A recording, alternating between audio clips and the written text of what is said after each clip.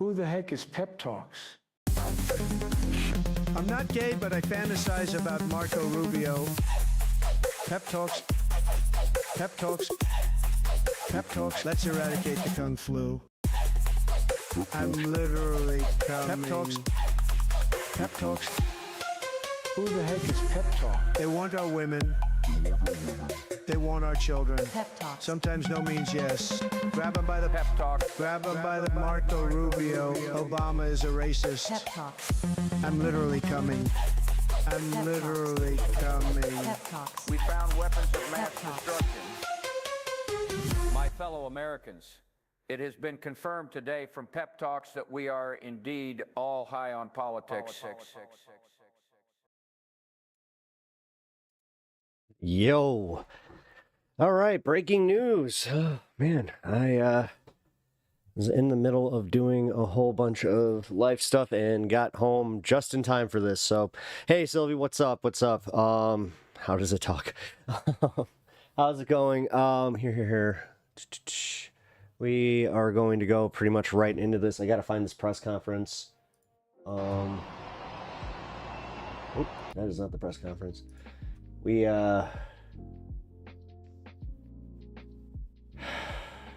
breaking news. Yes, Anna, that is why I'm here. I'm at work today, but I can listen. Oh, awesome. Cool. Perfect. That is, well, I think that you guys have an idea of what's going on today. It looks like it's happening. I know I said that yesterday, but it looks like it's actually happening today. I have very 2002 2003 vibe right now, where I feel so uncomfortable. Damn, don't think I ever see you this frantic. I don't like this. I've already lived through this, and this is I have a lot of anger right now because I don't think that there's Trumpers that are going to change their minds with this, and their own kids are going to go, like, they're doing it again. Like, they did this with Bush, where Bush used all of our fervor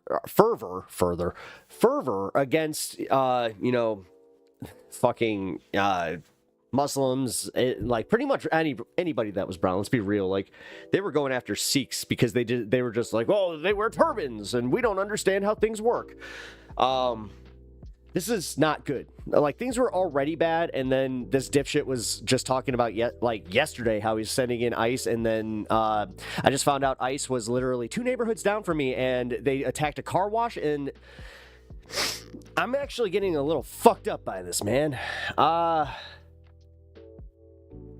Just gonna say, like, the world, it seems like, dude, if I was still part of the cult, if I was still part of the, I would 120,000% think that this is it. Like, this, it's like, oh my God, they did it. Like, they actually did it.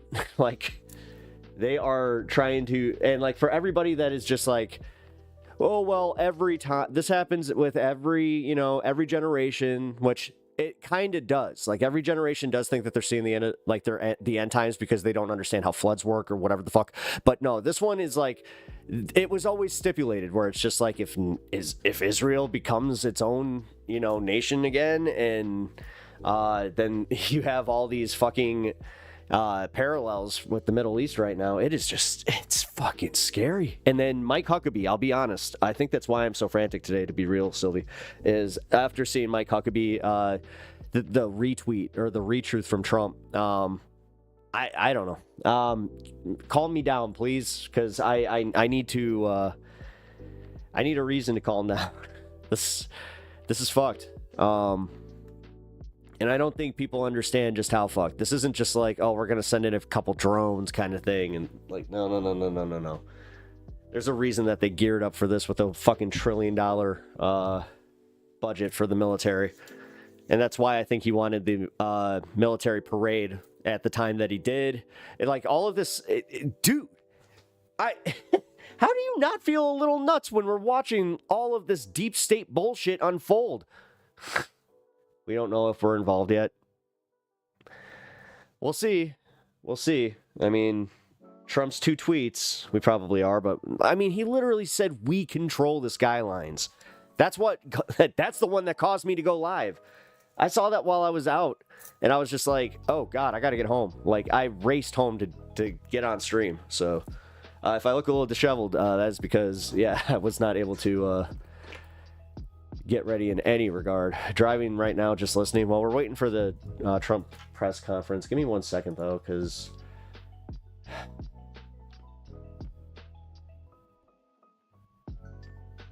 Okay, C-SPAN took down their live coverage, but hold on. Does that mean that they're not doing it? Because they just said... I raced to get on stream because they were saying that he had just wrapped up his meeting. So... Grab my rifle. Oh, shit. Christ, man. Oh, I'm sorry.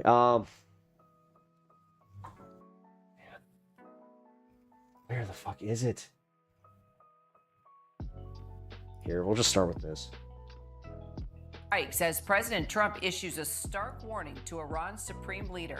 The president just posting on social media that we know where the Ayatollah is hiding, but that we're not going to take him out, at least not for now. He adds that our patience is wearing thin. Trump also doubling down on something we heard from Israeli Prime Minister Benjamin Netanyahu that we now have complete and the total best control place right now. over the skies I'm not kidding, guys. over Like Iran. Joining me now, I didn't understand how much trauma I had from that time, but when House correspondent Karen Travers, foreign when I correspondent say that I don't want people to fucking feel what I went through, that I meant that Marcus Moore, like he's in this Tel is Aviv, also former FBI agent although it's going to be a bunch of Trumpers because they're the ones who bought into the shit and went into the military, right? Richard Frankel. Karen, President Trump abruptly leaving the G7. At least they banned, trans people from the military, so saying that the I guess that conflict in the Middle Anna, you kind of brought that up before, how that was technically a favor. East is calling him back to the Oval. What are we hearing from the White House this hour? Kira, we haven't seen the I hope I'm not president panicking too much, but come this is back to the White House, a lot. But as you mentioned Touchable there, he has idiot been posting on social media. The president had said he was Couple coming back thousand, so actually. he could meet with his national security team in the Situation Room, that he didn't want to do that while he was in Canada and monitor the situation between Israel and All Iran. right, guys. Yeah, while also he hit was that like traveling button. at that summit. So he Let's was get the back string here, going but as because of now, we don't anticipate, man. don't expect that meeting has gotten underway yet. We're The too president old. making I think it it's clear that 25. he is No, still very much focused on this issue from those social media posts.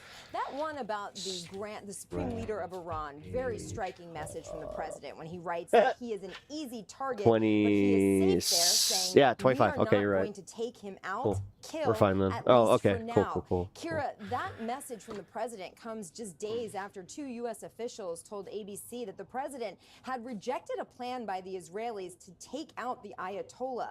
The Israelis had told the United States that they had a window to do that, but the president had Choo-choo rejected Bob. that plan. Hey, how we Yesterday, doing, Israeli man? Prime How you Minister doing? Benjamin Netanyahu told our John Carl that the Israelis are not It looks going like, to rule I don't know, out man. Getting me. assassination. I've been saying President this, but I'm making it getting very clear major in that post Iraq war that vibes. is not something that he is looking to see happen right now. And again, This is something.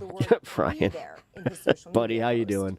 We'll talk about the implications of that in just a minute with Hope you Richard, were. but the I hope you had a latest good on the strikes, escapism stream Marcus, what do we yesterday. know? Kira, there have been hundreds of missiles and drones. What's your take on this, Ryan? How you doing, man? How you doing? Sorry, like I gotta smoke. I gotta calm down and just get centered here. Their nuclear facilities, as well as missile launchers and ballistic. Not gonna lie, I missile fell asleep maybe 20 minutes in. And Oh, we heard from the Israelis that they say that they've knocked out 40% of Iran's ballistic missile. I'm not sure what that says about that content creator. In Zing. addition to that, they have also targeted Still got it. members of All Iran's right. military. Overnight, Slept good Israel though. claims that they Hey. killed, All the right, silver Iranian linings. Revolutionary Life's Guard's little top blessings. All right. commander. Now, Iran, meanwhile, has targeted. I shouldn't say that because Israel's every time top, one of my friends said life's little intelligence blessings, some as well as bad other shit key happened. strategic Oh no. military locations here, launching those operations, they say, as retaliation I hope I just broke that. for Israel's Friday attack. And Kira, Iran has vowed to. The Israeli continue military says they. retaliating, as a result of Israel's actions. Sorry, my bad. All right, Richard, let's now talk about Trump, Trying talking to about possibly go to Al taking out Jazeera the here. Ayatollah. If that were to happen, there are a number of things that could take place. Who could replace the Ayatollah, which could be worse than what we're seeing right now? Also, don't the people need to rise up and participate in some type of revolution for there to actually be regime change? My I mean, this could be very complicated. fucking God. The way that they are saying this with absolutely no emotion. Dude, like, god damn it. If this isn't the fucking end times, what the hell is this? How can they be so cool about that? If this were to happen. How come they just haven't started a revolution? The fuck? If a regime changes. You know, we've seen it in Syria, we've seen it This tiny brain. in Northern Africa. When that regime change happens, it could be worse. Man, I'm in a mood. Better, but it could be worse. It's always Thank you. Seems to be better for the world, better for democracy when it's an internal regime. Oh shit, that's a take over my main screen. Give me a second. Israel has actually given the opportunity. I just realized that I have no way of redirecting that link anywhere else. It has been noted. I have seen at times where the Ayatollah's picture has been burned. So you're starting to see some. It's the one bad thing about Discord is it always it sends everything to my main screen. Fucking annoying. Regime change that was friendly both to Got some White Widow dabs. course, Nice. but also to democracy Oh man, I gotta check my plants. Richard, I didn't even get to do that. Marcus, thank you. Man, I haven't even gotten stretch or I didn't get to do anything. I ran down here. Well, at least I got Stan. It was funny because he was just like, wait, what are we doing? What are we doing? Are we going to work? Oh, all right, let's go to work. It was funny. All right, here. I'll bring up this statement. Are you getting recommended your own stream? Am I? No way. I'm getting recommended my own stream. Okay, that's actually kind of funny. Interesting. Good catch. That's something.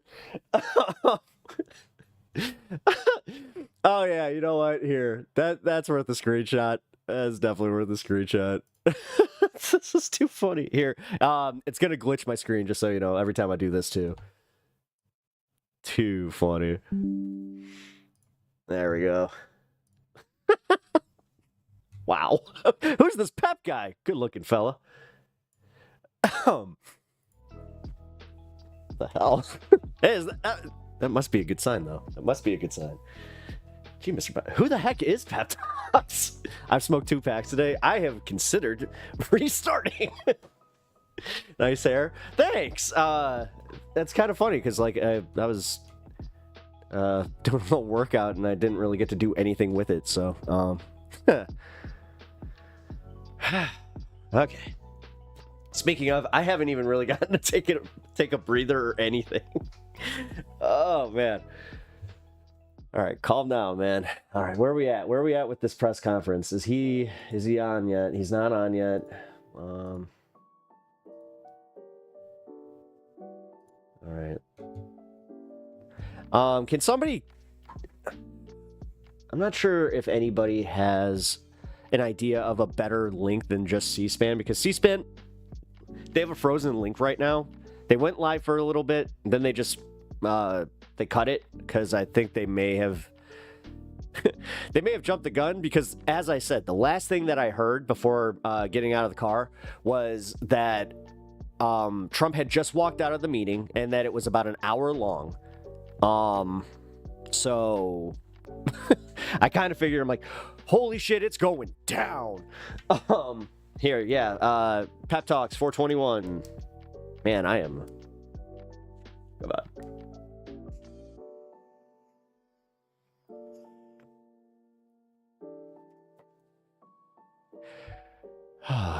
That's better. Okay.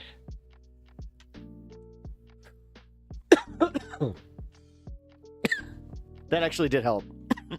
I needed that. Okay.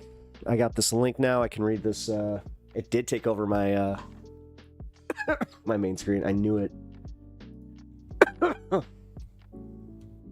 I hate that this thing's so consistent in its shittiness, specifically when it comes to Discord. If that's a setting, can somebody just let me know how to turn that off or do like a redirect when I open a link? Because for some reason it always takes over my main screen. I haven't been following actual news, just memes and interceptions, what's going on. Donald Trump released 2 tweets here. Oh, God. This sucks because one of those tweets is on my phone. You know what? No, I got it. Hold on. Maybe I can just look it up. I do need to get my phone anyway.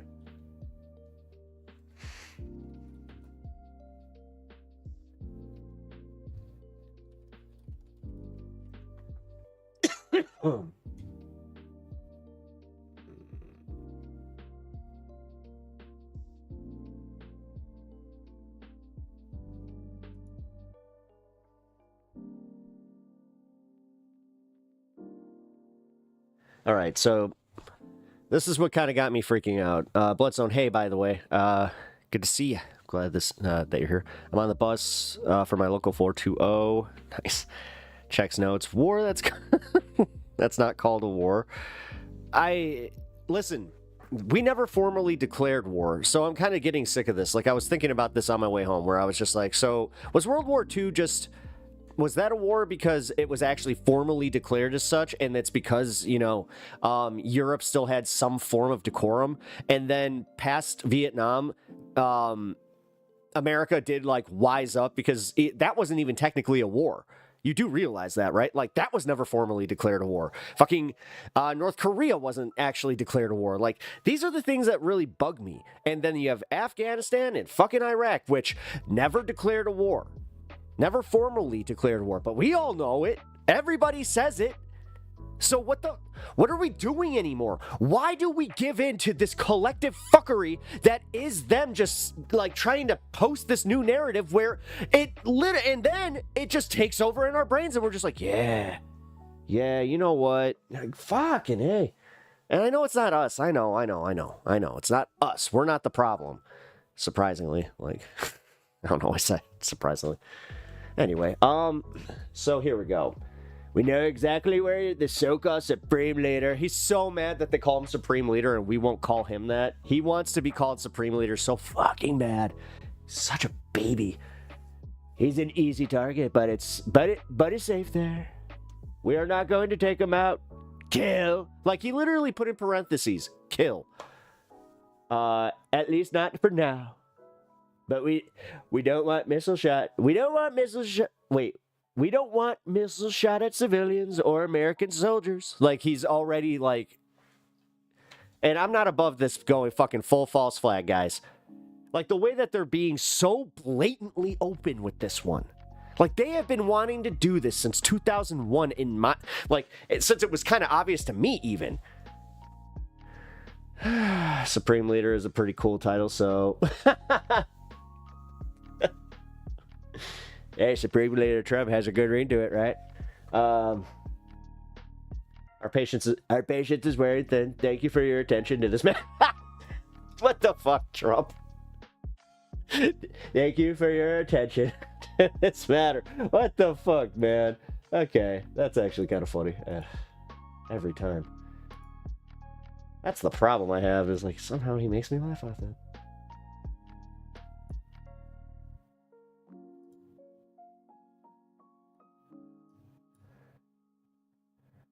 Wait. Is it on?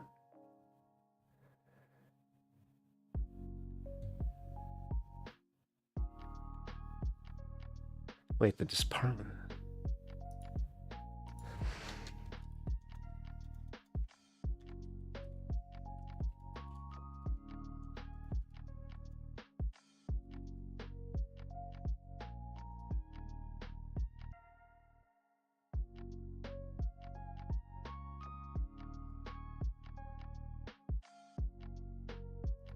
Here we go.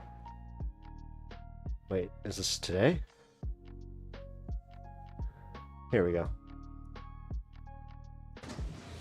Oh, shit.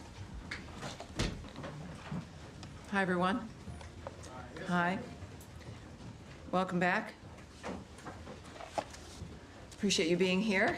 Thank you. Why the hell is it like this? It's not letting me expand it. Hold on, guys. With all the dust and debris in the air, I wouldn't, why has it been burning? might actually do the unthinkable and ask for a doctor's visit. Oh man, I would. Here we go.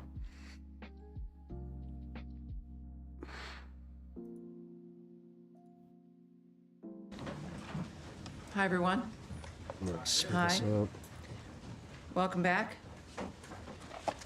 Appreciate you being here. Thank you. Everyone's set? We're good? Great. Welcome aboard, everyone. Thank you again for being here. For generations, the Middle East has been dealing with the world's largest state sponsor of terrorism, with the attack on Israel on October 7th by Hamas, reminding us of what's at stake. Due to the wisdom of the American people, President Trump's election to a second term has offered the world a chance to see an American leader committed to solving many of the world's existential threats with. I thought that he was an isolationist and that going into new, like, this is the bullshit that we need to start blatant, just calling out right as you see it. Like, just right here. Just no. Determination. You guys said waste, fraud, abuse, not going in, no new wars. Like, there is no consistency. So how the fuck are there so many people that just blatantly are like, yeah, you know what? I guess I really didn't believe in that. And they just move right on. Now, as the conflict between Israel and Iran continues, President Trump has also been clear that Iran cannot have a nuclear weapon. Secretary of State Marco Rubio has also stated that fact, as he has traveled the world working to implement President Trump's vision of peace and security. That statement has also been uttered from this podium many times. The fact that Iran cannot have a nuclear weapon is clear. As the White House reminds hearing the terms manufactured consent, neocons, like they're all coming back. Since taking office, President Trump has clearly stated no fewer than a dozen times that Iran cannot be allowed to have a nuclear weapon, for anyone who's unclear on that fact. President Trump has made the same pledge no fewer than 40 times before taking office, even as far back as 2011. One of the highest priorities of the Trump administration is the safety and security of the American people. To that end, the Department of State has established the Middle East Task Force to help coordinate support for U.S. citizens, our U.S. diplomatic missions, and personnel and diplomatic engagement. The task force is operating 24 hours a day. Over the past week, to help keep U.S. citizens informed, we have issued more than 30 security alerts to countries in the region and updated the travel advisories for Iraq and Israel. We remind U.S. citizens not to travel to Israel or Iraq and not to travel to Iran under any circumstances. We continue to monitor the complex and rapidly evolving situation on the ground as we continue to assess and address the needs of U.S. citizens. We urge all U.S. citizens to regularly visit travel.state.gov for the latest travel advisories and security updates, and to enroll in the Smart Traveler Enrollment Program, also known as STEP, to receive timely alerts and guidance from the State Department. For Americans needing assistance, and there we have a bit of the website there for you, call +1 202 501 4444. That number again is +1 202 501 4444. If you're on that website, you can also click on that red box. Fix everything. It will take you to a page where you can search for the embassy of your interest, where you are, where you would like to fall back connect on, they to be force able to our get hand, help from the embassy in the country where you are. And of course, the numbers there as well. Oh, come for on, you can your come closest visit. U.S. embassy. I also want to add a couple other things here as we're dealing with this. It is certainly a rapidly evolving dynamic. I'd prefer to conclude the no topic one here has today, nukes, but I want to recognize the State Department and other U.S. Including government us. teams around the world working under Nuclear threat on behalf of the American people, proliferation. particularly those in Israel and Ukraine, I couldn't who even spent another night I couldn't say sheltering it, in and I bunkers couldn't as say it they with came conviction. under attack. Our priority is the safety of Americans overseas and here at home. It is the priority of Secretary Marco Rubio. It is the priority of everyone who works in this building, and the thousands of American citizens who work anonymously and whom you will never see, who are working in embassies and consulates around the world and working with those local nations to be there for American citizens and to help facilitate American diplomacy. Our priority is the safety of Americans, yes, here at home, but also overseas. We thank all of those working on behalf of the American people, all of you watching from home and from around the world. We thank you, and for everyone around the nation, we know and honor your work as we begin another briefing here, ready to take your questions. All right, yes, sir. Yes, hi, Tammy, thanks. Thanks for that. Could you give us some more details on this task force, how it's going to work, and specifically if it's going to help Americans potentially leave the region, be repatriated, or depending on the countries that they're in, and any more details you can give on that. He sounds like I won't Adam be something. giving you, just as a reminder of how today is a little bit of a different day for the briefing. There is always things that I can't say to you. And yet we have a long back and forth. Sometimes we have a little bit of a debate. I won't engage in that today. My responses will be perhaps a bit quicker than usual, and I'll be moving around more quickly to reach as many of you as I can. There will That be... means there'll be you less don't than want I to can answer for you as many questions, because and of the circumstance you know that you're going to be put in a tight spot. that we're dealing with around the world. Oh, boy. So it is, just want you to know it's not personal, but we're working on certain things like the task force as an example. The task force is a group of people who are working, taking the calls of people, of American citizens around the world, making sure that they get connected with what they may need in that region. I won't go into the details of all that the task forces do, of course, but it's about information, making sure people doing here at State wedding Department abroad. and people You could have been that in we get the Czechia right information now. we need, Damn, but man. also people around the world, American citizens, get directed to the information that they may need as well. So I'll leave it at that, but this is something that the State Department does when there's a situation that requires it, and this is one of those times. Tammy, I'm sorry. Could I just ask Sure, about the Matt, phone sure, number? of course. The phone number that you get, if you call that number, which I can do right now, who do you get? You get an individual who is... task force, or- No, you don't get the task force. That phone number is a general phone number, because the task force is busy. But it is a separate unit that is established to take the calls to assist American citizens who call to the embassies, particularly. You're going to be referred to embassies who can help you get what it is you need. So good question. Thank you, sir. All right. Yes, Andrea. Question. There's some specific consular needs. One in particular that I'm aware of, and there may be more than one, is an American citizen in Iran, where there is no embassy, no consulate. Would that be the Swiss protectorate? Would there be other options? Is consular affairs give any advice as to what to do about Americans right now stuck in? I can't speak to any advice or information regarding individuals in Iran at this point. And what about American Israelis or Israeli Americans either wanting to come out or wanting to get back home? LL, I believe, has resumed flights in some small measure for people who, some people have Not kids this in nauseating Israel and bitch. they were visiting the States. And they're American citizens. Is there anything that they can do? Where should they call this number? Well, All right, that was a pretty obviously, funny if you take, know, though. when we encourage every American, when you travel, is to America is run and contact controlled your by a local embassy or cabal. I mean, consulate, right let them know now, you're yeah. there. Make sure you know where they Fucking are. A. Have those numbers, and that's what I would I was recommend. not into no matter the where you're conspiracy traveling, deep but certainly state in the Middle bullshit East, until is right know now. where those Fuck. entities are. Know where the Most embassy is. elites and So bankers. if you're in Israel, obviously it's Tel Aviv, it's Jerusalem. Are they open? Well, Did you they will answer their phone. So there's contacts that can happen. All right. Did in you the just midst come of to all that? this. And of course, I How'd you think come to that's that? the advice for wherever you are. But What were you clearly, watching if when you're you in a came certain to area, that? it's obvious in this case that there are certain limitations in that region, and that contact the embassy, the one Always that is ask. nearest to you, and you will, at the very least, make sure they Also, know where welcome, you are. Jennifer. How are but you? also, they will give you some options for the plans that you would like to make. Yes, Humaira. Tammy, I understand your limitations, but I have to ask this. I know you do. It's your job, and I appreciate that. I'm here to take questions, not necessarily always answer them. Yeah, last yes, night ma'am. President Trump said he wants a real end, not a ceasefire. So does the Nah, United I've been at States that for, support or decades. pursue regime change in Iran? Or are we just talking about dismantling Iran's nuclear enrichment? And would that include the United States helping Israel strike Fordo? Well, I'm certainly not going to characterize what President Trump says or tweets, for that matter. He doesn't need characterizing. He's one of the most transparent, one of the most clear individuals that we've known. I think that we can take his word for his word, but I'm not going to speculate on, in a larger sense, what that would mean. That is up to the president. He is the singular guiding hand about what will be occurring from this point forward, as he has been. And I think that dynamic is pretty clear. He says he wants an end, as he has said about every conflict that he has, as a peacemaker, worked to stop peacefully through diplomacy. That has been his commitment. And he wants these things, as he said about a number of situations, not for a month or 6 months, but durable ends to this nature of forever wars. And that has been his posture, and that's his posture now. By starting another one? How many people? I'll take a hard one, too. Wait. By picking a fight with an even bigger superpower than fucking Iran or Iraq? What are you? How fucking stupid do they really think we are? And if this is the answer, I'm a little worried, guys. Like, I'm a little worried that, honestly, America might be cooked. Like, The hope might be dwindling. How many people so far have Holy contacted shit. U.S. missions in Israel or elsewhere? They think American we're citizens, really effing stupid. No, that's insane.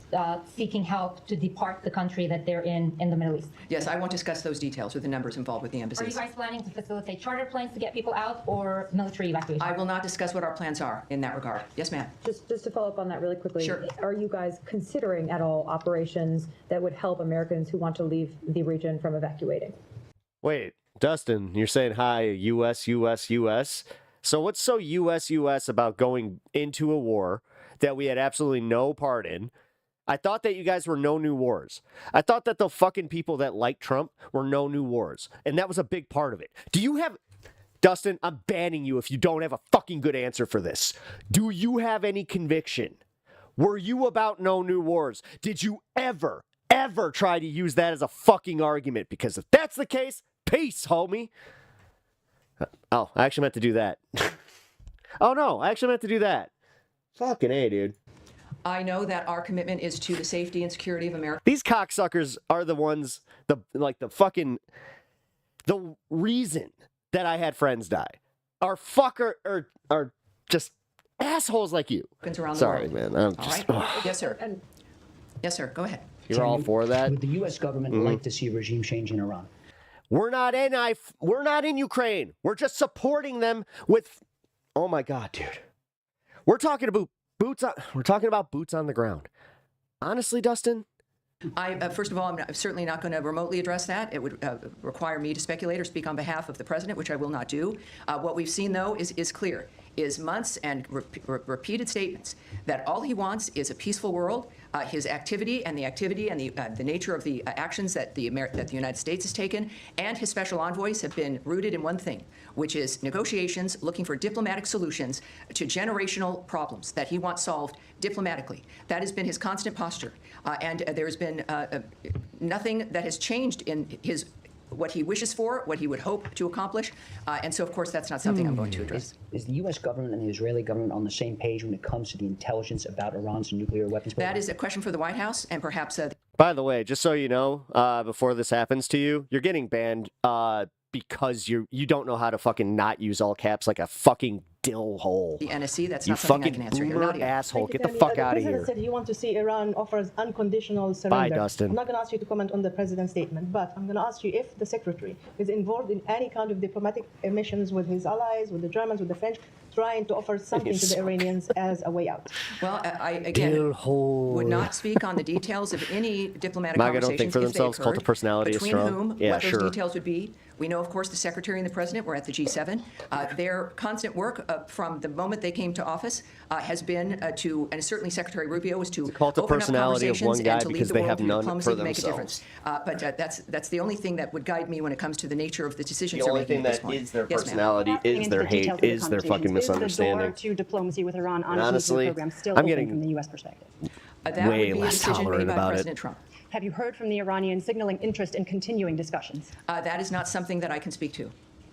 Yes, ma'am. Hey, going back to the consular piece of this in Israel, the latest security alert from the embassy there still says that the embassy is not in a place to evacuate or directly assist Americans. Do you have any timeline on when that might change for the Americans who are stranded in that country? Contrary to popular and belief, just I was looking wrong. at how quickly the Don't worry about security situation has changed there, the travel alert was raised to a level 4 from a level 3 for the entirety of the country. Is that a sign that the State Department was caught on its back foot a little bit by this change because Americans still can't get help? I can say I can't the hear. answer to that last question is no. We are working I have too many collectibles in this room to ensure the to safety ever smoke a J. and the security of Americans around the world. If I'm going to burn a joint with you guys, that will be on one of my streams where I'm just outdoors. Private U.S. citizens' departure from crisis areas. 39 minutes in, we will pace your alert age. the U.S. citizenry community if there is and when there is No, to additional be fair, information dude, shared I started this regarding their completely options cold. during any crisis, but certainly this one as well. When it comes to how quickly people can expect a dynamic, the American government, the State real with you Department, guys. I our usually military take about an hour to do some show prep. So without that hour of show prep, it is a little like more chaotic and my brain is just all over the fucking place. Incoming alt account justice for Dustin. You've seen all of these assets, all of these departments involved in this dynamic in one fashion or another. As long as it is all are caps. working exclusively I mean, for the safety honestly, of this nation that was what was and the starting to safety of really the annoy American me. people wherever they may be. Yes, sir. Thank you, Tammy. At the top, you said that you're advising U.S. citizens not to travel to Israel or Iraq or Iran under any circumstances. Do you have any more general guidance for Americans in the Middle East, more broadly as a region? Are there other countries that you're advocating people depart from? Well, at our website, we have our travel alerts. We also have moved them on our State Department Twitter, our social media accounts. Those are for the public to see. Would there be, what is the specific one for people to look to if they want to look for specific country travel alerts? Is it travel.state.gov? So travel. He must have been part of the IA. State.gov, and you will see every travel alert there for you, Oh, depending on you if you're going to be model? traveling, Ooh, and it's not just for the Middle East, or if you're in a country right Yeah, I now, gotta get one of you those. can get your information there. Yes, sir. Two questions. In your topic, you also recognize American diplomats serving in Ukraine and Israel who spent another night in a bunker. Yes. But one of American citizens happened to be killed by the Russians last night in Ukraine. Do you have any comment? You gave him a final gift, a reason to climb on the cross, whatever, man. Yes, we are aware of last night's attack on Kyiv, which resulted in numerous casualties, including the tragic death of a U.S. citizen. We condemn those strikes and extend our deepest condolences to the victims and to the families of all those affected. The president, in the recent past, has made his thoughts clear about striking the civilian areas in that regard. And just to reiterate again, which is at the thread throughout all of the work that we do, is the department has no higher priority than the safety and security of U.S. citizens abroad, and we can confirm the death of a U.S. citizen in Ukraine, and we stand ready to provide all possible consular assistance. And out of respect to the family during this obviously horrible time, we have no further details to offer in that regard. Second topic, in light of Israel-Iran tension, some of our colleagues from VOA. What the fuck? Persian services were called back. Yo, how much do the events of past few days signify the role of VOA and other outlets to counter How did this he go from the mirror to this and go, yep, that looks good? From U.S. enemies. No. Yes, I'm not going to go into the details of what we're doing when it comes to communications into that region or into specific countries. Yes, sir. Thank you, Tammy. Two Iran-related topics. Number one, she's just like, the administration kind of kept this conflict between Israel and Iran at arm's length over the first few days, and now since last night and especially into today, we're hearing the president say, we more. We have control over the skies. We know where the supreme leader is. When he, He's kind that's of taking what more scared the ownership crap of the out of situation me. directly. Is that feeling trickling down to this building as well? Is there more of an ownership of the situation in the State Department as well? Well, I again can't characterize the feelings of the President of the United States. We know that he is our lead. We know that he is the guiding hand. We know that he is one of a few who know all the details, and he is clearly has a mission and an agenda that has involved diplomacy and changing the world for the better for people. In the meantime, of course, things change. Our experiences change. He's making comments that are a reflection of what what matters to him, and of course, what matters to the president matters to the State Department and every other department. I think that it is fair to say that his leadership and his re-election to the second term was because people here in the United States were tired of the status quo, and what the world has seen is a peacemaker and someone who can make a difference, and that's what they're looking forward to. Final question. Can I get in one more? One more. There's no special envoy for Iran. Several key locations in the Middle East don't have a confirmed ambassador. We speak often about the day after situation in Gaza. What about the day after situation? I actually have a Tim Pool thing lined up for after this. Well, Apparently, the State Majority Department and Report the made Trump fun administration, while you may not see things immediately, just because it's not maybe in the news or you're not present for things that occur, doesn't mean they're not occurring. I would remind everyone that the State Department, as I've found out, is sort of like the military. It's 24/7. It is not something that is a basic 8 to 5 dynamic. And it's because people are working around the world constantly. It is literally their mission. Personally, their work is what they do and are committed to. So while you may see a certain thing in a static framework, it doesn't mean that we have not worked on that or are not working on that or that things will begin to happen. So it's just a reminder that it's not about the day after. We are working before, during, and after. It is the anticipation of people with history and an experience when it comes to the history not just of a building and of a department of the United States, but the history of people working on diplomatic issues throughout the world. And they work for this department. They are committed to those issues, and that is what makes the State Department so effective, in addition to the leadership that is afforded by Marco Rubio, as guided by Donald Trump. Yes, sir, you've been waiting. The NATO summit is in The Hague next week. Yes. President Trump and Secretary Rubio came back early from the G7 summit because of the nature of what's going on in the Middle East. If the situation is still unfolding next week, should we expect some kind of changes to the delegation, changes to travel? Should we be anticipating that if the situation is still ongoing? You know, I can't tell you if anything will change. I know it has not so far. But as we have experienced from day to day or even sometimes hour to hour, things do change. This is a very dynamic event. We've all had our special situations that we're interested in, and we all want diplomacy to work, and we've been cheering Double on audio, but that's summits not on and my end. ceasefire discussions, et cetera. But this is something that is moving, as things tend to, very rapidly. So I would say that anything is possible, but at this point in time, that is still certainly on the books. But that's going to be obviously that's a presidential trip. That's going to be up to the White House, and I'm sure will be affected by their decision making based on what they see. Yes, sir. Thanks, Tammy. 2 questions, please. First of all, Can you tell me, sir? Alan Fisher from Al Jazeera English. Very good. How do you do? Fine, thank you. The U.S. Intelligence assessment on March 26 was that Iran was not working towards a nuclear bomb. What's changed? That the U.S. position seems to be that it was very close. Well, again, I can't speak to intelligence assessments, what may or may not have changed, or to the fact that it is President Trump and his team who are seeing things that matter when it comes to the decision-making, and I think that that's what's happened here. Second question is, if the president in his first term was willing to give the Taliban 18 months to come up with a deal, why was there only 60 days given to the Iranians to discuss manufactured consent at this point? Again, I'm not going to discuss the details of the decisions made by the president. Andrea? I'm just saying that was Tulsi Gabbard's testimony in open session to the committees. Well, yes, and as I've noted, today is not that day. Next, yes? Yes, sir. Tie in the white shirt. Thank Is that you just suggesting that Andrea, we're moving on, changed? please. Let's please be able to manage this. Sir, in the back there. You're taking a runny, Dustin? My question is, the other week we were talking about the negotiations between Iran and the U.S., and the president was very optimistic about it. And now, drastically, everything has changed, and we are talking almost about a full-scale war between Israel and Iran. Graphic. How do you name the procedure right now? Has the negotiations failed? Or how can we name it? My second question would be, the Iranian state TV has been targeted by the Israeli Air Force. How do you see that? Do you see a state TV channel as a legitimate target? Well, you'd have to ask Israel about their decisions when it comes to the choices with what they strike and what they don't.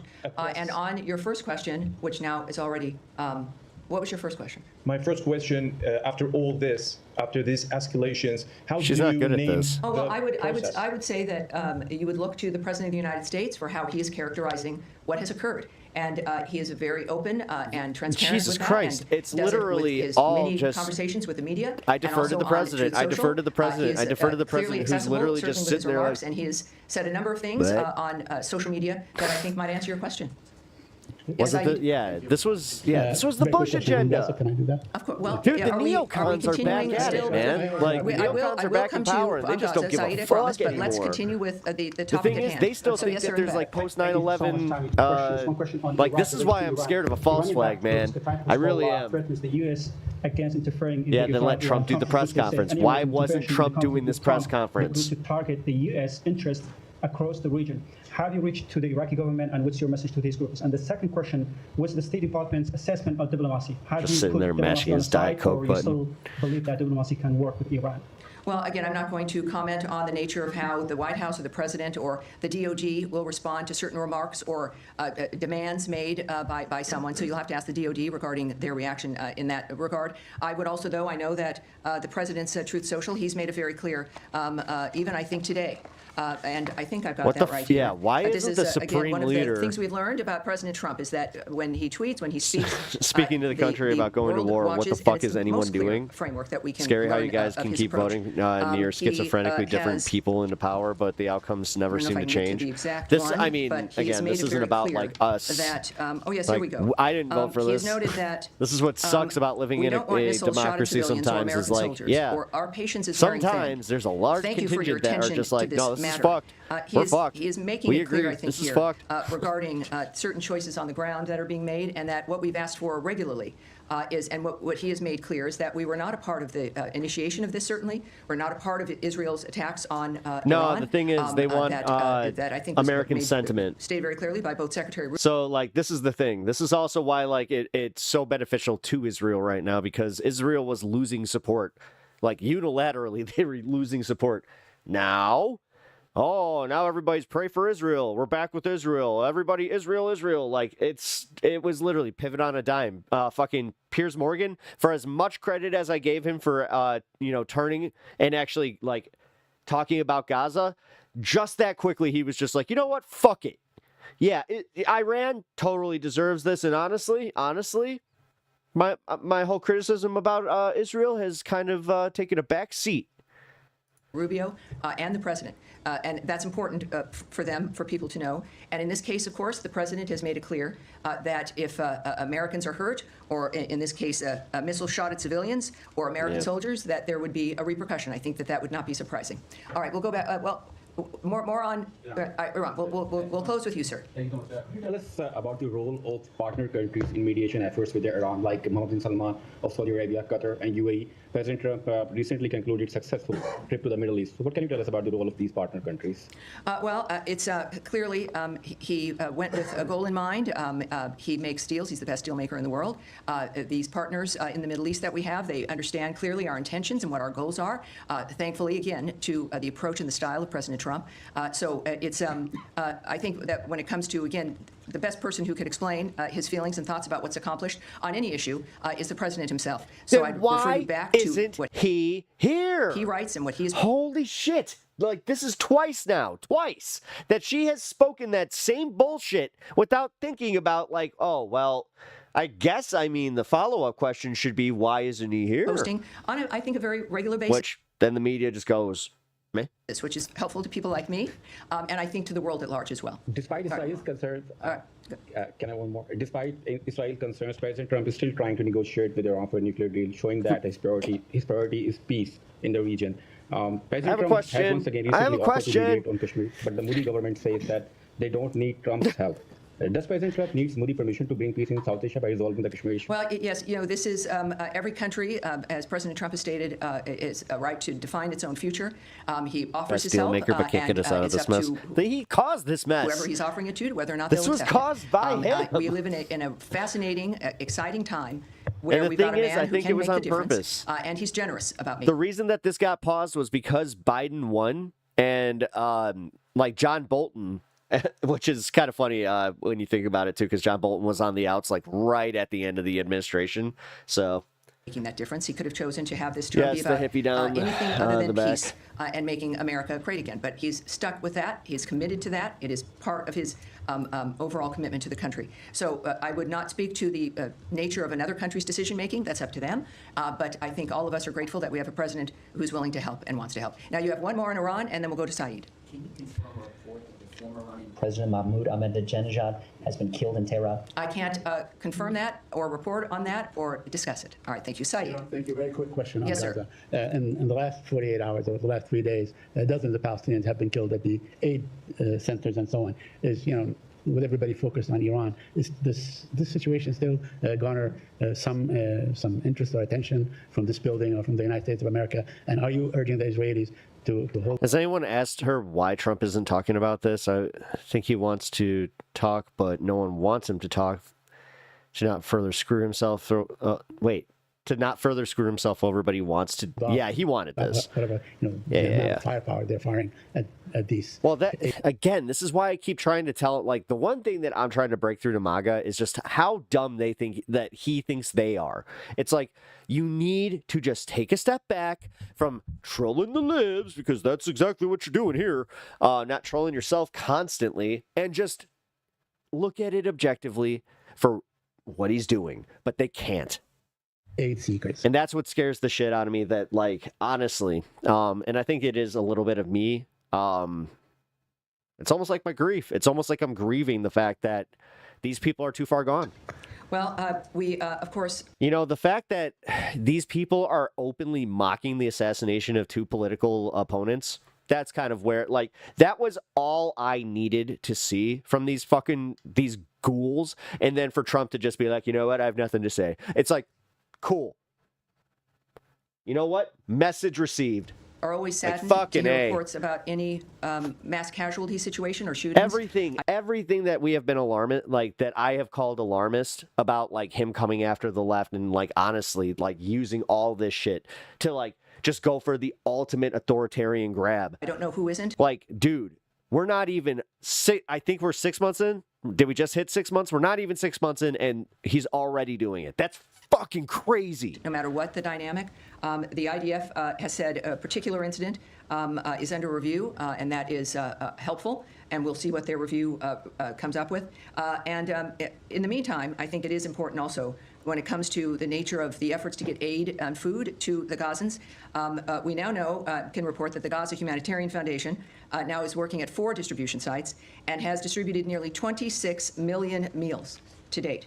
So it is, again, a conversation about whether Kirk's or not the inviting State Dustin Department over cares. here. Every day there's a demonstration. And when we think about the State Department, it's people. It's people who've committed their lives to a diplomatic life, to a life of foreign service, to a political life, to try to make the difference for the world. So we see that manifesting here. And as we also know with today's events and today's Manifest conversations, destiny? Is there's a that what reason you're why we using need this people for now? like President Is Trump, that why you're and, saying it's the American commitment manifesting? to peace abroad. All right? Yes, okay. Yeah, it's been reported over the weekend that the president yes. would expand the travel ban to 36 other countries. A lot of them, from what I understand, are in Africa. There's already 19 countries that are affected by the travel ban to a different extent.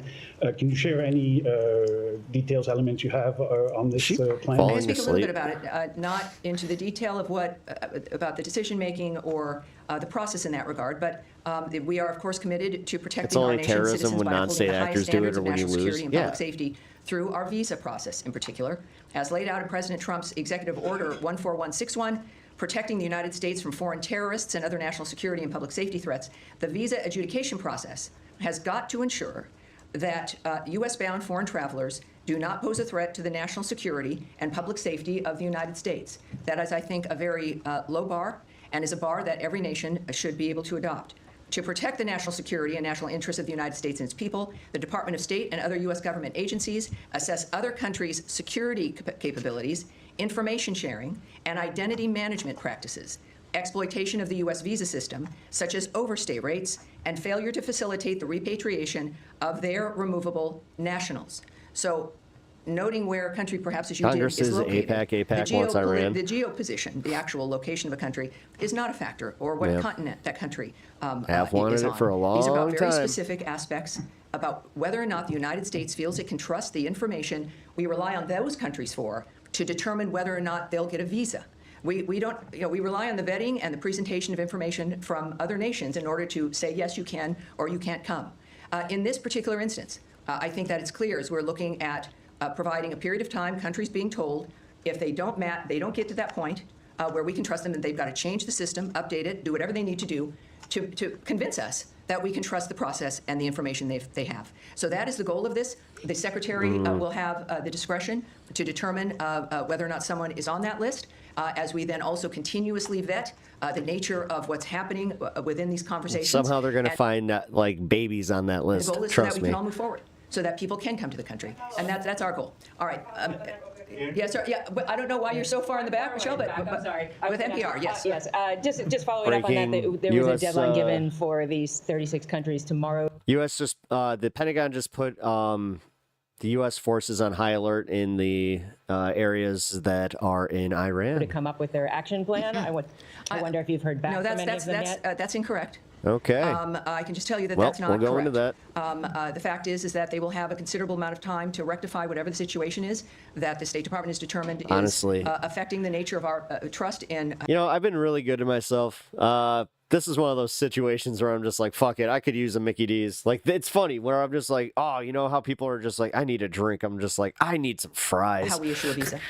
All right. Yes, and we'll take. Yes, sir, with the beard there. Yes. Thank you. No salt, so they're fresh. Can you tell me your name, sir, and your outlet? Mustafa Abdo, Shafaq News. Okay, welcome aboard. Thank you. Has the United States received any official request Oh, he was from back there Baghdad going to like help this. prevent Israeli overflights in Iraqi airspace? And what is Washington's response to such a request? Again, you would need to speak to the Department of Defense and the White House regarding that. I won't speak to the details of conversations, certainly about anything of that matter involving any country. And I think that will be it for today. As we return, thank you all for your patience, and I expect to see you again later in the week. Thank you very much, everyone. Oh. Thank you. Appreciate Right. There you. Will it be as a wartime department at that point? Because, yeah, again, I hope that MAGA fucking has some fucking principles here. I really do. If they just abandon all of them and just they sacrifice their kids to this machine to go and just do it again, then honestly, America deserves its downfall. Like, I'm sorry, at that point, there's nothing to save. Just abandon ship. I know, I shouldn't be taking that approach to it, but for real, it is wild. All right.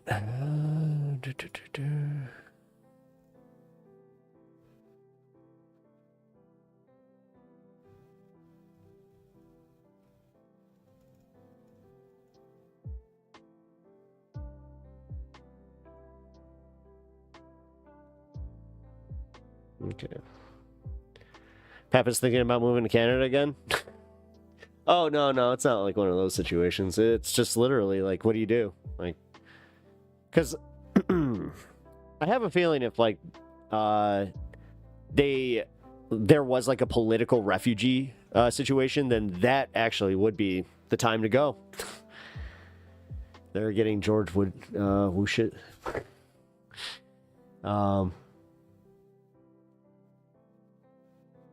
You were going to be hoping for a long-ass time? Oh, yeah, dude. I know that this is all pipe dream bullshit as far as having MAGA wake the fuck up.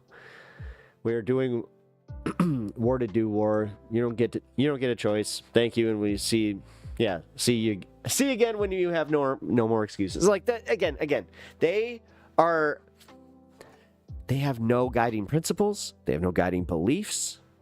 Outside of, they think they are God's chosen people because they are just insane.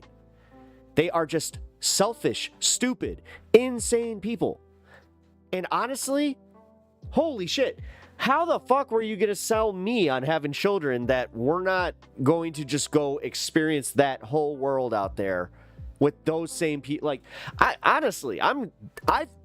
freaking out, but here is where I have to honestly ask, if you have kids, how do you actually feel about this?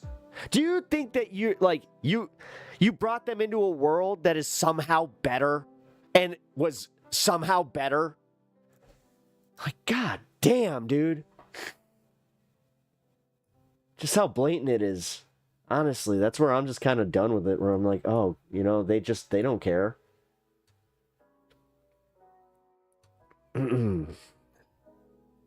It's like with trends, most people don't have values. They go with what's acceptable, what is comforting, and what is popular. People don't believe in anything that isn't already what they believe in. So they're like those boo-boo fucking like ugly toy things. The ones that even I don't get. Yeah, that one, I hate to say, like the Pop Mart stuff, like that, I saw through that one. I've gone through the Funkos, like at least Funko has like some longevity there where it's like, it is a representation of a different property. But this whole, like, oh, you're just telling me that that ugly little rabbit thing is supposed to, that you wear as a fucking charm of some kind? Whatever. This is how I know I'm officially old. I looked at that trend and I was just like, don't get it. I'm going to ship my kids to the Philippines province so they grow up in poverty and learn about being humble. Jeez, you're like my mom. My mom was the quintessential, if you don't finish your food, there are starving kids in Africa that, would love to have it. And also, like, there were the occasional threats where it's just like, well, maybe I'll just start purchasing food for the starving kids in Africa and you can just go hungry. It's like, huh? Poverty sucks, dude. Yep.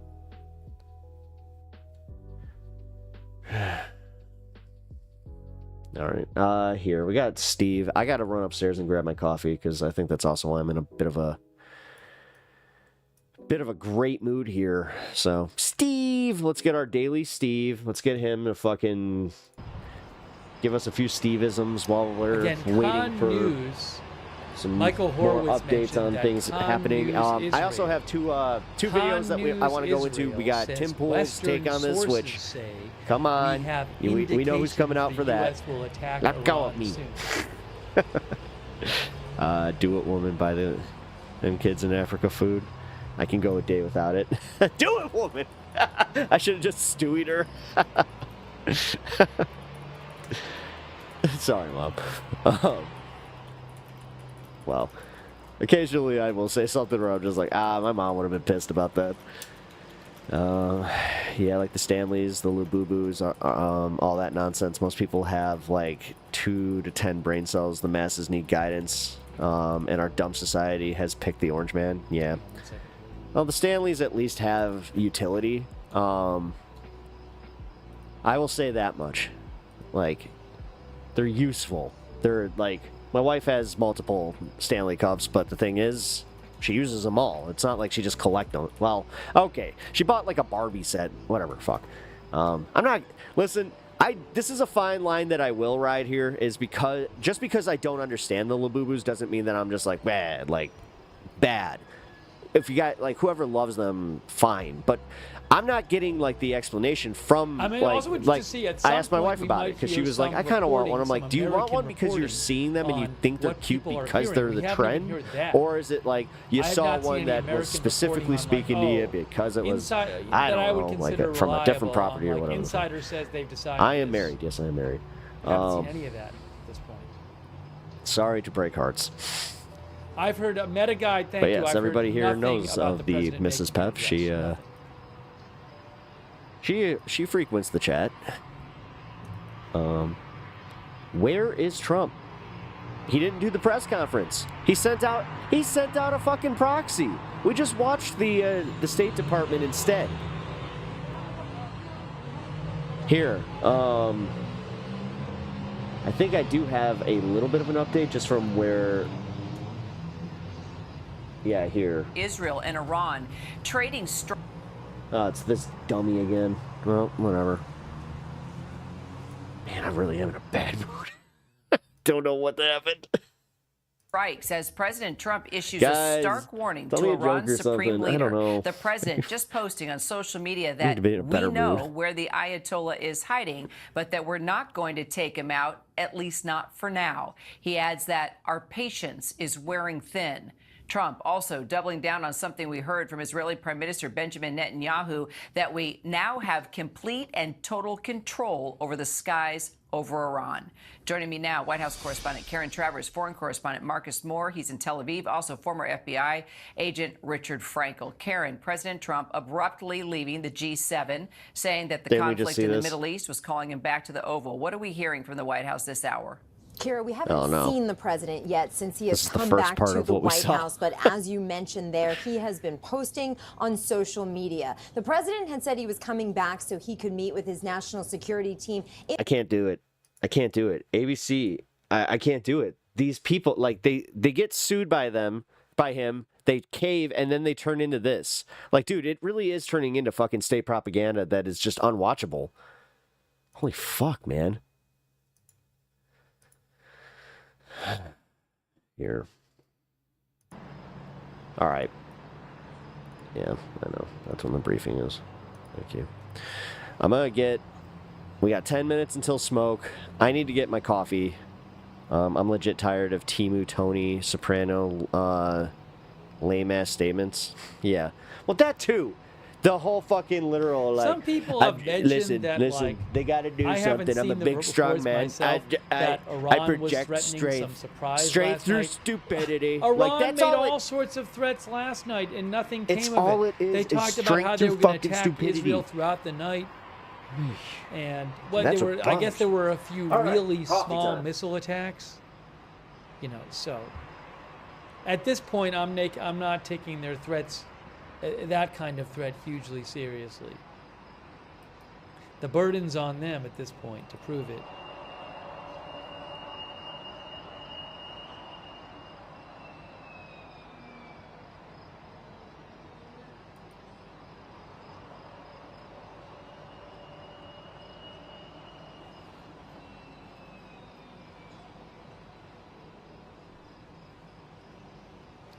Technology thinks they're going to use the latest missiles?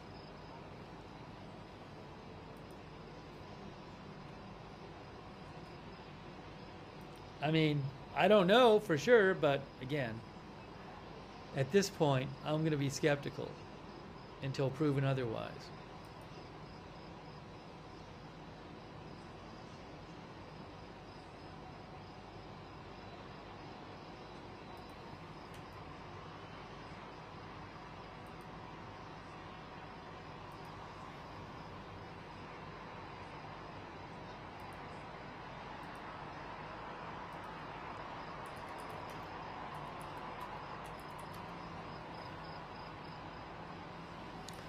There was an article in Reuters today, Iranians flee capital for safety as airstrikes intensify.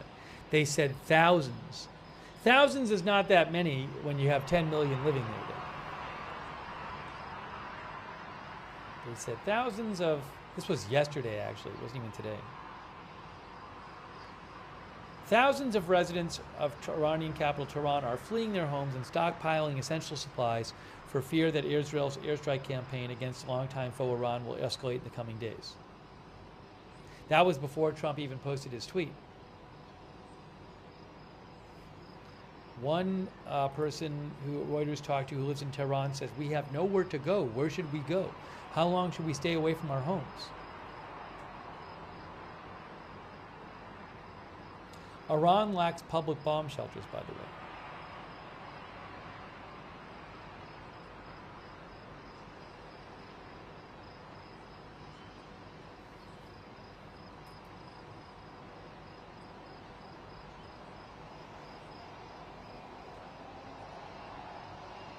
Thanks, David Jason. That sounds like a rumor to me, David. Some people have been saying this. Pilots of F-35 jet will be shown on Tehran TV. Again, this sounds like some sort of internet rumor that I have not seen any kind of reliable source posted. I'll report it if it happens. I would think if a jet had gotten shot down, that the U.S. would want to let people know that and not have people find out when Iran shows the pilots, which would be a public relations disaster. So I can't imagine a world in which Israel. I can't imagine that an Israeli plane gets shot down and Israel says nothing, and the way the Israeli public finds out is Iran shows a video of the pilots. That would be a disaster for the government. I'll report it if it happens. I just can't imagine it.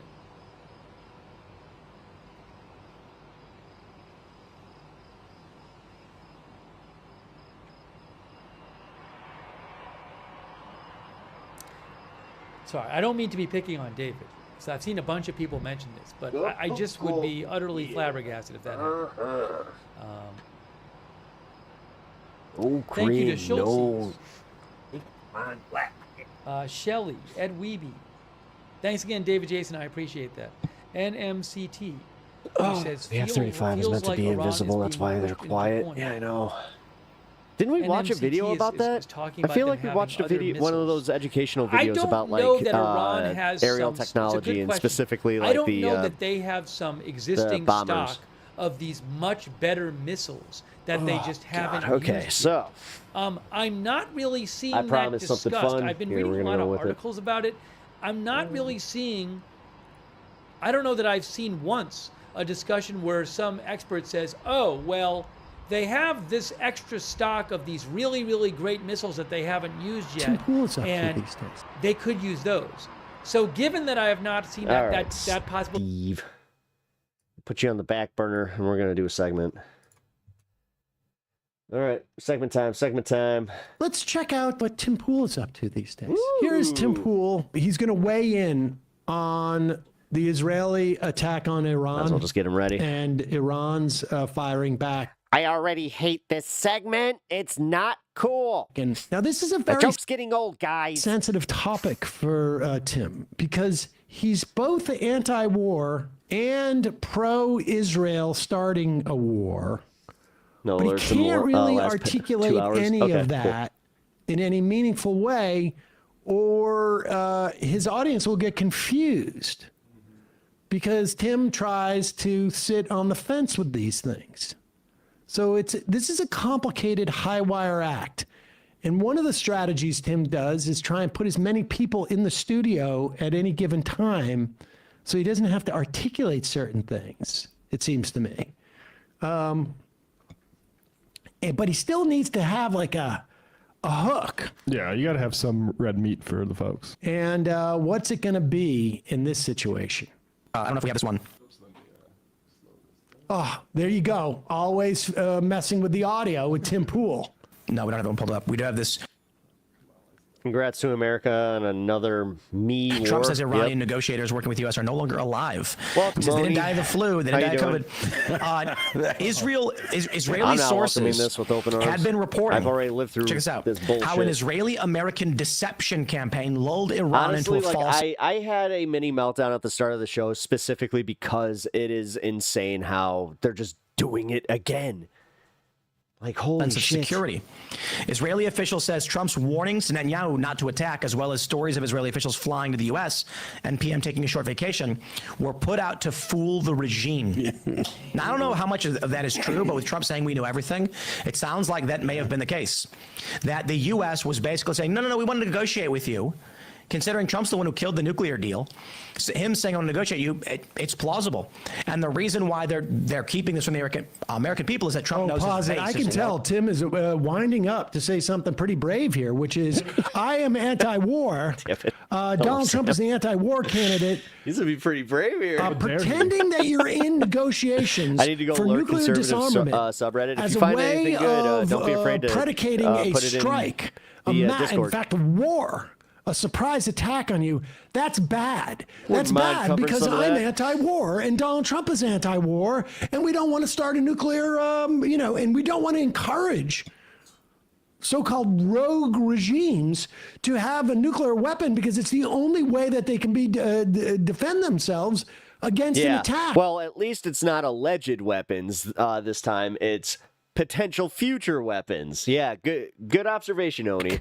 By a foe that might be armed by the biggest arms supplier in the world.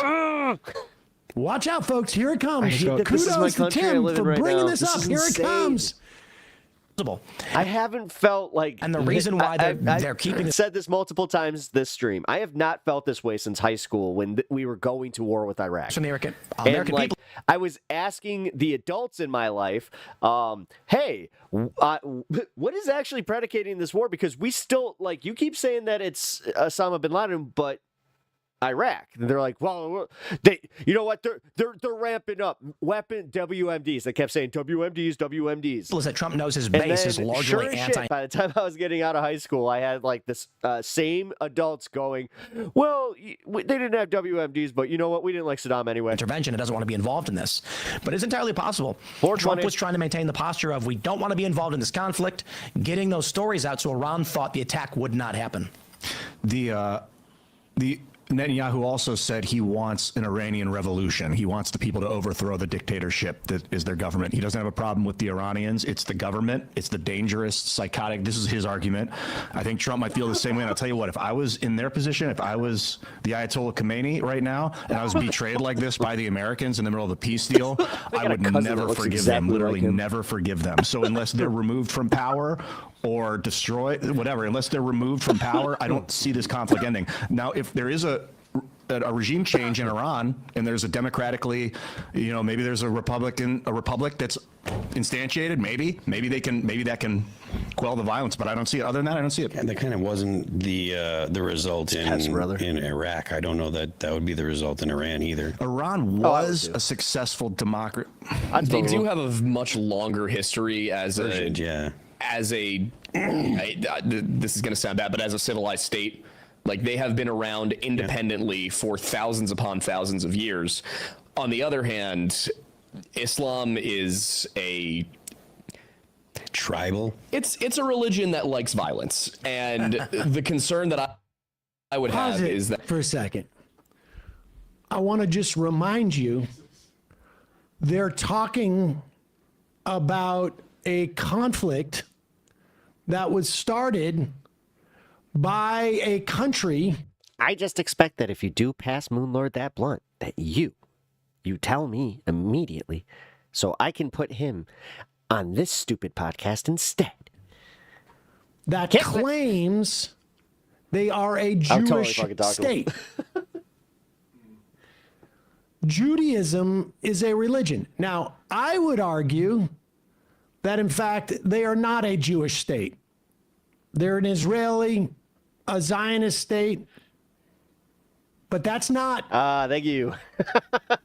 When Bibi Netanyahu orders bombs to fall on Tehran, he does so because he says he's protecting Jews around the world. Someone should tell that guy, I don't know who it is. Aiden Mattis. Someone should tell Aiden Mattis, those are the people who started that war. Anti-Semitic. I would just underline the whole ruse was let's do diplomacy to avoid a war. So if they're fundamentally warlike, given their religion, that ruse wouldn't have worked. Exactly. We should also say that, like, what would the response been if they said, oh, just keep bombing us? We're okay with that. Well, you know, one of the things about Islam, they don't value their lives. Right? Like, I mean, it is fascinating. Yeah, they were saying that back in, like, the Iraq. Oh, my God, yeah, oh, yeah, you know, the suicide bombers. This is why they do like, this is they don't value life at all. Like, this is why they're so, like, all these movies, like American Sniper coming out with that bullshit. God. These folks will try and figure out how to be Islamophobic. I don't want to go back to this. I mean, he sort of just, like, you know, was hesitant. This is not a time that I wanted to relive. The religion really likes war. I thought that we collectively, this, like, right and left all agreed, like, nah, it was not there. You know, what's interesting is there's also another religion, a third religion, that has also engaged in wars. Coffee's hot today. Let me tell you something about what's happening just a little bit north of Iran. There's a country a little bit north and a little bit to the east, I guess, that has invaded another country. Guess what their religion is? Christian. What? That's fascinating. No. Oh, there's this country that used to have this, like, don't you dare report facts. Empire, where they would invade other countries and take their resources and actually have them be colonies. And it was the Islamic Republic of England? Was that what it was? It's just fascinating the way that they'll, like, be very thoughtful about all of this. These grooves, I mean, this is why people like me rejected sort of the new atheist sort of critique of, or fixation that rather on Islam. I still work with a few people that think Islam is a war religion. The path that even in a topic about how Israel and America decided to. So they're still in post 9/11 brain. My stepmom was saying the same thing early, like a girly pop. Like girly pop stop. As if the other side doesn't have extremes too. Yeah. Simulate diplomacy to lure Iran into a but again, the Christian, like, this is how I was always, like, sold it, where they're just like, but we're right. Like, I swear to God, it was as simple as that. They're like, yeah, but we're right. They're wrong. You know, like, that's the thing. They're when they say infidels, technically we think that of them. Like, I swear to God, I had that said to me directly from a teacher. A false sense of security. And they kept saying, they're just like, yeah, when they talk about Philistines, this is who we're talking about. You go directly from that to actually Islam is fundamentally violent without no recognizing that the Philistines were actually. It's fascinating. Whatever. And I say this as someone who's, like, has a real problem with all my re-education, which I actually did have to go through one, was interesting. All stripes of fundamentalist religion. Yes. I'm gonna go cancel the Dixie Chicks to stay ahead of this. But it is fascinating how even, like, you know, the new atheists always are like, well, but Islam is the motherlode of bad ideas. Wow, I totally forgot about that. They're always like, if they're not, you know, being suckers, falling into the trap of a fake peace negotiation, then if they're not foregoing a nuclear capability, I wonder what Bill Maher's going to say have about all peace this. and Is he wanting still to feed thinking their that people. And it's Trump the needs, Islam he war, just needs to be war lust. reasoned with, guys. I love this guy, this guy with the green shirt. He was making the point, like he started to say, well, it hasn't always been like such a violent and awful place. And then he almost says Dear God, it's me, Pep. democracy. But then he, I think, quickly realized, like, oh, I can't talk about Mossadegh because yes. Oh, then I have to bring up that it was the United States CIA that We used to bother God about 4 times a day. actually took him out and installed a And that's not including the home botherings of God, Shah. which my dad didn't So really he stops himself from saying enforce as democracy much. because he wants to be able to say he likes the Shah. That was totally like a weekend at mom's thing. This is going to sound bad, but as a civilized state, like they have been around independently for thousands upon thousands of years. On the other hand, Islam is a Man, they have so many crunchy snacks. It is a miracle that they do not just constantly have tribal. It's a religion that likes violence. on there. And I mean, hey, I'm the all concern for that the I would liquid have IV. I live on, is like, that stuff what Trump saves my may not life. be understanding. You know what? Here is I think I need to hit that in Islam, in their eschatology, it says that in the end of days, gotta eat, the right? stones will cry out, "There is a Jew behind me, come and kill him." Yeah. So when you look at the people who are in charge of Iran, as much as the By regular way, average Iranian, if you guys do tend to notice that there's like something going on with the hair, don't be afraid to mention it. Probably isn't a Might hateful speed up the person. process, if The you know what people I'm in saying. control are, and their opinion is that it is better to die than it is to submit to the world outside of Islam. And that would be the concern I would have. I think it's foolish to go into a conflict with them expecting that they will tolerate their own people rising up. They will happily kill them before giving up power. I heard that. I would just say the people seem pretty It's the same aligned in this. shit. I swear to God, this is why I'm freaking the fuck out. We had these same conversations. This was 20-something years ago? Support of their leaders. Well, that's what happens when you bomb all of them. That's what happened in the UK during World War II.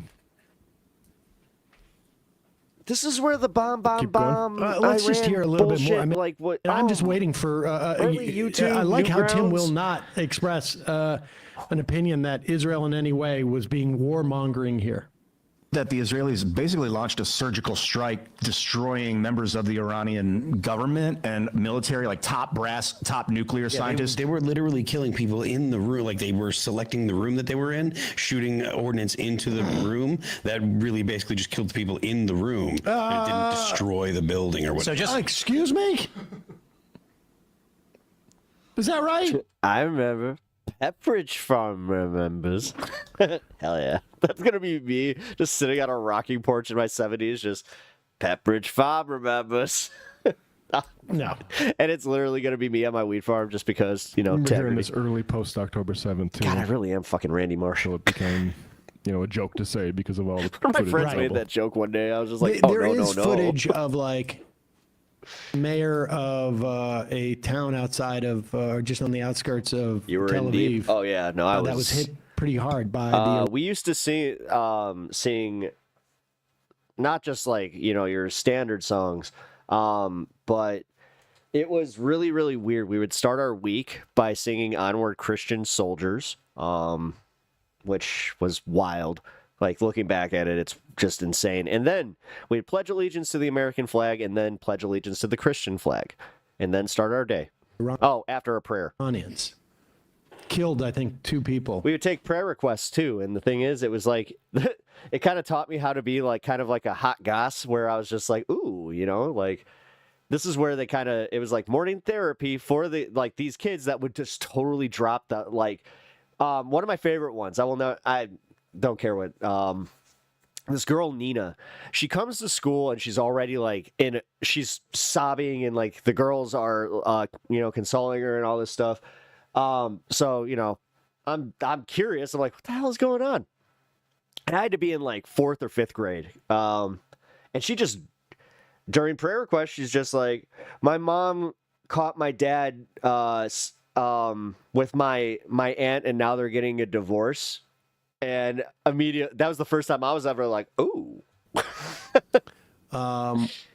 Saying that it, showing Israelis saying, like, this looks like Gaza. it just that can be sent without any irony. It's just fascinating. Israel started this attack. Important question. They started this war. Oh man. Oh yeah. And either they did so as part of a plan to lull the Iranians into thinking there was going to be peace. I'm pretty sure it was the mom's sister. Or being real. They just undermined attempts at making peace. And like you said, oh man, Christmas has got to be awkward for that family. Wartime. How do you get back to the negotiating table after something like that? No, and not just with Iran. Sister. Anybody. Like, what idiot would lead a country in the world?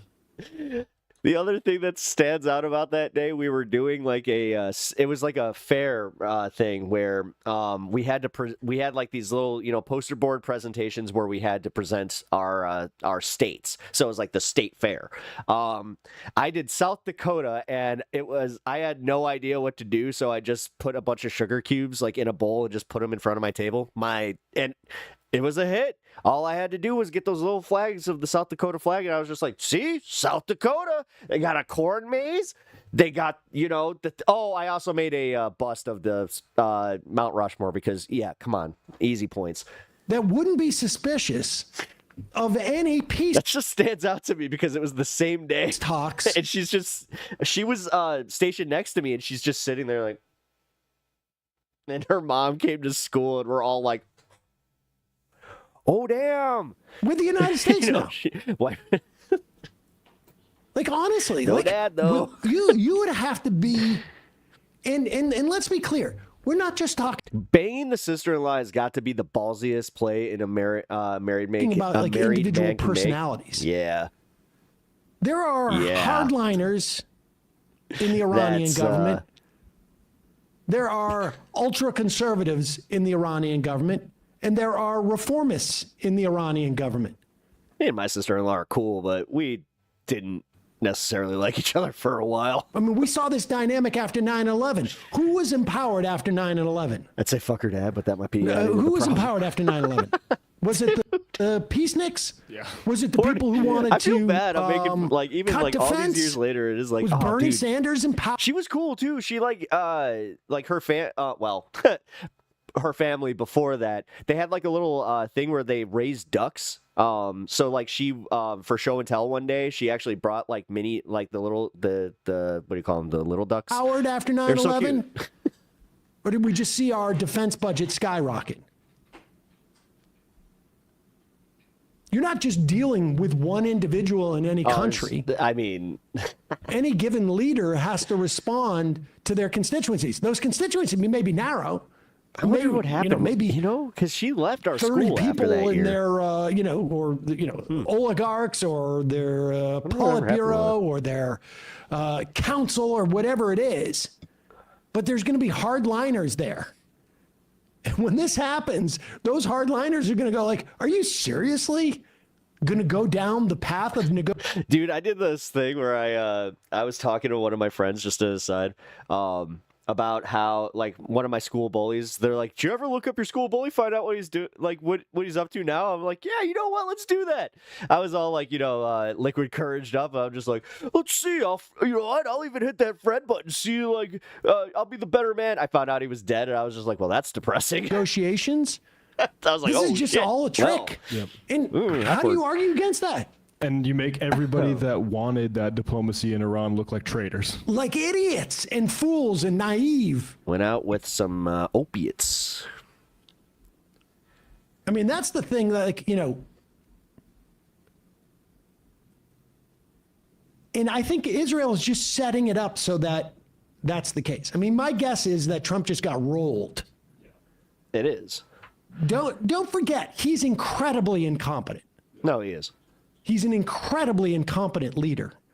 And this is what the difference between an incompetent leader and a non-incompetent leader looks like, where Israel not only dragging you around by the tail, and Biden also was largely incompetent in his dealings with Israel. I think it's also possible he may have been just literally incompetent. Yeah, it did kind of suck. And guys like McGurk were doing exactly what they wanted to do.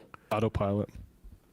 But this is Trump's incompetence, because Sounds I actually like think he took out my wanted bully. Jesus Christ, Sander. these negotiations with Iran to actually bear some fruit. And he's allowed the Israelis to run circles around would have been married, and essentially say, you can never, ever enter. I'll be real, man. I don't think that into negotiations with America. He strikes me as the because you type that cannot would have trust still them. been a prick. It is a trap, always. But don't want to speak ill of the dead. Always. So. And you know what? You'd be an idiot not to listen to that Which advisor. I've always been like, well, what if they really, really sucked, though? Like, I mean, just, don't want to use the look H at, guy. This is but... Netanyahu, again, bullshit. These people who chant death to America, try to assassinate President Trump this twice, guy, killed is, 241 of your Marines in Beirut, killed and injured thousands of American soldiers in Afghanistan and Iraq, try to bomb a restaurant in Washington, D.C. Fighting people's other dumb religious battles feels like the funniest way for humanity's downfall, because they all believe their daddy was right. Gotta pay for it. Death to America, burn the American flag. Why, man? It's so Do you dumb. want these people to have... The nice part is, at least there are the people like us that are either too old to be drafted, or there's just like, there's so many exclusions. Nuclear weapons and the means to deliver them to your cities? Of course not. Yeah. So my only problem with this is that then, they're not gonna just let us sit here and enjoy our lives. Trust me, that ain't happening. Defending ourselves, but we're also defending the world. I want to talk We're about defending ourselves by launching an unprovoked war. Undermining your State Department. Undermining your State Department, undermining the word of the United States. They had to cancel a meeting. The day after. A nuke deal meeting this weekend, not the least of which because they assassinated the chief negotiator.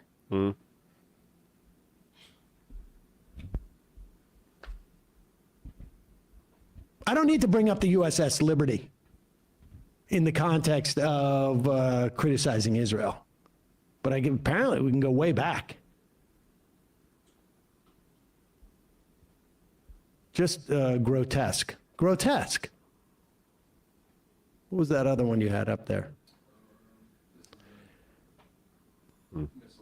Yeah, this, incidentally, is disturbing to find out. I know that there are Zionists and folks who are, I would argue, racist or Islamophobic towards Palestinians, who will listen to this clip about how you have Palestinians embedding their military apparatus in densely populated areas, as if it's like a sign that they're using human shields and they have no value. They don't place value on human lives. Oh, wait, no, I'm sorry. I got confused.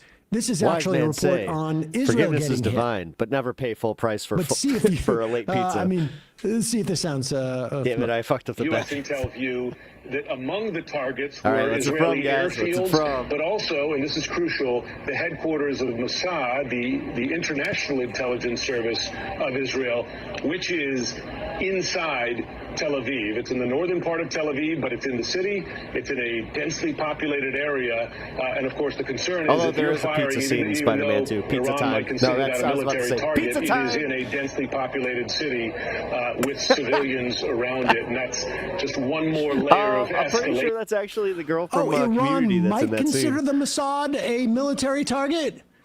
There were car I know bombs Hal that went off Sparks in is in that Tehran scene yesterday, half a afterwards, dozen where of he's in them, the I elevator. think, or 2 days ago. The Mossad was likely in You know, just say Spider-Man Iran. 2 rules. Spider-Man 2 is rules. likely still in Iran providing targeting Not 'cause of Hal Sparks, though. information. Hal Sparks is Been kind boasting of to that effect. Dude, have you seen him though lately? Like, fuck, I just, like, somebody was, like, they sent me a clip of him, and he has, like, this, like, he kind of makes my hair look short. Might be considered a military, and yet the Israelis put it in the middle of a densely populated area. Why would they do that? Gee. Absolutely. Noah's got it. It's from Teenage Mutant Ninja Turtles. It is fascinating to watch the way these things are reported so radically differently. Hey, folks, don't forget to hit the subscribe button. Whoa, And check. surprise Sam. There's the surprise Sam. All right. OG Spider-Man for the best win, best suit, Toby. Oh, yeah. Spider-Man 2 is one of the best movies, like, ever made. I will just say that. Not just comic movies. It's up there. I'd say it's in the top 20. At least my top 20. All right.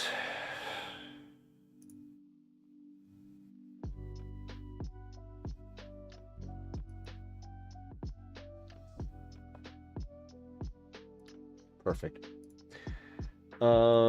We've got some more coverage coming up here.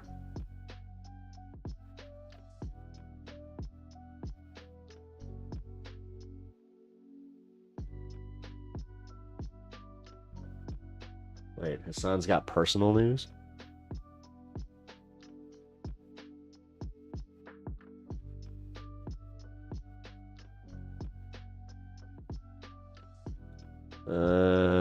Why is everybody, like, doing personal news right now? This is kind of weird. Do I care? It's 8 minutes long. Somebody put it in the suggestion box, so I'm not sure if I care right now. Oh, here we go. Here, we got the footage of the New York comptroller getting arrested. Now, arrested by ICE at Federal Plaza in Immigration Court.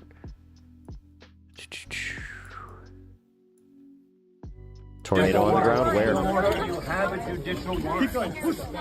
Do you have a judicial warrant? Can I see the judicial warrant? Can I see the warrant? I will let go when you show me the judicial warrant. Where is it? Where is the warrant? I have my hand here. You're obstructing. You're obstructing. I would let go. See the warrant. I'll let go. See the warrant. Put him in custody. Take it back. Take it back. Take it back. Step back. Damn, dude. They literally. You don't have authority to arrest U.S. citizens. Sir, you don't have the authority to arrest U.S. citizens. Stay back.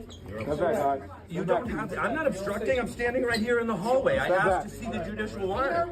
By asking for a judicial warrant? You don't have the authority to arrest U.S. citizens. Rockets time. For a judicial warrant. Stay back, please. Stay back. Stay back. No, ma'am. For your own safety. For your own safety. These fucking cowards.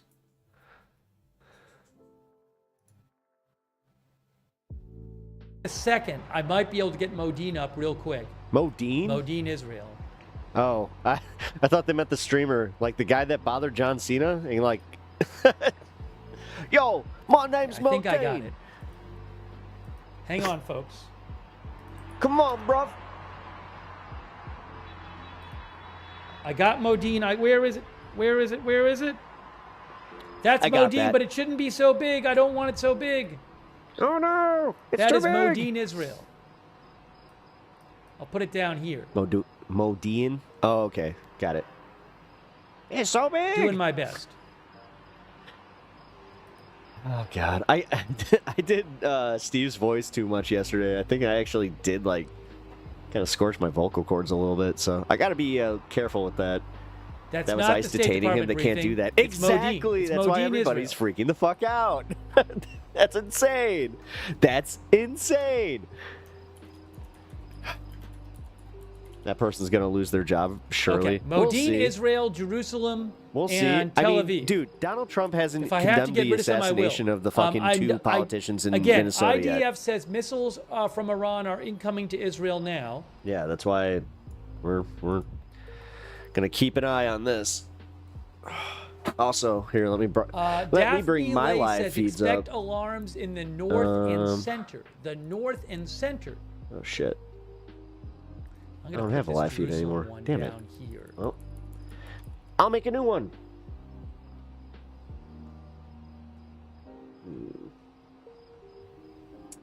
I am looking at. Here we go.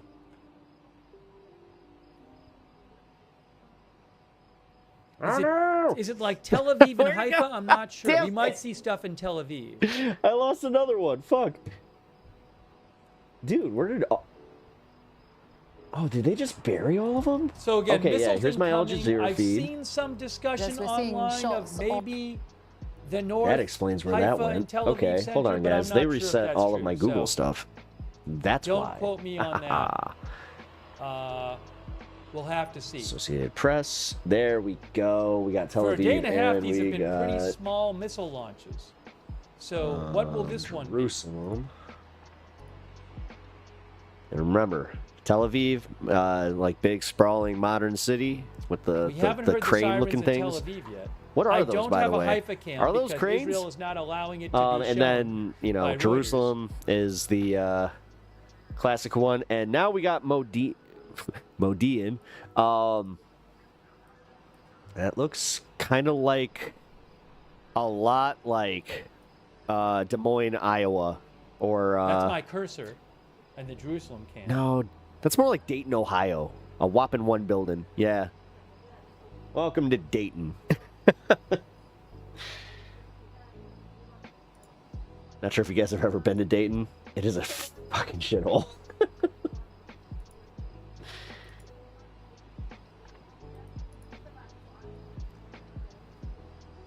Madine.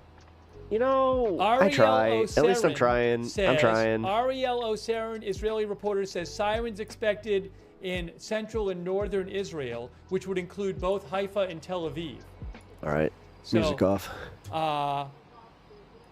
And We're maybe you in the could see coverage them now. on the, I don't know if you can see them on them. Maybe Modine Cam will have something on it. I'm not sure. He keeps saying Modine. That's why. Madine.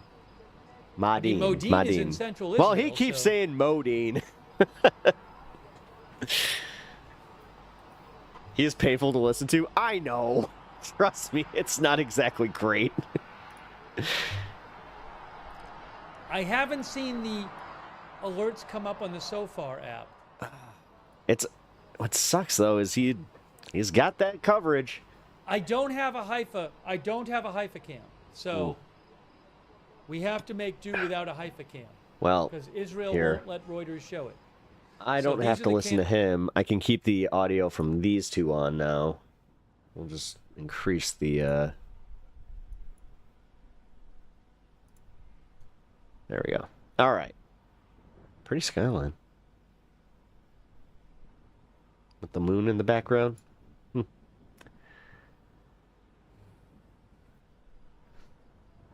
Modin. Got it. Modin. Oh, wait. Mod-E-N. Madian. How do you get that many more syllables? Put the wrong emphasis on the wrong syllable.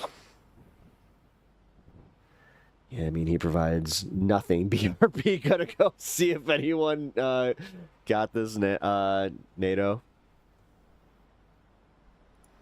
Tornado. We got a tornado on the ground. Where? Well, I mean, there's always 3 syllables. I guess. Jesus Christ.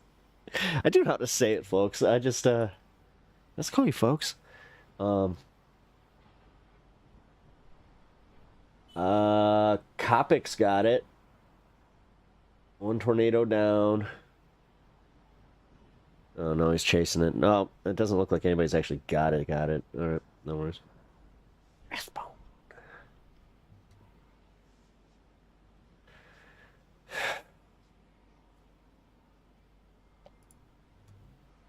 As all languages. It's because, no offense, but Hebrew is made up. Yeah, that's all language. Literally all language is made up.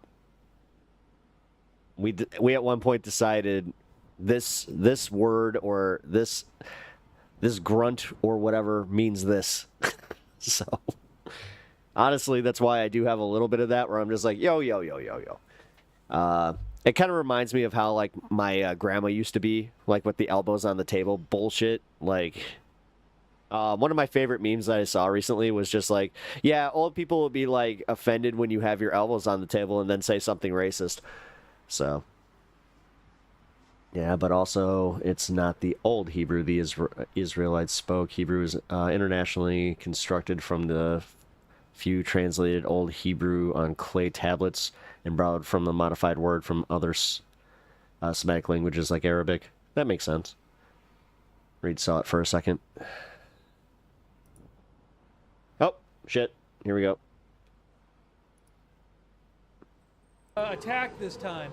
Sirens, some sirens still going off. Booms. More interceptors going up. More going up. More! Oh, man! Sorry, guys. I'll calm down on making fun of him. Even though, God, he really does leave himself open for it. The Dead Sea Scrolls? Yeah, I'm pretty sure that's what it was. Is that it?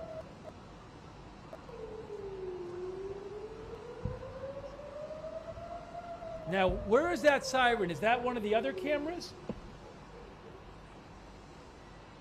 There was actually there was a bunch going on the Modine cam too.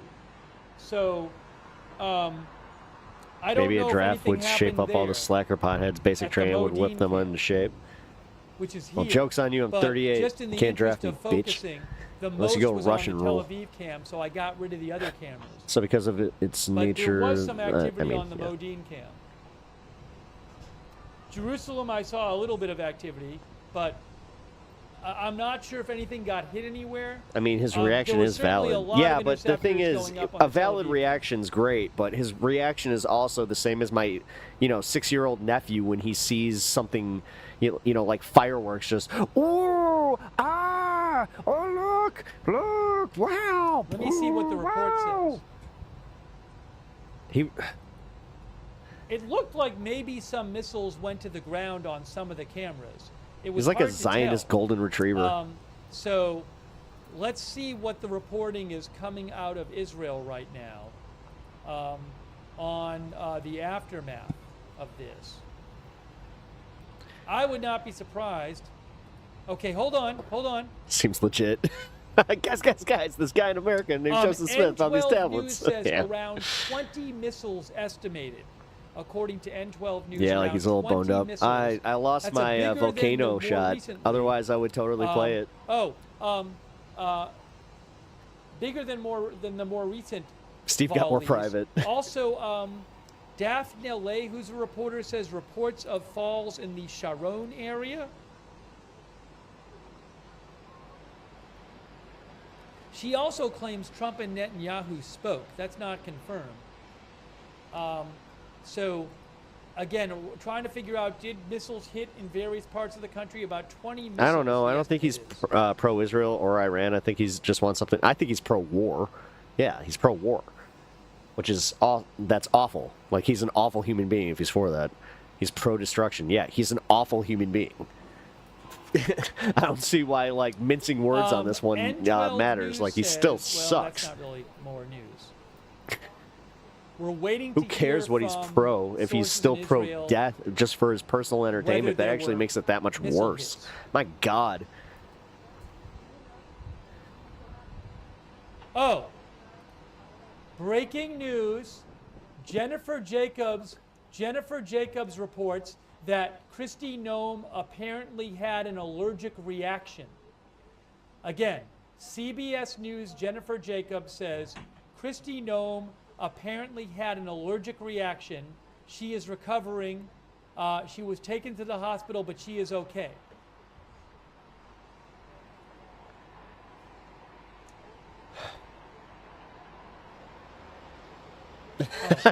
Anna.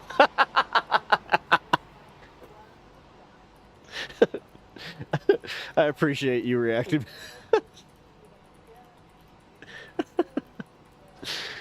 What's she allergic to? Asking for a friend.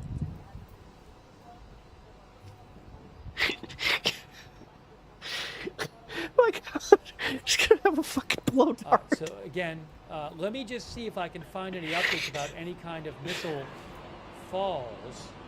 Oh, fucking. I'm sorry, that was very funny.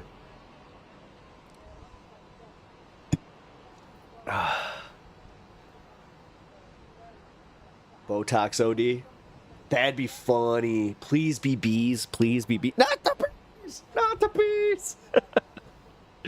I mean, yes, the bees. In this case, I've yes, seen an the bees. unconfirmed report Please be of the a bees. fall in the Sharon area. Is that? I That's don't even know where funny, that though. is. Is that Hasharon? There's Hasharon in the north. Also, people All the hate have in her not family been got told to her. they can leave their shelters yet. We have not Or it made gotten sense the when all clear resources to were leave scarce and people were shelters. So trying to waiting for that survive as at all well. costs. There's no reason for this shit in For a 2025. second, Yep. maybe I'll rewind. None. I'll show you the rewind of the.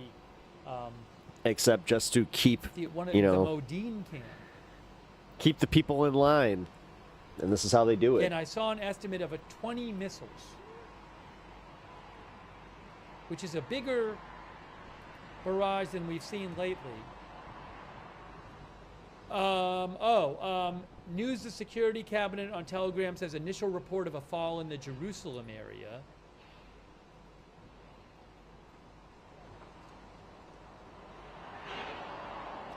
I have not seen any more alerts at the moment. I am not.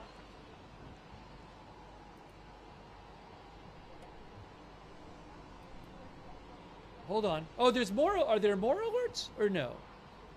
I don't believe so. Hang on, I'm a little confused as if there's new alerts. Did we miss the boarding time? No. Are there? I Okay, was. I mean, you might have. I got it. I'm not Someone sure. Some needs people are to saying more alerts. sleep all these. Yeah. Well. I'm not sure about this. Slip all these old folks. Yeah. I'm following a lot of sources from Israel, and I'm not hearing that yet. Oh, speaking. You just reminded me. I gotta go take a look at something real quick. I'm not hearing it.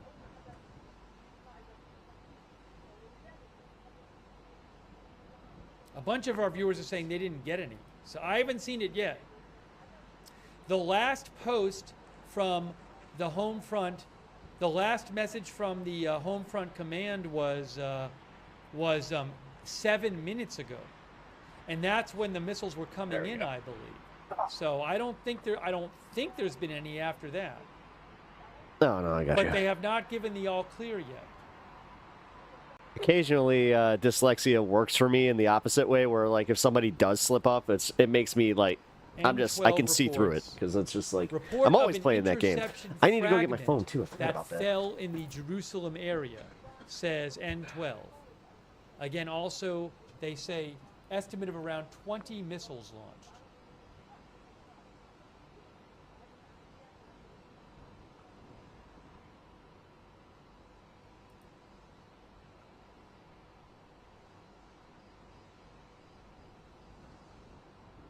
Okay, Magen David, MDA, Emergency Medical Service, MDA says, following the alarms heard in the last few minutes, at this stage, no reports of injuries.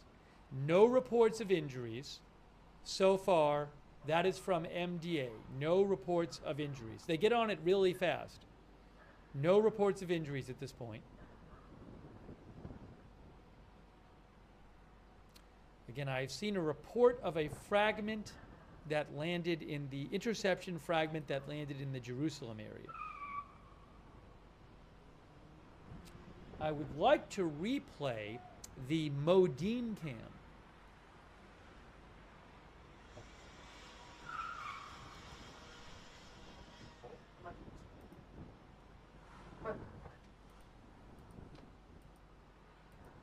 Mama. You go. All right. Got no problem reading my horrible writing. Nope. Amichai Stein, who's an Israeli reporter, is saying there's a bunch of reports going around that I don't need proof of anything. I have the worst IQ when it comes to words. So Amichai Stein says they spoke before President Trump's Situation Room meeting. they're already releasing. Okay, thank you for that. That means that I can move on from Steve Again, for a minute. Kristi Noem was taken to the Department of Homeland Security Secretary Kristi Noem was taken to the hospital today because she had an allergic reaction. Multiple reports say. Two? No, sorry.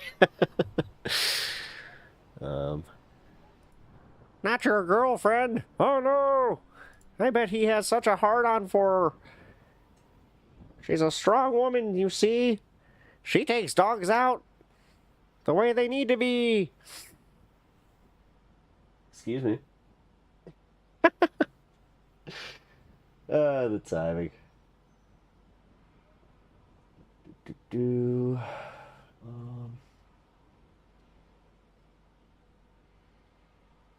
gonna just chat now. Since it looks like it's calming down a little bit, so that's good. That means that I don't have to do that. All right.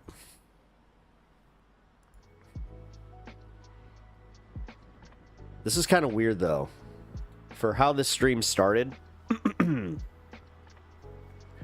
way that the news was freaking out about, you know, the possible Trump press conference, which that was wild, man. I can't believe that they actually expected him to speak. And then on top of it, there has been a lack of reporting coming out.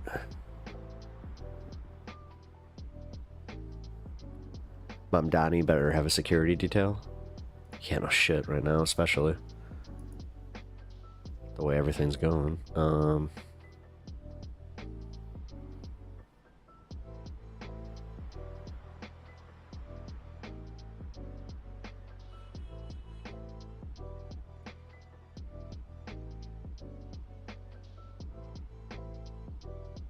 right. The circus is in full swing.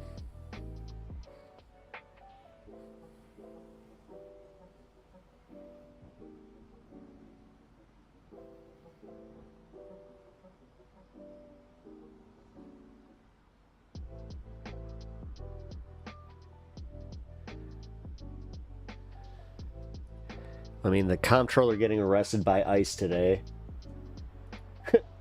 Kristi Noem having her little situation.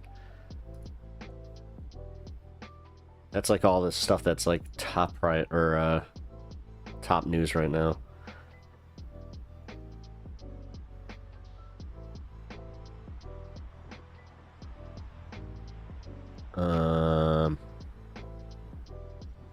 Here we go. This is what I wanted to watch with you guys. Forgot that I actually... Before all this started, I did have a show prepped. Here we go. Dave Smith was on Breaking Points, and honestly, I was kind of surprised that... It's the Piers Morgan situation again, where I'm just like, oh, wait a minute. I actually, like, full-on agree with you on this stuff, where I can't find anything where I'm just like, oh, wait a minute. Like, there's the libertarian. No, he's full-on anti-war, and he's bringing out some of the better receipts here, so gotta say, what are comps? And why control them? Wait, what? I don't know. Hold on. So here we go. We're very excited now to be joined by a friend of the show, Dave Smith. We're going to be talking about the fallout here from the U.S.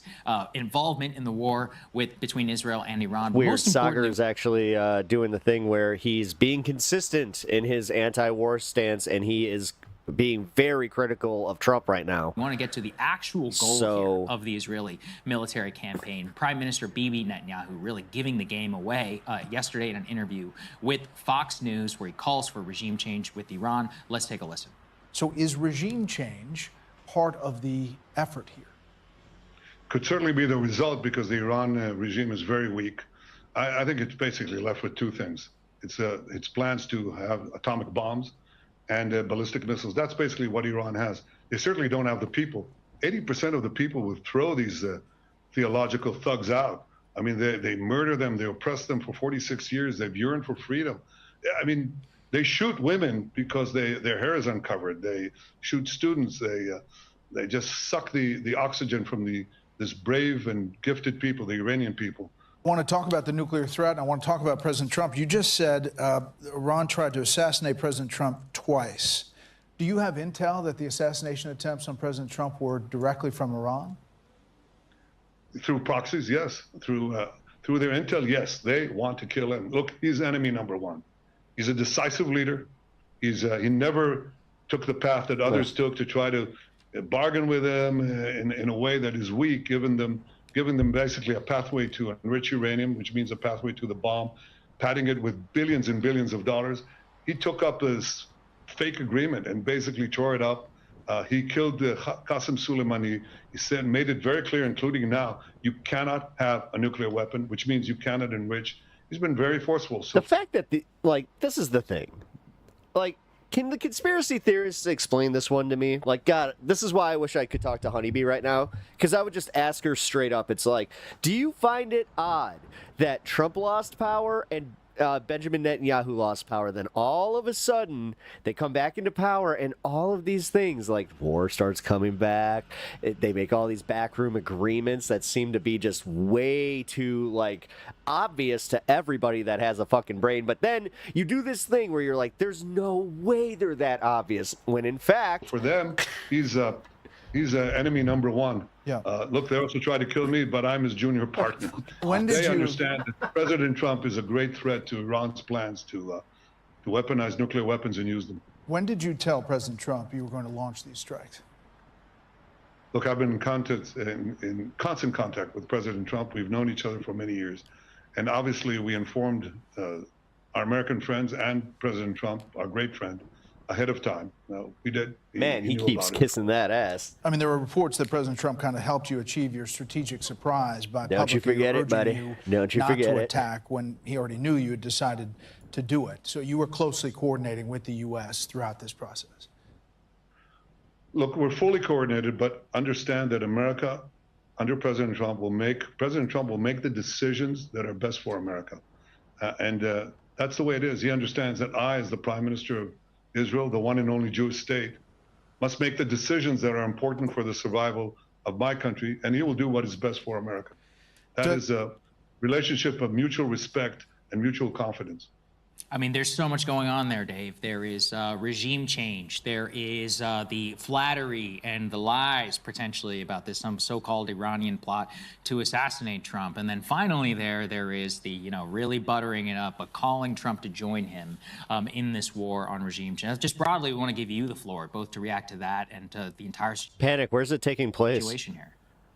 Yeah, well, it's just you're allowed to throw as many lies at the wall as you want to when you're selling a war. So there's a lot there to kind of unpack. Number one, I would just say, first off, the accusation that Iran was trying to assassinate Donald Trump just doesn't meet the most basic of smell tests. I mean, so you're telling me that the Iranian... I like how that part of the problem graphic rose right over my box regime essentially declared war on the United States of America already, tried to murder the sitting president. I'm not a part of the problem. And yet his response was to try to negotiate with them for a couple months until finally we had Israel attack them. Does that make sense to anybody? They tried to murder Donald Trump and then he entered negotiations with them. Come on, this is too ridiculous.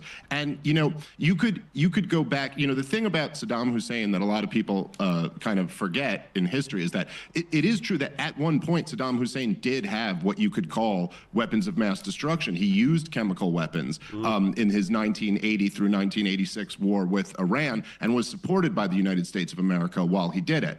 He then got rid of those weapons programs. And the neocons and Benjamin Netanyahu himself, you can read in his writing in the 90s when he was telling us that Iran was a few years away from a nuclear weapon all the way back then. But he was also saying that they wanted to overthrow Saddam Hussein for other reasons, for their clean break strategy. You can read about this in the Project for a New American Century, in the Clean Break memo written by Richard Pearl and David Wormser. They talked about this over and over and over again. And then after 9/11, they said the issue here is weapons of mass destruction. But that was, they always wanted the regime change. And so it's the same thing again. The goal here has been regime change in Iran. He's been open about this. He even admitted it a little bit there. But let's just take them, look, let's just really assess the situation where we are right now. Let's take them by their own logic. If, as all the hawks are bragging right now, or saying that essentially Israel was already at war with Iran because Iran attacked first on October 7th. They are proxies attacked. And what does that mean? You know, it's like when they say Iran is the #1 sponsor of terror. Do they ever have to back that up with data? Do they ever, like, have you ever heard one war hawk who makes the claim that Iran is the #1 sponsor of terror ever, like, show you, look, this is how much terrorists have gotten support from Saudi, and this is how much more they've gotten from Iran? No, they never even feel the need to make this argument. Compare how much money the U.S. has given to terrorist organizations, or Israel has given to terrorist organizations, or Israel has facilitated other countries give. Like there's no objective standard here. But if essentially the standard is because Iran has given Hamas some weapons in the past, therefore they're a proxy, and therefore when they attack Israel on October 7th, Iran has attacked Israel. Well then, what is Israel attacking Iran?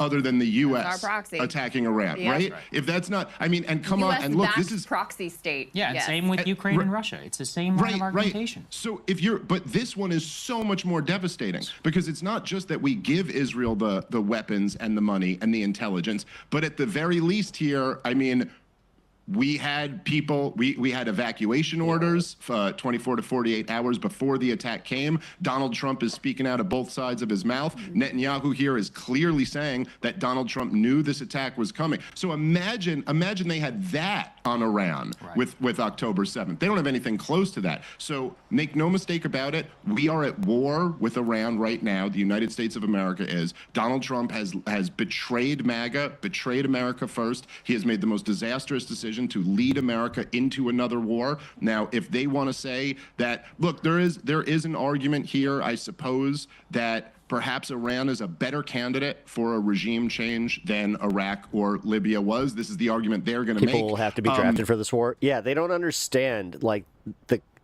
just how much bigger Iran is than Iraq. It seems like he kind of just said. A much more compelling argument. They just don't get it. We're staring at yet another. Us, you know, again, who nerded out about, like, this is one thing that me and Dave Smith have in common is that we were way passionate about this in the, you know, early 2000s and like, the early aughts or whatever. To the point where it's like he's always kind of been on my radar as one of these like comedians that despite the fact that he was on a podcast with a guy, I'm not sure if you guys know what podcast he's on. I don't really want to promote it. Oh my God. I don't want to promote it, but at the same time, I can't remember the fucking name of it. I'll just say this. It's got Louis J. Gomez and Big J. Okerson. Oh my God. Legion of Skanks. You know what? Screw it. I'll just... No, it's one of it's one of the podcasts that, honest to God, I am kind of like, whoa. When people bring up like other comedians' past, it's like I am shocked that he doesn't have it brought up more. Disaster. And as you were pointing out, Crystal, you know, I heard a little bit of your segment as I was waiting here. Yeah. As you were pointing out, which I think is really the most important point, is that this is the celebrating It's just like unbelievable. It's 24 hours into it, they're all celebrating how easy this was. Look, I remember I was a little kid at the time, but I do vividly remember the celebrations after the Gulf War in 1991. And they were like, look how easy that was. And we didn't take any losses. We went on to be bogged down in that country for 30 years following that war. We all remember the mission accomplishment. We all remember Hillary Clinton saying, we came, we saw, he's dead. A few years later, when she was running for president, she wouldn't dare bring up Libya because it was so obviously a colossal failure. So the people celebrating this right now are just, they've lost their minds. I mean, people get swept up in war fever. The flashbacks, the WMD talk, the like celebratory mission accomplished vibe, in that clip with Bibi, and I've heard so many others say this, they're yearning for freedom. I mean, it's just like, it makes me feel like has everybody just erased their memories of what happened here? Yeah. It's utterly insane to me. And to your point about our involvement, that's why I freaked out today. Up on the screen, we now know that at least the recent discussions about diplomatic negotiations and hey, we're going forward with these talks this weekend was a ruse to provide cover and the element of surprise for the Israelis. So now you have this report. A U.S. official confirmed to me over the weekend Israel had an operational window to assassinate Iran's supreme leader, Khamenei, but President Trump made it clear he is against such a move. This was first reported by Steve Holland. There is no reason for anyone, us, the Iranians, anyone, to believe these reports. I mean, it does also remind me of, during the Biden, they're very upset with Netanyahu, leaking to always Barack Ravi. They're very upset with him, et cetera, et cetera. Why would anyone ever believe a word that comes from Trump or Steve Witkoff or anyone else associated with this administration after they've gloated about the fact that they were using diplomatic negotiations as a tool to effectuate, to help kick off this war? I mean, I'm seeing this. I'm curious your thoughts about this, Dave. I've seen this analysis that Trump was persuaded, this might be true, was persuaded by Bibi that he would have a better hand going into negotiations with Iran if he let Israel start this war and participated, as we've indicated, in starting this war. That is the most idiotic, insane possible analysis I can imagine. I guess it's possible that he really is that absolutely idiotic. But, what do you make of that? Is that really what happened here? And what do you make of this report that supposedly, he was the cooler head and said you can't take out the supreme leader? Yeah, well, I'd say Trump might be that idiotic. And, he has, again, we're kind of speculating here, but he has bragged in the past several times about how he's so smart for keeping these hawks around, because then that puts all these pressure on people to come to the negotiating table. That's why he said he had John Bolton. Yeah. Yeah, his example was John Bolton, who killed the deal with North Korea. Like, that was his example of it being like such a stunning success or something like that. It reminds me of like when people brag about the Abraham Accords and what a success they were, and you're like, oh yeah, they worked out so great. They led to this. Like, how, I don't even understand how you could, it'd be one thing if peace swept the Middle East after the Abraham Accords, and you go, oh, okay, maybe they played a role, but it's been a nightmare all across the worst fighting that we've had there in 20 years. Admit that he is kind of a leftist since our last disastrous invasions. But like look, I mean, it seems to me like there's a couple possibilities here. None of them are good. What up, Bandit? One of the possibility is that, which I think is plausibly the case, that Israel betrayed Donald Trump, and then this is just his best way to deal with it. Like, essentially, Donald Trump was trying to negotiate, and then Israel just went ahead and launched the attack anyway, and then as a response to that, Donald Trump would rather look strong and go, no, I was in on it, it was our plan all along. Or the other possibility, which I think is more likely, is that he was never negotiating in good faith and it was a distraction and Donald Trump was in on it. Either way, we're at the same place. Yeah. Either way, even if Donald Trump was betrayed by the Israelis and then just took their side in public, which has happened with different presidencies over the years. It's certainly happened with Bill Clinton after Camp David. So maybe that's the case, but then either way, then you're just so weak and pathetic that even after the Israelis betray you, you'll still come out and catch their back and support them in this war. Well, that's just as bad from the Iranian perspective and from any reasonable person's perspective. Yeah. So, we don't know. We'll probably find out more about this over time, but either way, in effect, it's the same thing. And then we're left in the position where you're supposed to sit here and justify a sneak aggressive preemptive attack. Like somehow you're supposed to feel like you're the good guys in an absolute war of choice against a country that does not have nuclear weapons. Let's get real here. The only country in the Middle East who secretly has nuclear weapons is Israel. Iran is a member of the Non-Proliferation Treaty. Israel is not, and they have nuclear weapons. Yeah, and It's just they're a rogue unbelievable. nation attacking six of their neighbors as we speak, and are not part of the non-proliferation. I Yeah, mean, we actually we're have cool with that. We have a non-compliant nuclear member of the NPT actually attacking a member of the NPT who is far more in compliance with said international treaty. Hey, whatever. What do I know, right? You know what's even crazier to me, Dave, is just like the lead up to the war in Iraq, we already have our Ahmed Talibi. I actually can't believe it, or our 1953 Operation Ajax. Let's go and put B4, please, up on the screen. We actually have members of the Israeli government who are tweeting out pictures of the son of the Shah of Iran, you know, basically insinuating that they are going to re-implement the monarchy on the people of Iran. It's like 1953 all over again, and or just like this, you know, fascination with these Western figures who have lived here, what, for their entire lives almost at this point. We're like, oh, actually, these guys, because we're buddies and they agree with us, the people of Iran will totally take to that, and we're going to implement this new regime. They're not even being subtle about it. Like I said, these are literally members of the Israeli government who are teasing basically the restoration of the monarchy in Iran by force. It's like 2003 all over again, where we have this buddy here, like you said, with the neocons in Washington, and then this theory that we can just go in, blow out the regime, and then we're going to implement this new style of government. I mean, this is as naked as it gets, in my opinion, on all of this. And I want you to just, you know, go through, perhaps because you're so well read on the history of these, you know, these attempts by the United States and others to install these types of figures, and it never ever works out. When do we ever back the right horse in the Middle East? Yeah, and of course, look, installing the Shah to begin with in 1953 is a huge part of the reason why we have the current government in Iran that we have, which is a horrible, repressive government that does not give their people liberty, and we should all, you know, oppose that. But the thing is that war is so much worse. You know, it's like Saddam Hussein was a brutal, oppressive dictator also, but the worst thing that ever happened to the people of Iraq was George W. Bush invading the country. And, you know, the only examples that people look to, which are, you know, rather remarkable examples of regime change, are Germany and Japan, and how they were brought back into the, you know, liberal international order after World War II. But what was required in order to get to that point was a clear war on the civilian population with, you know, millions of casualties. And that, like, if your argument is we should bring that to Iran, then don't tell me one word about how you care about how the people of Iran are being oppressed, because that's a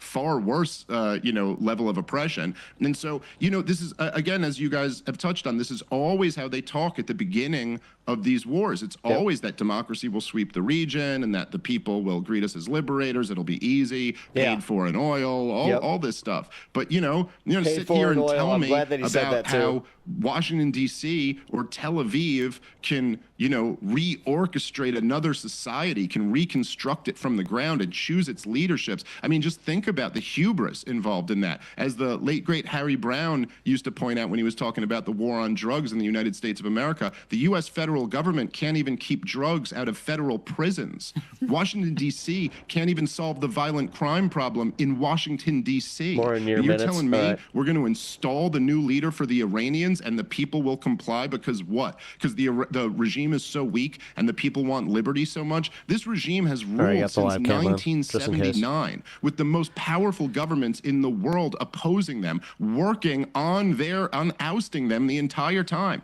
And they've still stayed in power. So you could tell me a nice story. It's easy to write down a nice story. Oh yeah, I say we intervene and then we put the Shah's son back in and then everything works out fine. Okay, let's see that happen. And you know, the other thing that I'll add, and I don't know, I mean, maybe things have changed to some degree. I mean, certainly Israel Israel was able to pull off that drone attack, which I don't think they would have been able to pull off in years past. But it was in 2007 that the Pentagon told George W. Bush that we cannot go to war with Iran because we do not have escalation dominance against them, essentially meaning that they can hit all of our bases and embassies in the region, and we are very vulnerable to them. And we've already seen demonstrated since the Israeli attack that the Iranian, the missiles that they sent last year toward Israel, as many of us guessed, that wasn't really their best. They were intentionally making an attack that wouldn't really hurt anybody, that wouldn't really lead to a war, which Iran has done over and over again. Yeah.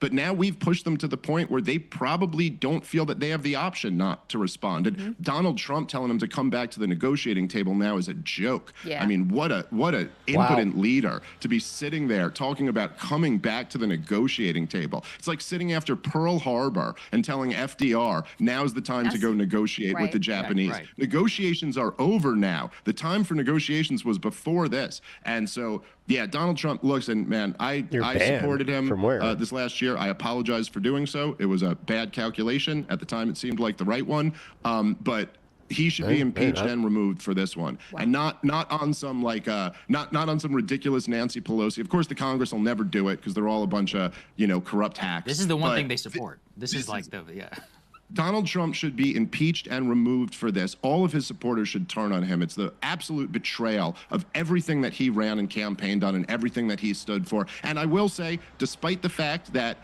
Here we go. Hold on, guys.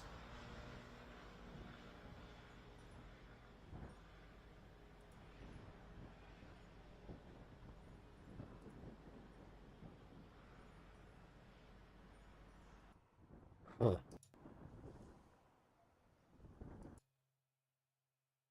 Where's Steve? I'll go with Steve. An alert out yet.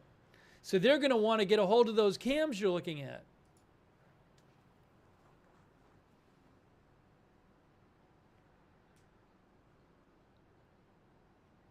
Tel Aviv? All right, cool. Thank you.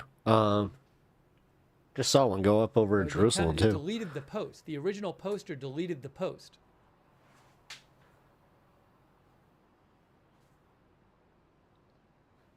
N12 News says, Asaf Rosenzweig, report of explosions in Tehran and Karaj, Iran. So I'm seeing a report from N12 of some explosions in Iran, maybe from Israeli airstrikes.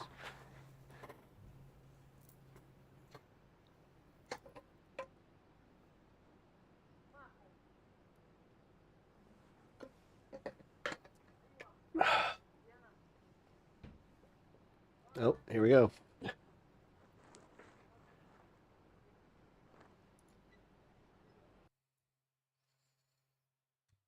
Oh, come on. Come on. Oh, fuck it. Here we go. Or interceptors going up. Oh, got it.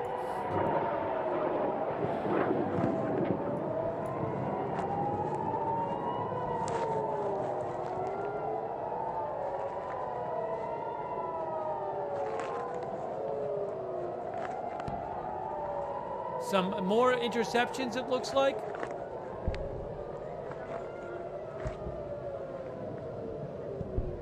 Another interceptor going up.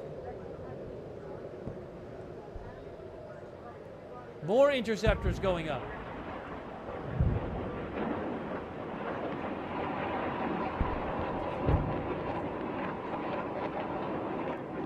A lot of interceptors.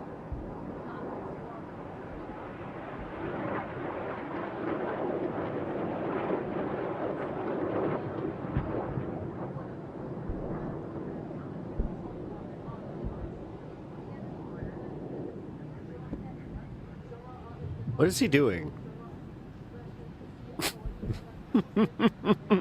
Seems like maybe less big than the last one. Over maybe my home? Less Oh, big shit. Of a barrage.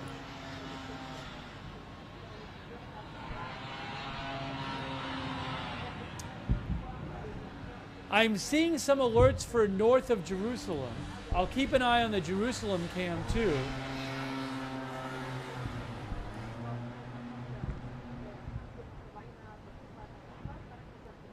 I'm looking at the Jerusalem camera. I'm not seeing anything on the Jerusalem. I'm hearing some booms, but I'm not seeing anything on the Jerusalem camera. Maybe we're hearing booms on one of the cameras. Maybe it's the Jerusalem camera. Because I have the audio on from the different cameras. Oh, my grandparents stayed down on the shelter. I'm not seeing anything on that camera. Fuck, dude. They don't have reception?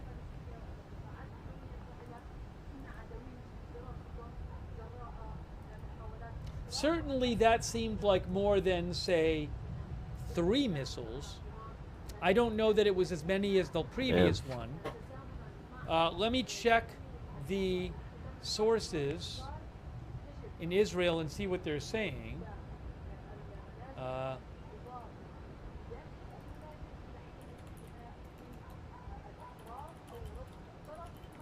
Looks like it's done. Yeah.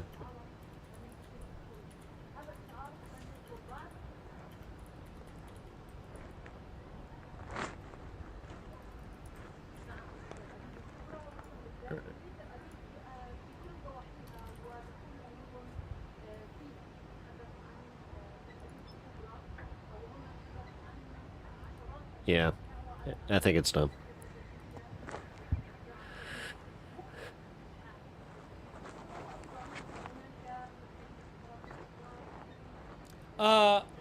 Ryan, do they have alerts that go through anything else that your grandparents would get? Launches were detected.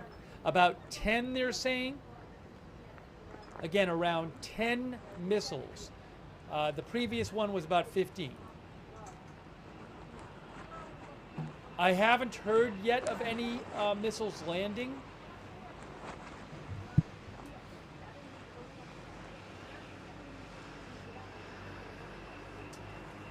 All right.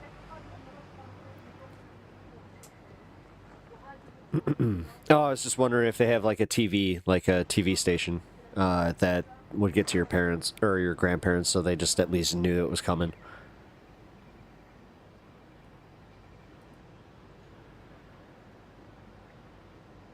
There's one thing about grandparents, they tend to watch TV. Around 10 missiles. I'll say that much. No word on missile falls.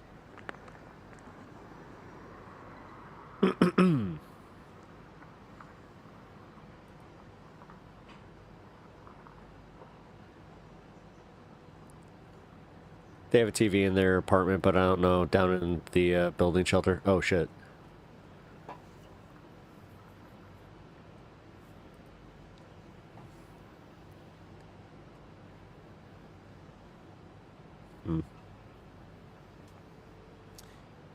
Roy Case says around the same time there has been new explosions in Tehran and some anti... Roy Case says some new explosions in Tehran and also some anti-aircraft missile fire in Iran. In Tehran, I'm sorry. Are they American planes? Give me about 10 seconds. Hold on.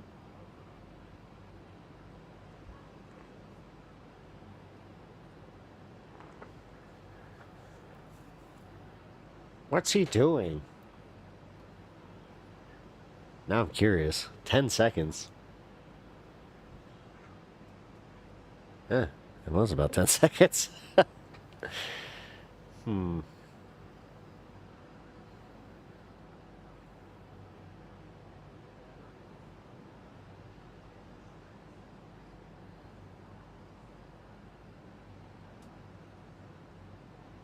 Grab a text that they made.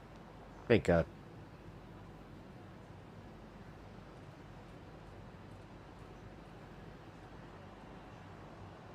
All right, guys. I'm gonna put this back on the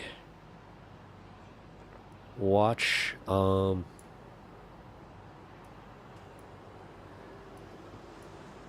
bring it back when there is something to report on.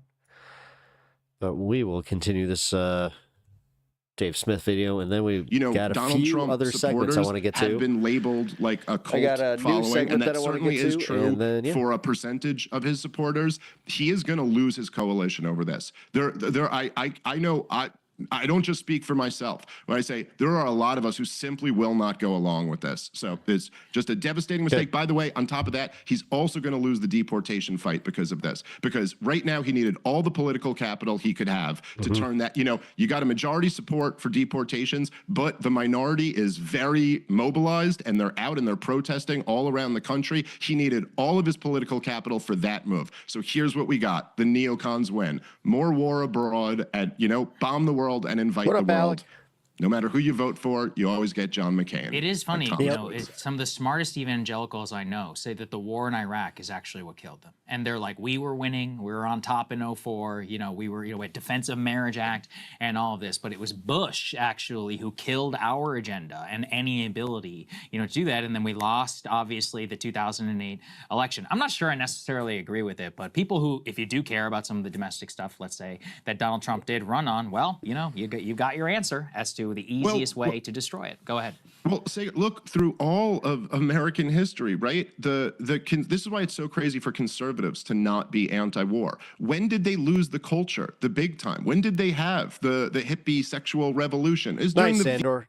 Take care, man. Vietnam War. And when did we see the rise in wokeism and progressive control of all Hit that like on your way out if you didn't already. all these institutions? You think it was a coincidence that it was the administration after George W. Bush? When you launch an immoral war of aggression, you lose the moral high ground, period. Yes. You can't lecture your society anymore. Well, you hear some of these right-wing war hawks are going to lecture us about being pro-life, about abortion being murder. Get out of here. And this is why the evangelicals lost their seat at the table for a generation, because they went all in on murdering 1 million people in Iraq for no reason. And so, it was John Quincy Adams who said, if we go around the world looking for monsters to destroy, we will become the dictatrix of the world, but we will lose our own soul. Well said. One of our best presidents. Absolutely. Well, Dave, you may feel that way, but Bill Ackman feels very different. I mean, it's this important point that put B7 up on the screen, which is that I think you're right. There was a part of his coalition, including yourself and others, who thought Trump would be more of a peace candidate and more anti-war than Kamala Harris as the alternative. Hey, thanks for subbing. David Mueller, appreciate that. But there was another part of the coalition that looks like this. That is all, thinks that we have not gone nearly far enough in terms of fighting a direct hot regime change war against Iran. And so you've got Bill Ackman here saying, the parade was great, our military is incredible. Now Israel needs our help to destroy Iran's nuclear threat to the world. They say that, he says, Israel's military and air force have sufficiently degraded Iran's defenses such that this is now the lowest risk, highest probability moment to take out Iran's nuclear capability, grave threat to us all. We should not let this great opportunity, Dave, pass us by. But Israel does not have the equipment and armaments to complete the job. We do. And it does not require boots on the ground. The war Israel has been fighting has been on behalf of all of us. Let's help them finish the job. Yep. This is a powerful voice in the Republican coalition. It's a powerful voice within the administration. It's a powerful voice, nationally in terms of achieving the policy ends and goals that they want.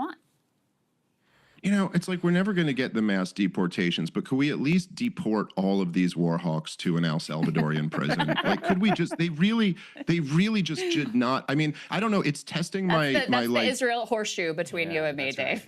Well, it's testing my belief in libertarianism, because when I hear this stuff, it's like these people do not have a right to speak. You shouldn't have a right to open your mouth. The nerve, it's like they could just say these things that are so objectively untrue. Like, look, if you want to say, hey, look, I think this war in Iran isn't going to be a disaster like all the other ones were, and I think we're finally right, even though we've been wrong 9 times in a row, I think we're right about this one. Like, fine, make your argument. But to say this is the lowest risk, like that this is by far the highest risk of any of the terror wars, objectively. That's not like an opinion. That's just, it might end up working out, but the downside is the riskiest by far. That is, any military expert would back that up, who's not lying through their teeth would back that up.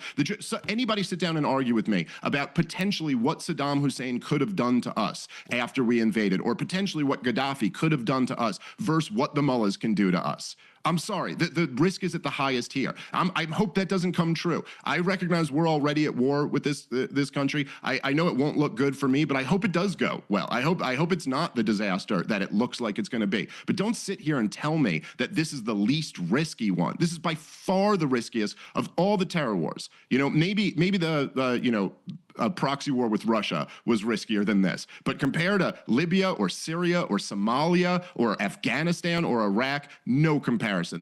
Hey, if you like that video, hit the like button or leave a comment below. Yeah.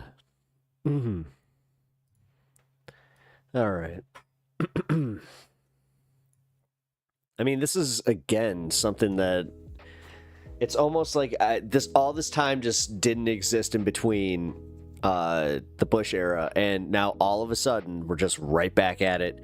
I mean, now there is no difference between Trump, Bush, Dick Cheney, any of them.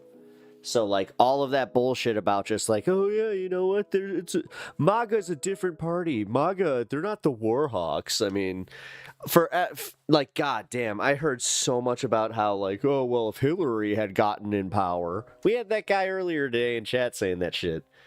So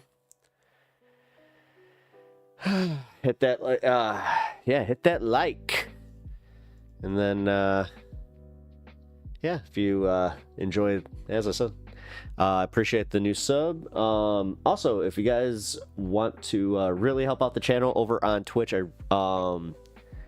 get yourself a subscription, or if you have the Prime subscription, I would much appreciate that one, because that one, it feels a little bit better, just because it's like, all right, yeah, take that Bezos money back, give it to someone like me, someone he would hate very, very much.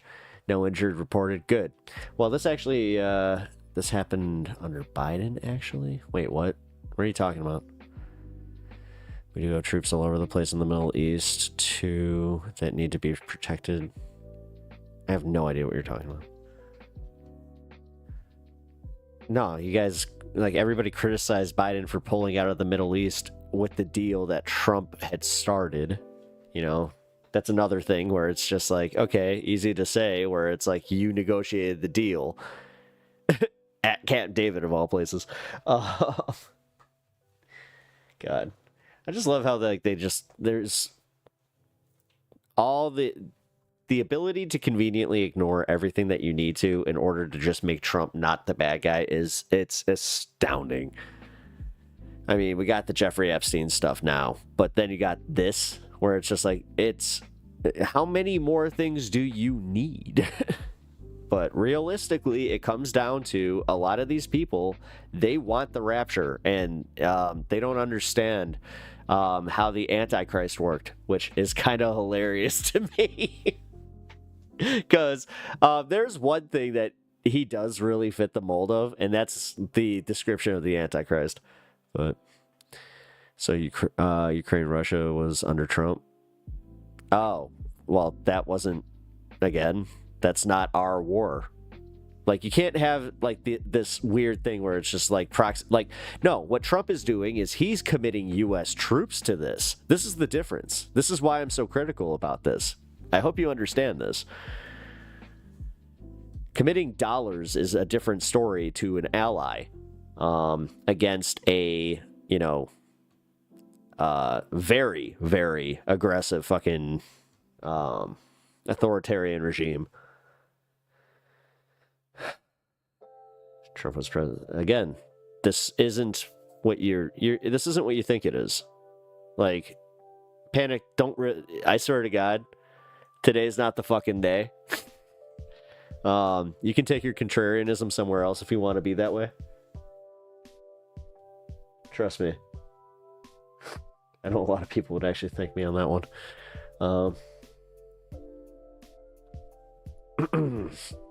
Where do we got? New Iranian missile wave hit Israel moments ago. Oh, yeah. District 18 in Tehran. Oh, shit. Okay, here we go.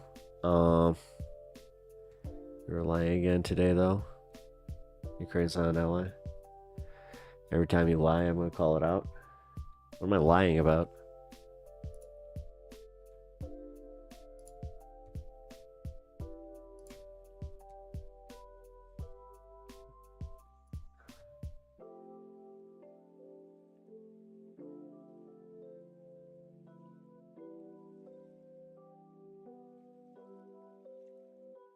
Wait, do we actually have Tehran? We do. Hold on.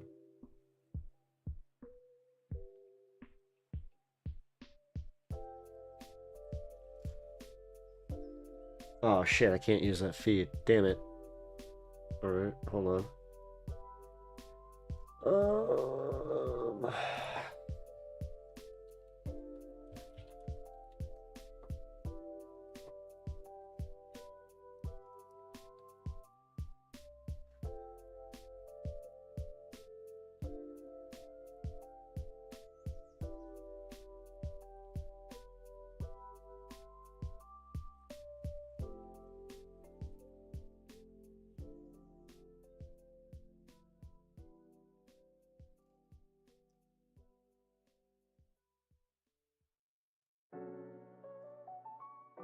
Okay. We do have a few things here. Huge fire in Tehran following Iran's missile attacks. Here.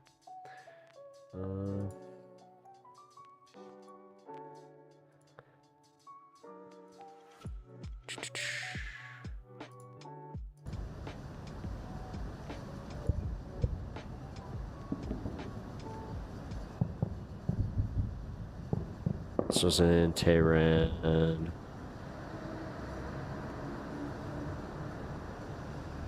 Two days ago.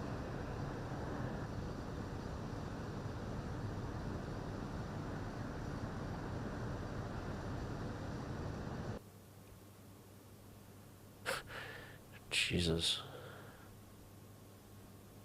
I'm assuming that's the oil refinery. Because they said that an oil refinery had gotten hit. So that would make sense. All right.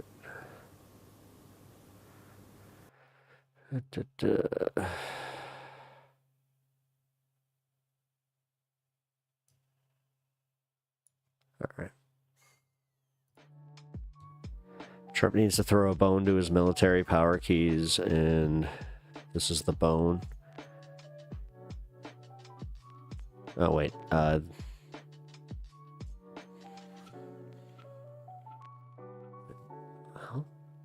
Sorry, guys. My chat just froze again. Oh! Crap. I have to switch out of this again. Move.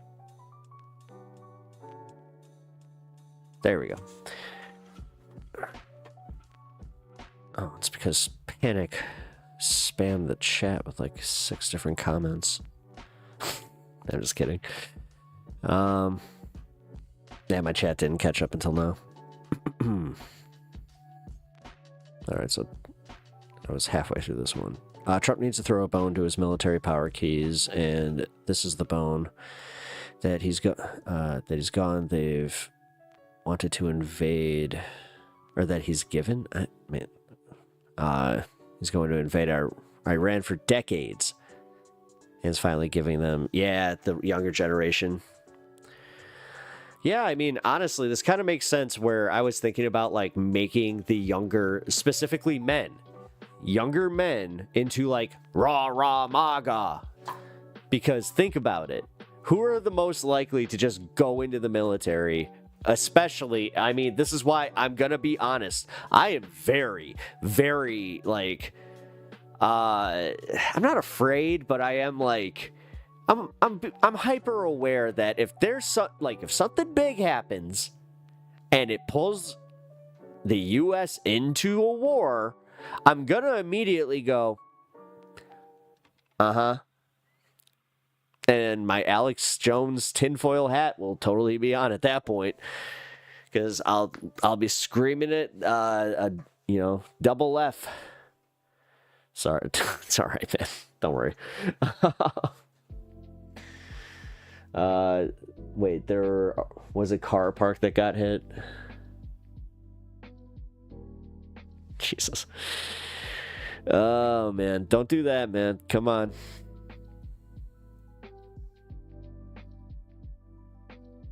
Not gonna stop protesting. Wait, what?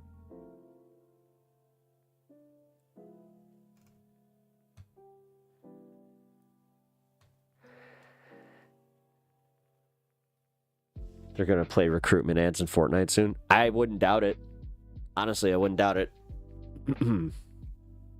I have noticed that they have been spending more on like TikTok ads. I made the comment just the other day where I was watching something and God, what the fuck was it? I think it was wrestling. Where they ran an ad and it was old school 90s like Marines who, you know, Semper Fi, like that kind of shit. I'm assuming that they use that influx of cash though from like you're sponsored by Coinbase. Ew.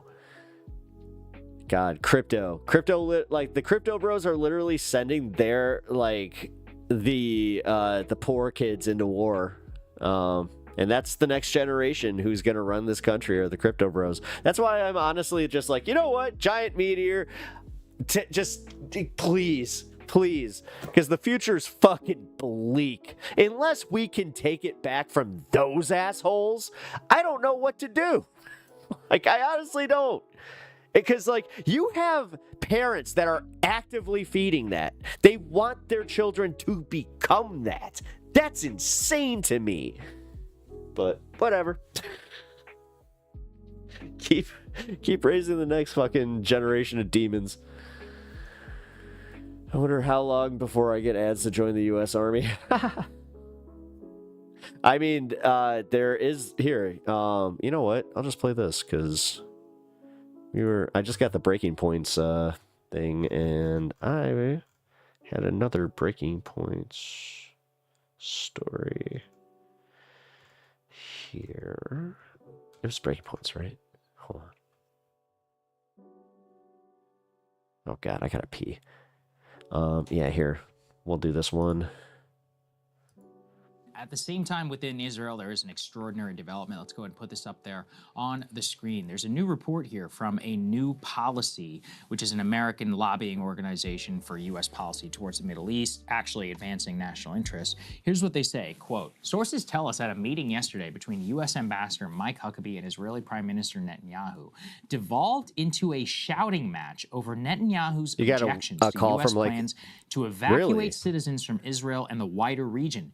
U.S. officials believe that the Netanyahu objection was predicated on his desire to hold U.S. citizens at risk whenever that came in from. order to increase I gotta the piss. Give me likelihood one of U.S. entry into Israel's conflict with Full disclosure, Iran. I did see this so one. let's sit on that for a little bit, shall we? First of all, there are 700,000 Americans, is the current belief, within Israel. 700,000. I believe they have the largest outside American citizen population than Mexico, which tells you quite a bit. However, there is a little bit of a difference, is that many of these people are dual citizens, according to the data that we have, but it also is being used as a pretext for why the United States has such a, quote, obligation to defend Israel. Now, let's just say Mexico. All right, so if Mexico, who do they share a border with? Guatemala? So if Guatemala was bombing Mexico, would we intervene to protect Americans in Mexico? Yeah, I don't think so. I don't think that logic works all that well. There's a secondary element to this, which is that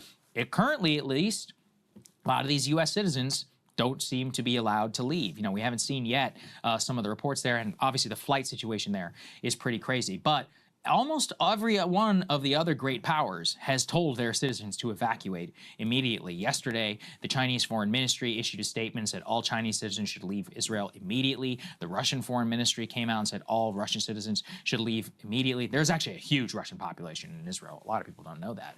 But the point is that those countries seem to have the ability to tell their citizens to leave. Right now, I believe we do have travel advisories and all of that, but the question is about their ability to do so. And this pairs, and this is already confirmed, this isn't even based on a report. Put this up there on the screen from Haaretz, which is an Israeli news organization. Israel tells airlines do not let Israeli citizens leave, even once repatriation flights are able to continue. Quote, estimates suggest rescue flights for Israelis stranded abroad won't begin before Thursday, and even then, only 2 flights per hour will be allowed during daylight.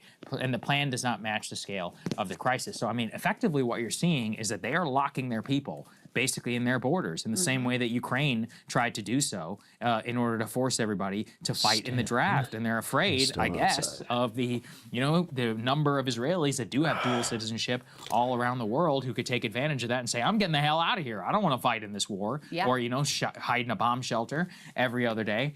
Raises some profound questions about human shields and locking people basically in a death trap and forcing them of their own defeat. I'm not going to deny there's probably a lot of Israelis. I would say the vast majority of Israelis probably support this war based on all the polling that we've seen. Agreed. Let's be honest. But there's at least some of them want to leave, and I think that the action by the Israeli government speaks volumes. Yeah, they don't want. So first of all, to go back to U.S. citizens, that's the biggest being question. blocked from leaving. We don't know if they were able to actually, convince Huckabee and the U.S. administration of that policy.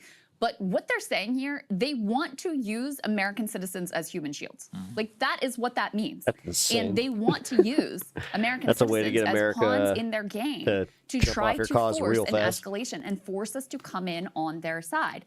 I guarantee you, they are praying for the Iranians to hit some U.S. military base and to kill some American service members so that the war fever picks up here in the U.S. and this administration feels even more pressure and is even more likely to directly join the fight on Israel's behalf. That's how sick they are. Like, that's what they're cheering for, which is why you shouldn't put like some, false flag, fake attack past them either, because they've done such things in the past. So, I mean, this is not to be conspiratorial. This is to be a student of history and understand their logic and what they are capable of. You can't put anything past these people at this point. So their stated policy goal, I'll be honest, Ryan, this is why I'm very big on just going wired. their desire that they're arguing with our completely psycho, by the way, U.S. ambassador to Israel, Mike Huckabee, who believes in all this end times nonsense. Their stated policy objective is to trap American citizens in Israel, to use them as human shields, to try to foment and escalate a further, even larger scale war. That's where we are. And with regard to their own citizens, I think Sagar is exactly right. You do both? Number one, Okay. they don't want images of thousands or tens of thousands of Israelis fleeing the country. They don't want that. Yeah. They also, I think, are concerned because this is a country that, was really overstretched militarily. You've got the Gaza genocide, occupation. You have a siege that was implemented in the West Bank and increasingly aggressive actions there. You've had bombing campaigns in numerous regional neighbors. And you have, a reserve corps that's been called up again and again and again. Hot honey cashews. So they're worried also on just like a tactical level of losing additional amount of their manpower of people, who flee overseas and don't want to be part of this, who may support the war broadly, but may not exactly want to be the ones who are fighting it. So that's the calculation they're engaged in, which is pretty grotesque. Look, it's like I said, it speaks volumes. They don't want their own citizens to leave. But at the same time, again, let's not say that the vast majority of the people don't support this war, and at least the political establishment does. Let's put this up there on the screen. This is from the Times of Israel. But the opposition has actually rallied around the Iran campaign, quote, despite long opposing PM's leadership. I mean, where the Yair hell are Lapid, the Democrats in this? That's my opposition biggest leader, thing. says Netanyahu must go, but not during the existential fight, right? That's part of why this is happening right now. And Naftali Bennett, the former prime minister, says there is no left, no opposition, and no coalition when it comes to preventing Iranian nuclear This missiles. is all so fucking fake. Like, just out of nowhere, they just make up, oh, Iran's about to have nukes. They haven't offered any evidence of this.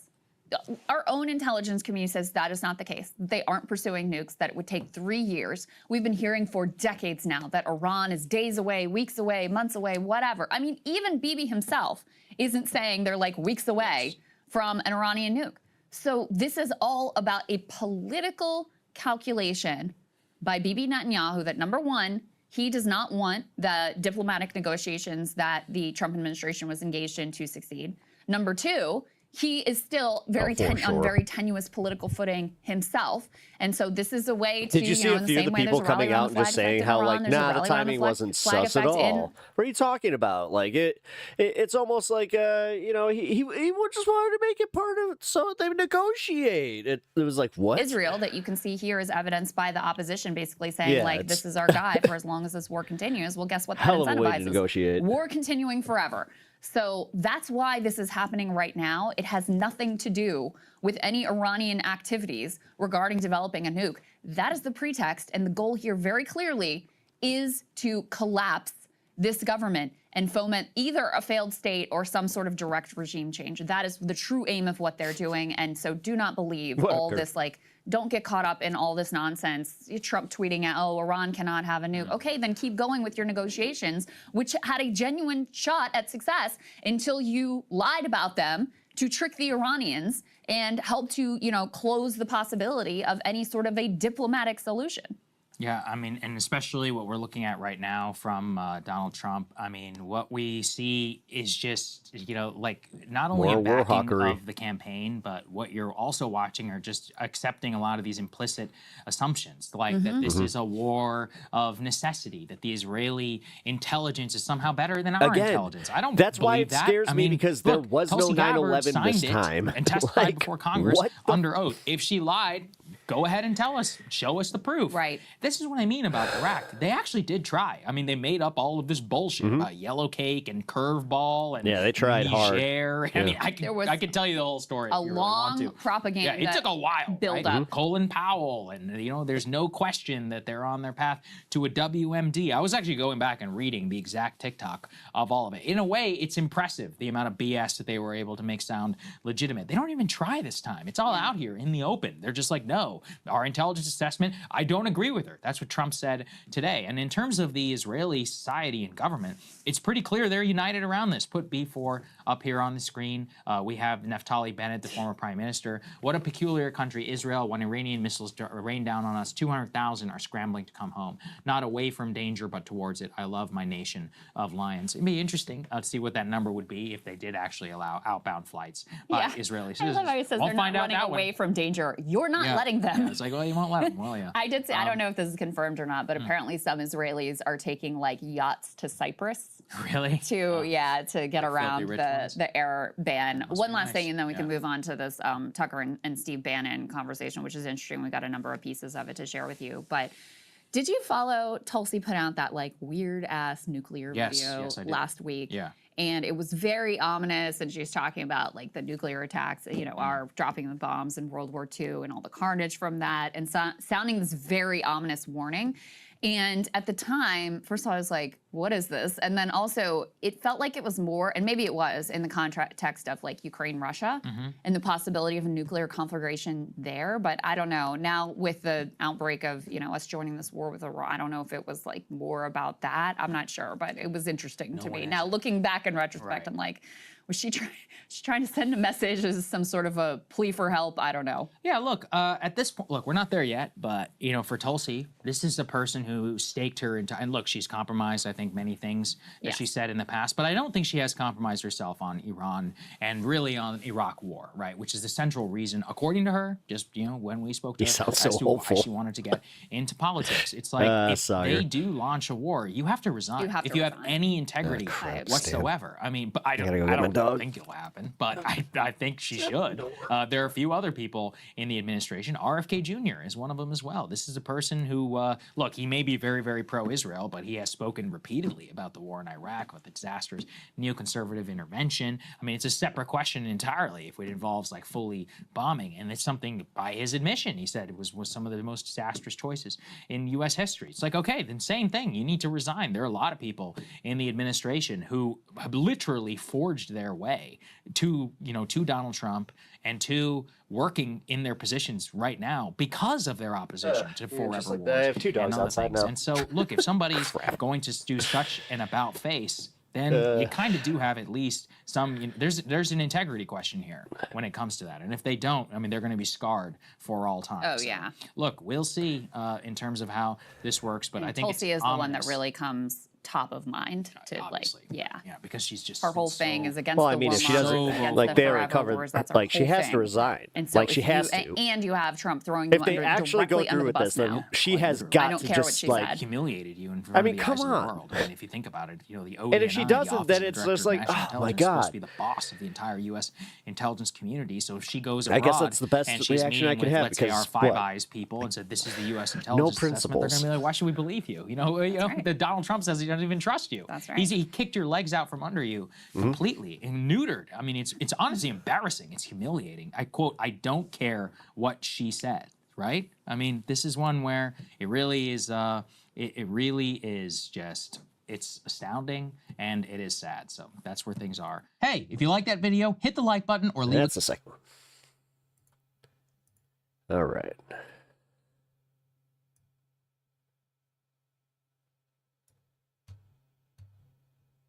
I'm not big on THCA, to be completely real with you.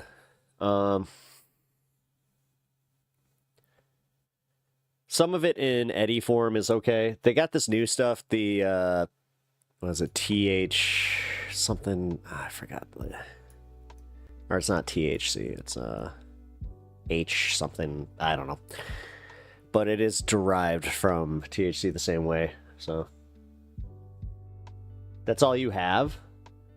Oh, really? Huh. Interesting. Can you imagine a bunch of potheads fighting in a war? That's another reason to criminalize pot. I mean... you mean the guys that would... Like, see, this is why they don't like weed smokers, like, aside from you. You know, like in the 60s, that was the whole thing. Like, it did kind of open your mind to the idea of, oh, this is bullshit. So, hey, you know, just living up to it. But man, when I thought I wanted to be a hippie, I didn't actually want the whole 60s to come with it. Like, Jesus. It's the only thing legal here. We got 1/4. You mean every, yeah. Yeah, well. War be war. Pep talks. War be war. Shrug. Alright, give me 1 second. Let me clear some of these tabs. And then... we got Jerusalem up. Tel Aviv up. That's done. And then we'll bring Steve back. Where's Steve? Steve! Steve? Where's Steve? Oh no! I lost Steve! There he goes. Alright, how would stoners shoot with puffy, dilated, bloodshot eyes? Do you not understand how, like, getting high works? No, you don't. Like, that's oxymoron. Alright, that was me being high. Agenda Steve! Alright, I like that one.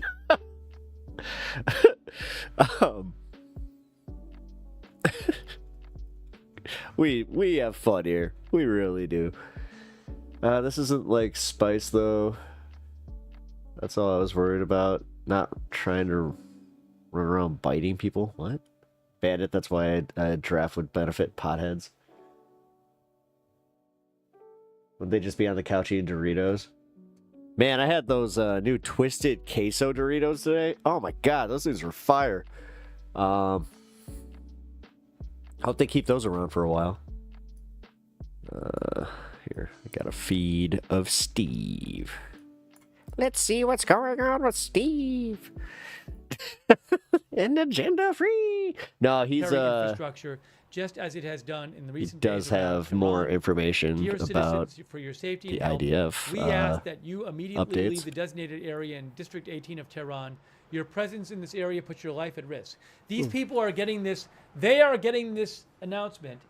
It went out at about 2:15 a.m. Iran time. That's when they got this announcement, at 2:15 a.m. their time. Yeah, that's great. Great timing. And how much time did you give them to actually evacuate? I will ask that. K2, that makes people crazy. Yeah, I'm not into that shit. Boot camp would snap those stoners into shape, seriously. I actually did like a teenage boot camp because I was one of those problem kids. So my dad thought he'd shape me up by sending me to this place where it was just the funniest thing that I got out of it was, number one, because it wasn't like a camp or anything like that.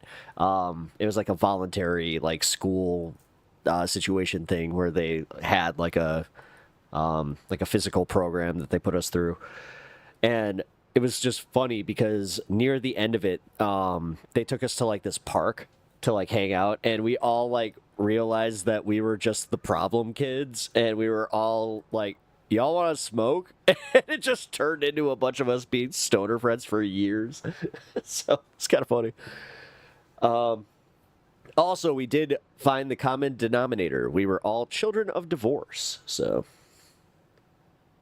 that's one way to shape up your kid when they're acting out, especially after, someone important dies in their life.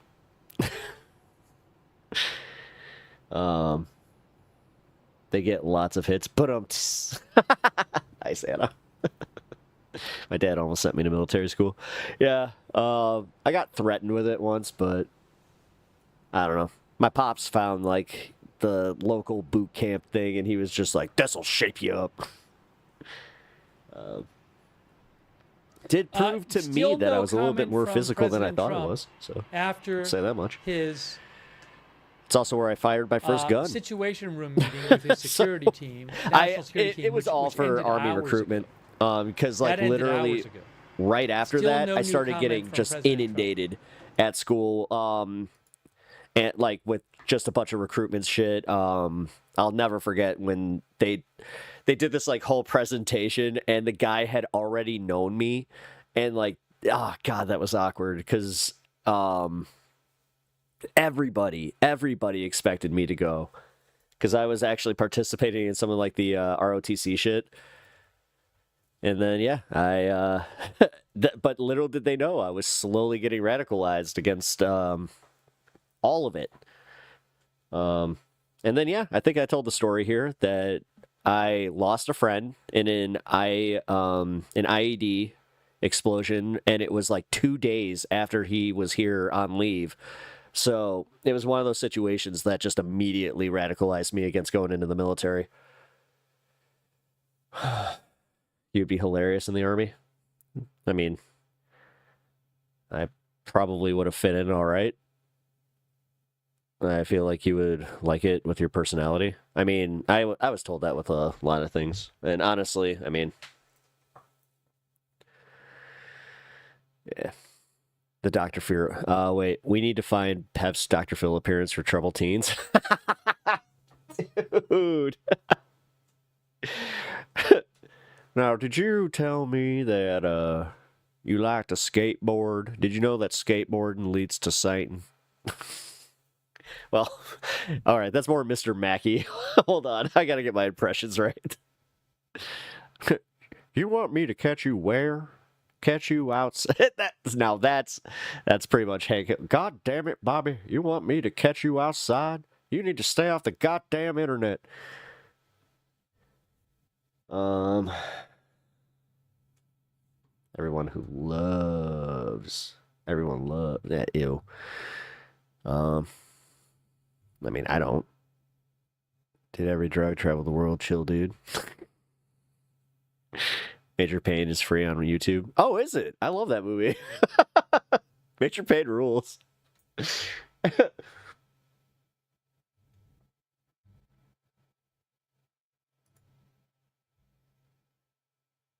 Oh, what? I'm on Preach made fun of Andrew in the pickle jar. Okay, we might have to check that out later. That'll go in the fun half. Thank you for that. I appreciate you guys.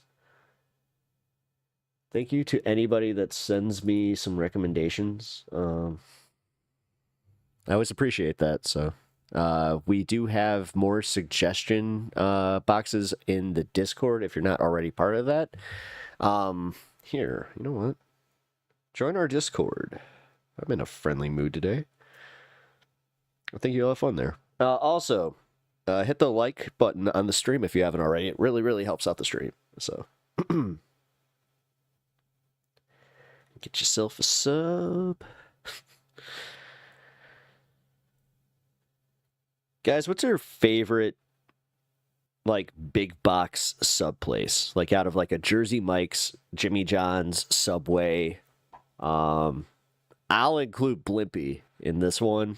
And I'll stop it there because Wawa, Buc-ee's, and a few of those other places, they get their own, like, sheets even. They get their own. Publix, too. Jersey Mike's 100%. Okay, cool. Yeah, we're on. All right. High five. You're in Chicago next to Oprah. I know. Me and my mom went to a few tapings of Oprah. My mom was actually, I think she was on an episode of Oprah. I know that she was part of like a woman's group that got interviewed. Publix. Well, yeah, I mean, trust me, I actually know what the tier is. That's why I'm asking, like, it has to be like one of those. Because, like, I did this with pizza the other day where I was just like, okay, what's your, like, favorite, like, chain pizza place? So we basically only have one sandwich chain here. What is it? Well, yeah. Florida's actually got bomb sandwiches. That's one. Yeah, you know what? That's one thing I will give Florida is always good sandwiches and seafood. Meta. Oh my God. Things are happening. There we go. There's the Discord. Aroma Espresso. That's a sandwich place? Like, are we talking sandwiches the same way? Like, you got 2 pieces of bread and then you got, like, I don't know. Or, like, in our case, I like a sub sandwich, so I like it to be 1 piece of bread. God damn, I would actually put Subway at the top if they still, like, made that V cut. Oh, or the U cut, whatever it was called. Oh, it was so good. Man. That's what made a good Subway sandwich right there. But nah, I gotta say, my favorite is Jersey Mike's. I do like me a Jimmy John's occasionally, but God, that one's hard to support. Man, occasionally it's the only thing. It's the one thing that sucks about being in, like, this area that I am, because that's one of the closer places I have. So it's like if I'm on, like, if I got to eat on a pinch and I got nothing at the house, that's Jimmy John's. We have some hummus chains, but falafel are local. Really? Oh, man. Wait, is there not a Penn Station in Illinois?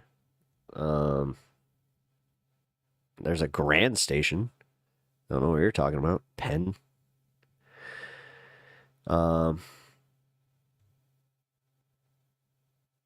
Subway was good back in the day, but now it's hard.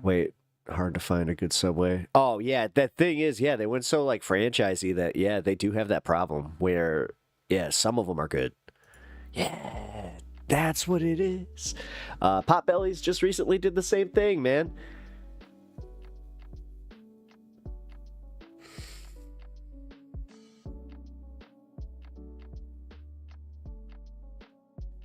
Penn Station subs? Here, let me see.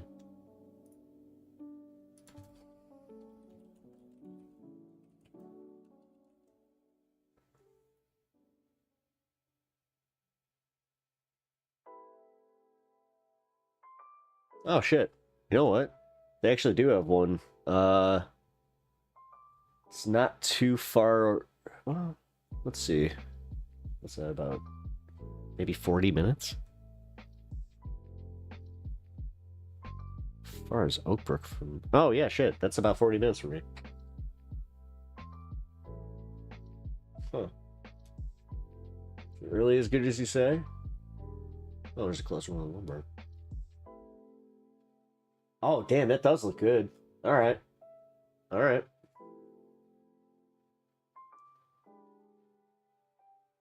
Yeah. Oh, that is it. It's the same one. Hold on. This happens occasionally with our zip codes for some reason. Like, it'll just be like, yeah, it's in this town, and you actually look at the zip code, you're like, no, it's not. All right. I'll remember that. It's worth a 2-hour drive, is it? All right. Okay. All right. I mean, let's see. Lombard. What else is in Lombard? Oh, you know what? I know a few things.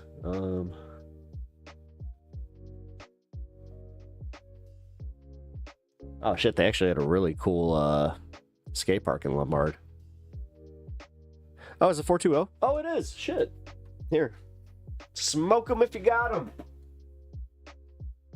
It's going to be 421 for Pet because he screwed up.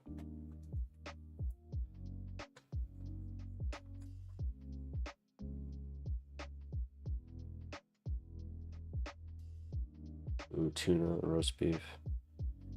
Well, I mean, see, that's the thing. Like, in America, we have, like, bodega delis that are the best, but they're so few and far between, and you have to know exactly which ones are good, because I'm telling you, man, that's one thing that they'll try and get you on, too. They'll just be like, oh, best small place. It's like, that place will make you sick.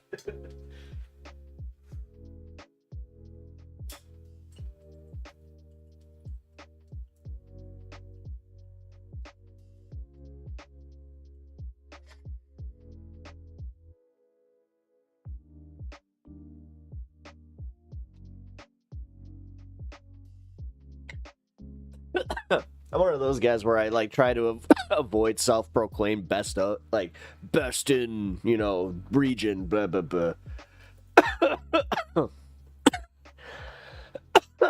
Nice, Bloodstone, I love it. What are we at here? Nice. Sure.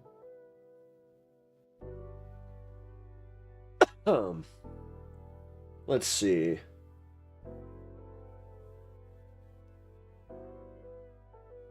Because there's this one place. It's like on the river of this like really small town that like near where I grew up. They got a really good sub shop there. It's just like a random place too. But that's where I put that in the vein as like the really good like bodega where it's just like you'd have to know where to go kind of shit. It's a crime that place has better subs than here in PA. That is kind of funny. Well, see, wait, you're in PA.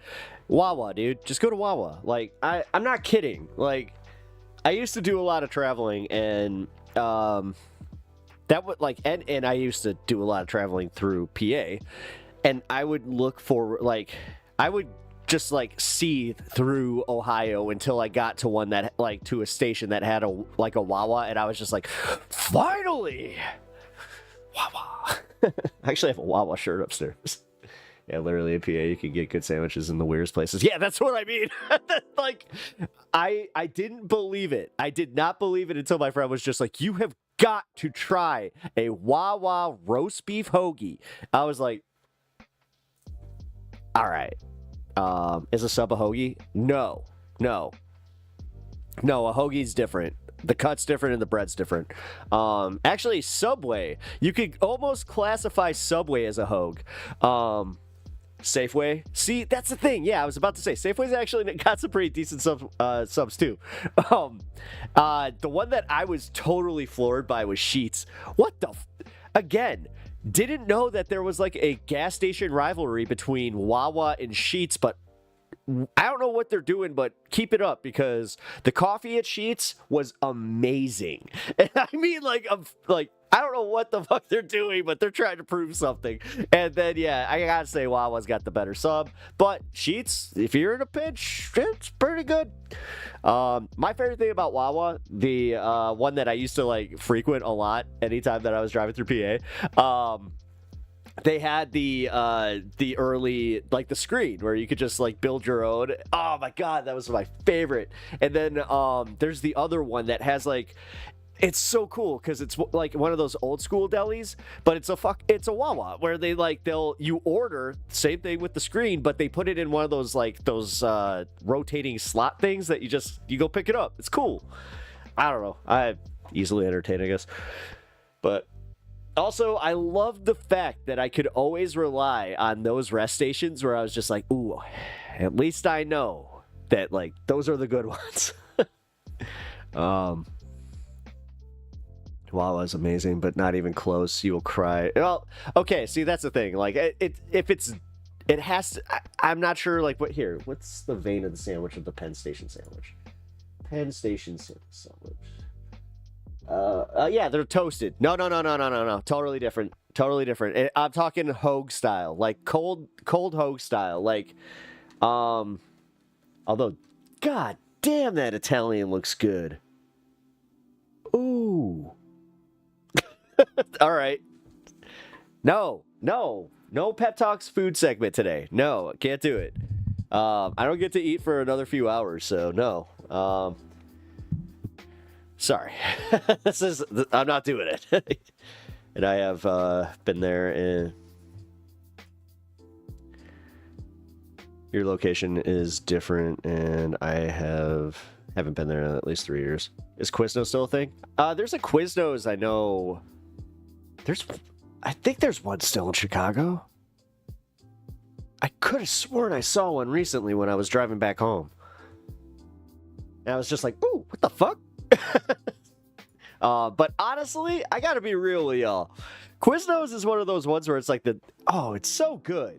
But man, it was almost consistent where I would just be like, ooh, I'm getting sick. Oh boy, wee. It made me convinced that I had like a allergy to like Italian oils and vinegar and shit. I was just like, I don't think that's it.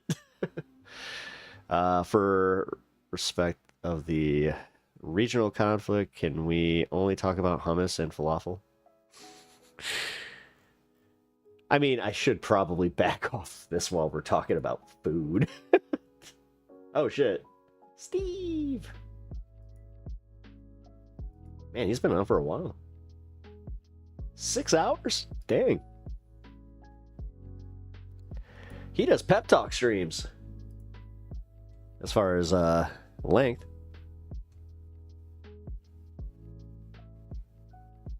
Also, by the way, guys, I forgot to ask if you haven't already been over on Twitch. Follow me over on Twitch. Get yourself a sub over there, but definitely hit that follow button.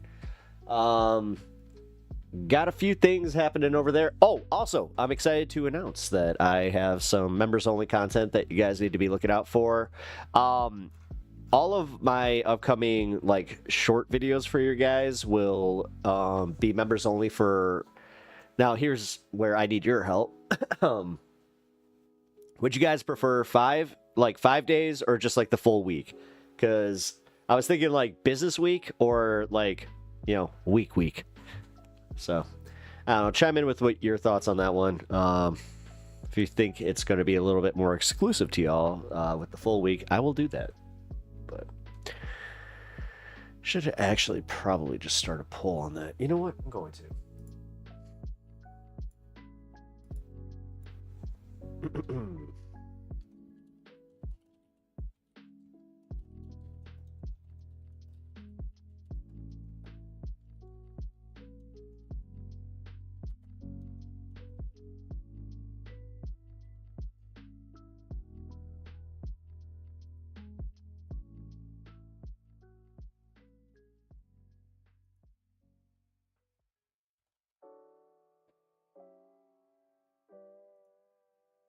There we go.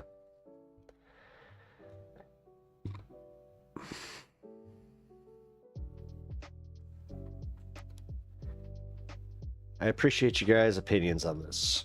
All right. go for for a minute. Now I'm hungry. I mean, just be very, very happy that I did not show those sandwiches that he's talking about, because they do look good. Like, they look really good, man. Oh, I'm sorry. The headline, I didn't even realize I hadn't changed the headline back. I'll change it back.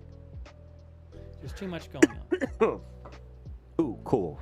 Looks like 5. All right. Appreciating this. Because honestly, guys, like, I was wrestling with that. On Friday, I made, halloumi? What is that? I don't know what that is. Thanks, Mick Bridges, for posting that. Steve needs an admin assistant. A couple more quick thank yous. Well, doesn't he? How come he doesn't recruit MAGA since 1492? They seem to be tight. Jonathan B. Aziz Akers. I can't get over that. Retro Gem Boutique. Robert Ian. Bandit. We have too much fun with that. Yes, and as We I really do. mentioned, we talked about this a couple times. Suddenly tonight it was announced the U.S. Embassy in Jerusalem is closing for 3 days, starting later today, Wednesday to Friday. Oh, really? I thought, okay. Well, that's better than D-Rock, indefinite. Monster Jam. Thank you. Dustin Plays. Liza. Wait, did they actually? Marcus God, Johnson, I hope thank you're you. not like joking and I'm Marcus just Jansen like and so Liza. gullible. Ray But that Wenger, sounds thank like you, something Ray. that could Bethany actually happen Estes, in his chat. Phone Home, Axidi. I guess it's 1942 or 1492 and Exceedi is seven. wondering I how guess the it's message was joking. distributed to Damn. people in Iran to evacuate. I wanted the I don't know, battle of the I think MAGA they say since. they do it by phone. I think. I know they say they have different ways of doing it, so I don't know how people there got the message. I hopefully they all got it. All right. Well. But I believe they try different ways to let people know when they're doing an evacuation. Hang on here.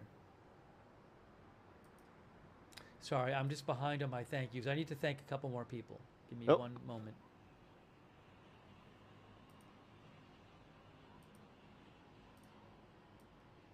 Thanks so much, WanTan8888. Right, here we go. Wantan and Ed. And Here, I got another thing I wanted to play here. Before we get to the fun half, which I do have a few things that I want to just chill and have fun with y'all with. So, even though we did a little bit of the fun half segment up front here with the food segment, which I hope you guys always enjoy that, like the good old food segment. Actually, guys, have I asked this one? What's your favorite, like, just fast food go-to? And I swear to God, if it's all Taco Bell, I wouldn't be surprised. But I don't know, man. I'm not doing a full one. I do want to know this though. Like, I'm just like, you know what? Hey, we got a pretty decent amount of people in here. All right, so we're gonna do 5 days. Cool. Appreciate that. Got 6 votes. So yeah. We do another poll, rigged pep poll. Oh yes, it's rigged. Well, wait. It would be Taco Bell if they weren't on the BDS list. I don't. Oh man. McDonald's embarrassingly. No, dude, the Mac hits. I gotta say, the Mac hits, and I missed it. And something happened where we were talking about this just in private, and I was like, oh man, I kind of want some Mac though. Oh damn. Instead of say Del Taco. All right, Del Taco's all right. Jack in the Box. Love me some Jack in the Box tacos. So those are always those are fire. Call me Slugsworth. Hey, what's up, man? Thank you for the follow. I appreciate that. Really, really do. It helps me out a lot over on Twitch, guys. Just so you guys know, as I said, over on YouTube, if you haven't already, follow me over there. I am Pep Talks TV.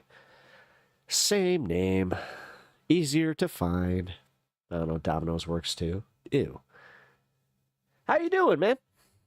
Or don't know pronoun, but whatever. But how you doing? We are in the in-between segments here, so give me a moment. All right. No new news. Nope. Everything is calm on that front. Israeli condemns the criminal terrorist act of the Israeli government in Iran. Okay. All right, let's do a quick ground news sweep. World War III, let's effing go! I mean, if, yeah.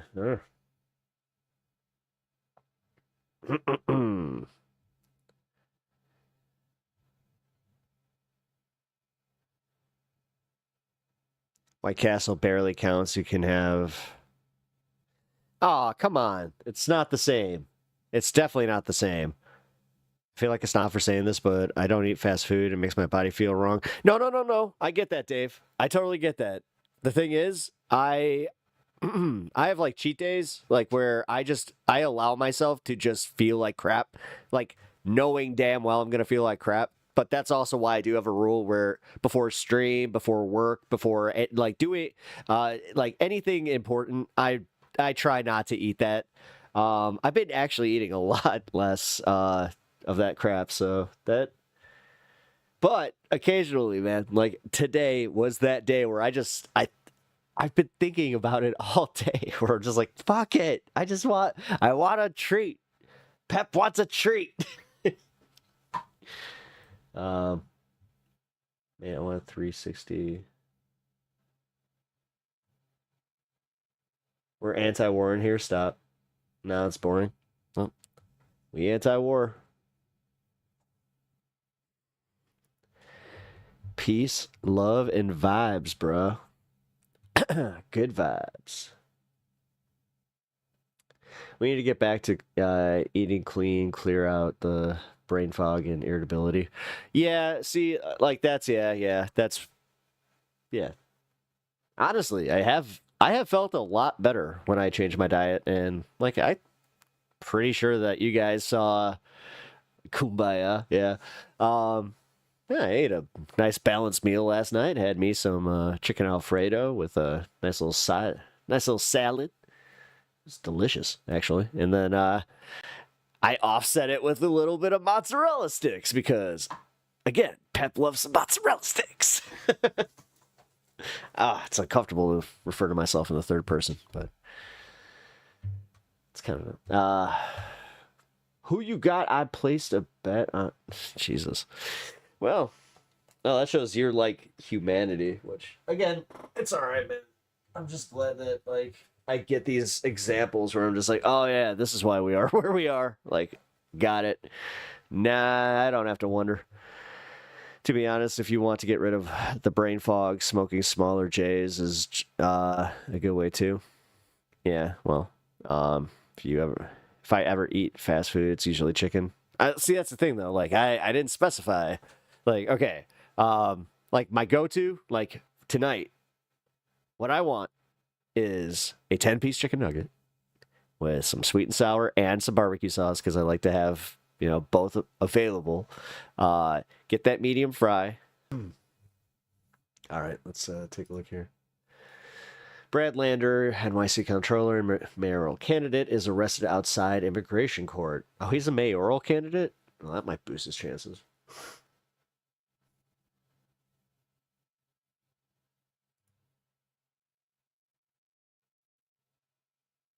What?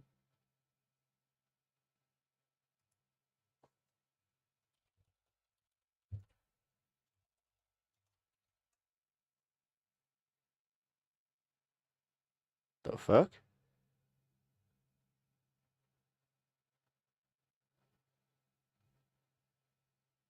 We back.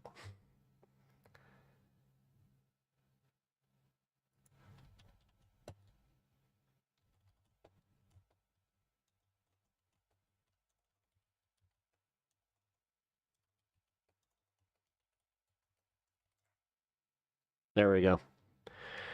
Sorry, guys. Twitch died. There was an admin issue.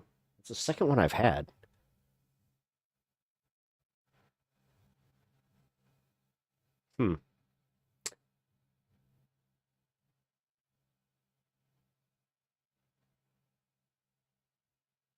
This is literally the second. Oh shit. There we go.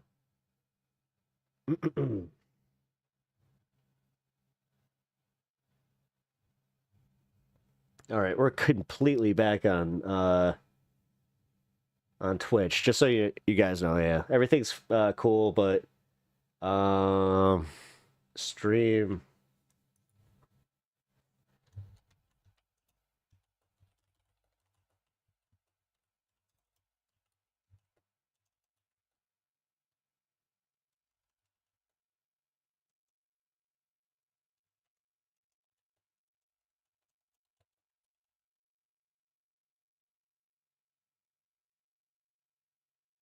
Oh, sorry, I meant like on Twitch administration side. I just got a warrant. Like, I literally got something from them where they're just saying we're experiencing issues. Like, so, I'm guessing that there's something going on with Twitch. So I guess now nothing is really surprising. Sorry, is that not what it's called?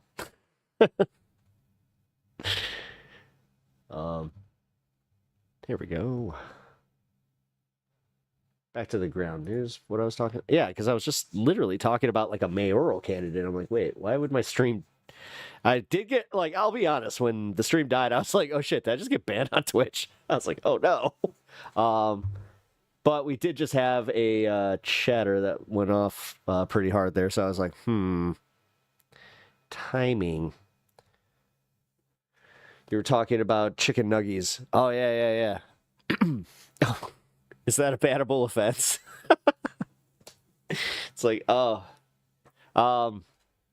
By the way, in America, it does work. At least I know that if you are in the Chicagoland area, and this has worked at multiple McDonald's, like around the area. So like, always ask for a receipt, because especially if you order chicken nuggets, because they will be fresh. So, yeah. Give me a burger and I'll be happy. McDo's works. I love me some McDo. Oh yeah, that's what I was saying. A nice little daily double. I like to add a daily double. And that's my perfect meal from McDo, which is gonna make me feel like absolute shit. But I'm gonna get wrecked before I do it. So I've got one of those diamond infused J's. Oh man, I cannot wait to smoke those. Well, one of them. Not gonna go too crazy tonight. Anyway, guys, welcome to the stream. If you are new here, hit that. I like Chick-fil-A too. The thing is, that's the thing. That gay chicken. Did they go on enough of apology tour? Because I remember something about like, I'm not sure if it was just a meme, but it was like the LGBT, like the head of the LGBT came out and was just like, homophobic chicken. Well, no, that's what I mean, or not gay chicken. Yeah, homophobic chicken. Yeah, no, I know. It actually pisses them off more if you just call it gay chicken. They don't like the chicken. No, I know. It sucks. It sucks when you like really like something and then you're like, oh, this business blows. Damn it. I've never had a Big Mac. What? I mean, damn. It's blasphemy. That's insane. All right, so no cheddar cheese and no Big Macs? Oh, man. I don't know why that's actually hard for me to go like, oh, that's a big one. That's a big one. That's a really a big thank you to the LGBT TV. Wait. You don't like relish. If you don't like relish, Big Macs suck. Oh, I love me some.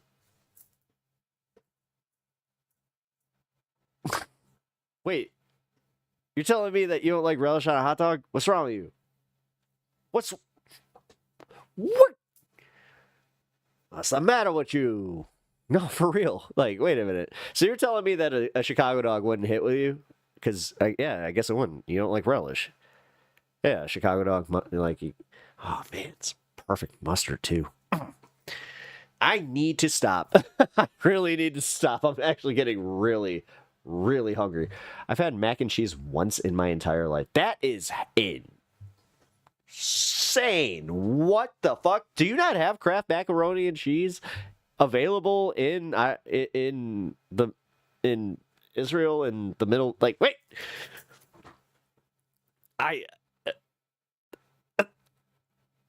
Oh no, this like broke my brain. You don't. Oh no. No wonder we're all dying because that's the shit we eat. Oh. Okay. I don't like relish either. Oh. Oh. Oh. Next year, say you like ketchup on hot dogs. Oh. Oh. My heart. Ketchup on hot dogs is... Ugh.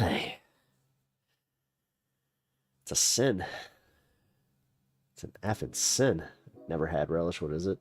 Oh, really? It's just like chopped up onions, and it's like pickled onions. Chopped up pickled onions, peppers, and oh my god, garlic. And then yeah, but it oh, pickles. No, pickled. But yes, it tastes like pickles. But you have to also have a pickle on a Chicago dog, so. Also, I like ketchup on my hot dog. It's such.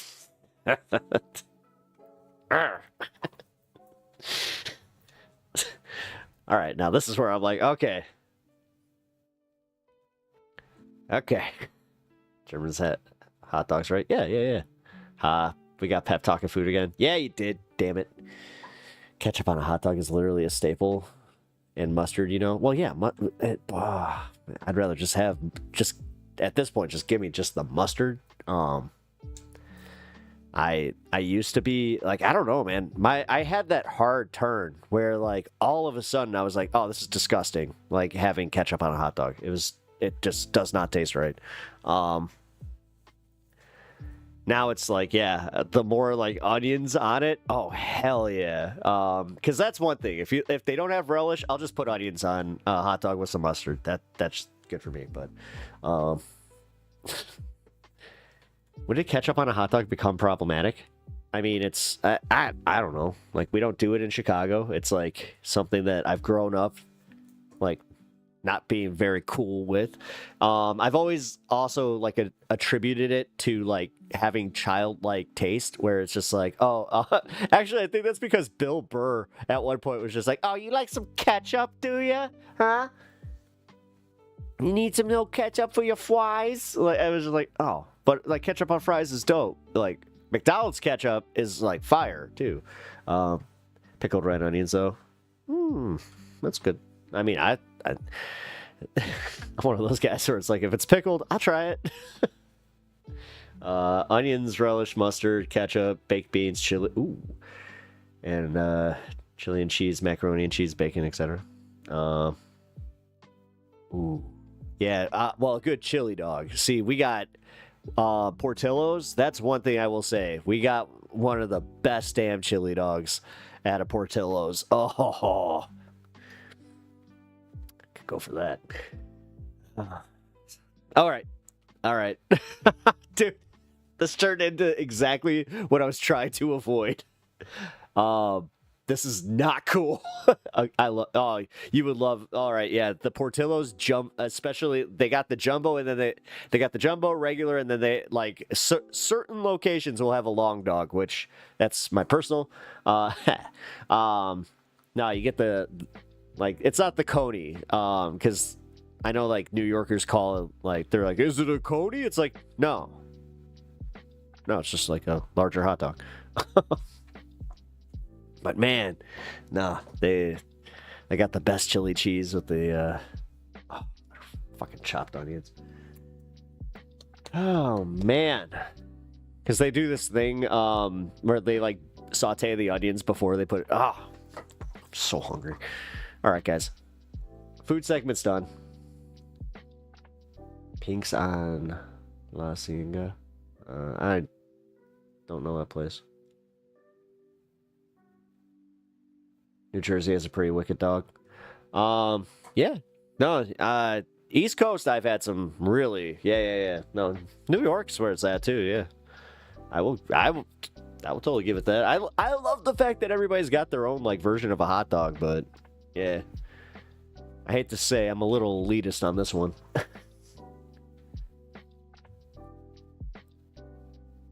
Oh, steamed dill. Hell yeah. Dude, I'm fucking hungry. All right. I feel like streamers should participate. Meal prep religiously. Well, yeah. Meal prepping is a big thing. Yeah, I'm actually, like, they opened this place near us that has like healthy meal prep that I've been thinking about doing. Where you just, like, you go pick up your meals for the week. I'm like, that's not that, because, like, the price ain't that bad. And honestly, it would help me eat a lot healthier if I just, had the ability to just have it with its date on it and just go, all right, that's what I'm eating. But man, you hit that, like, I hate those days where you get there and you have a meal prepped and you're just like, I don't want it. I'm such a kid. I don't want lasagna.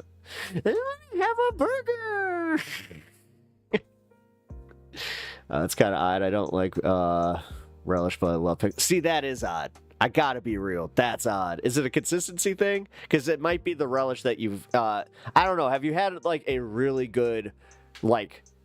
I hate to be, again, that guy, but a good Chicago... style minced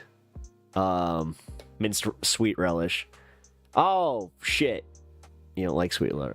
All right, never mind. Well, we got no, we got hot relish. We got hot. My favorite one actually is from it's a hot pepper relish that is from this place called Superdog.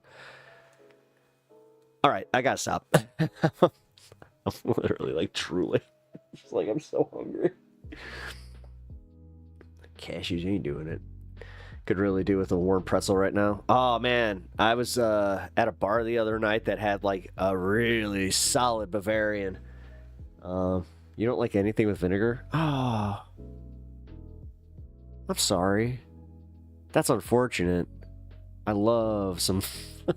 Although, I have a deviated septum, and I know, like, that this medically leads to me having... like a thing with, like, taste where it's just like, yeah, bolder flavors. I explained this the other day. That's why I love hot, like, I love hot stuff. Actually, as I said, hot honey cashews that are they're bomb. I just I eat that whole bag. Auntie Anne's, oh dude, a good Auntie Anne's. Yeah. If I'm at like a mall for, like, some reason and they got an Auntie Anne's, I'm going. Now, here's the thing. If you go and they got an Auntie Anne's and a Cinnabon, do you just get both? Like, do you hate yourself and just go, fuck it. I don't care. The fuck is relish? Oh, my God. Okay. I'm going to get the...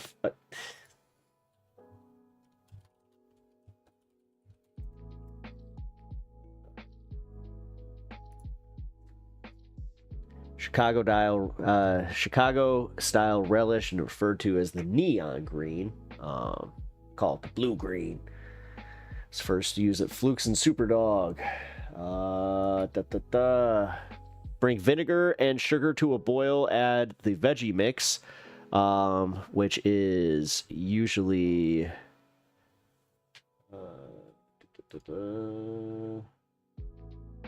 hot peppers. Hot peppers, pickles. The fuck?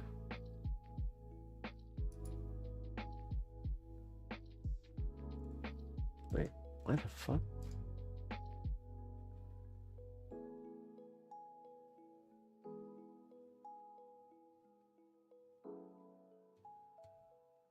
Oh yeah, pickles, onions, garlic, and neon green, which is now I think it's just a little bit of food coloring.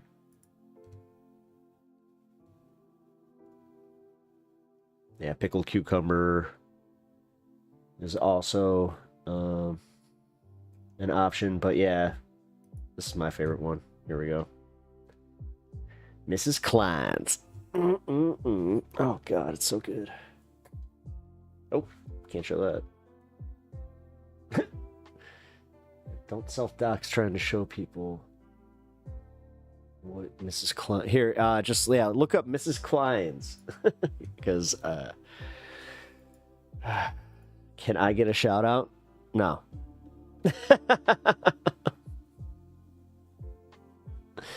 No, I'll just call you Gob. What up, Gob? How you doing? Appreciate the effort though. That is you know what? You're quite cheeky there. I'm getting tired, dizzy, and now I'm also hungry. I think I'm calling it a night. All right. Well, Ryan, I appreciate you. Get some food. Seriously, eat. Because I'll tell you right now, I need to follow you. I need to follow that advice. I don't even ask for shout outs, and I'm Pepsi. Yeah. You know who I haven't seen in a while? Bro,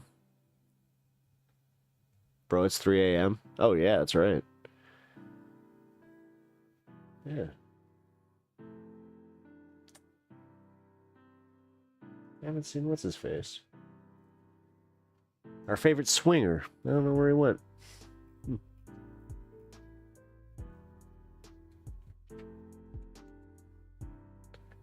Talon. Ah, that was it. Talon.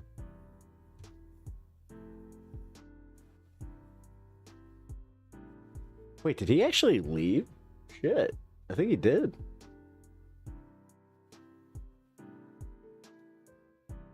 Haven't seen Duke. Yeah. Yeah, I said some shit that pissed him off. Which, I guess that's gonna happen. Then again, he had some fair criticism, but at the same time, I'll just say.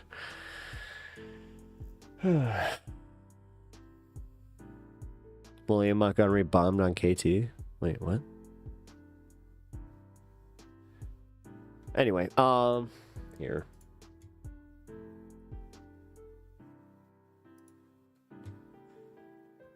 CDC virus expert resigns after RFK's purge of vaccine advisors.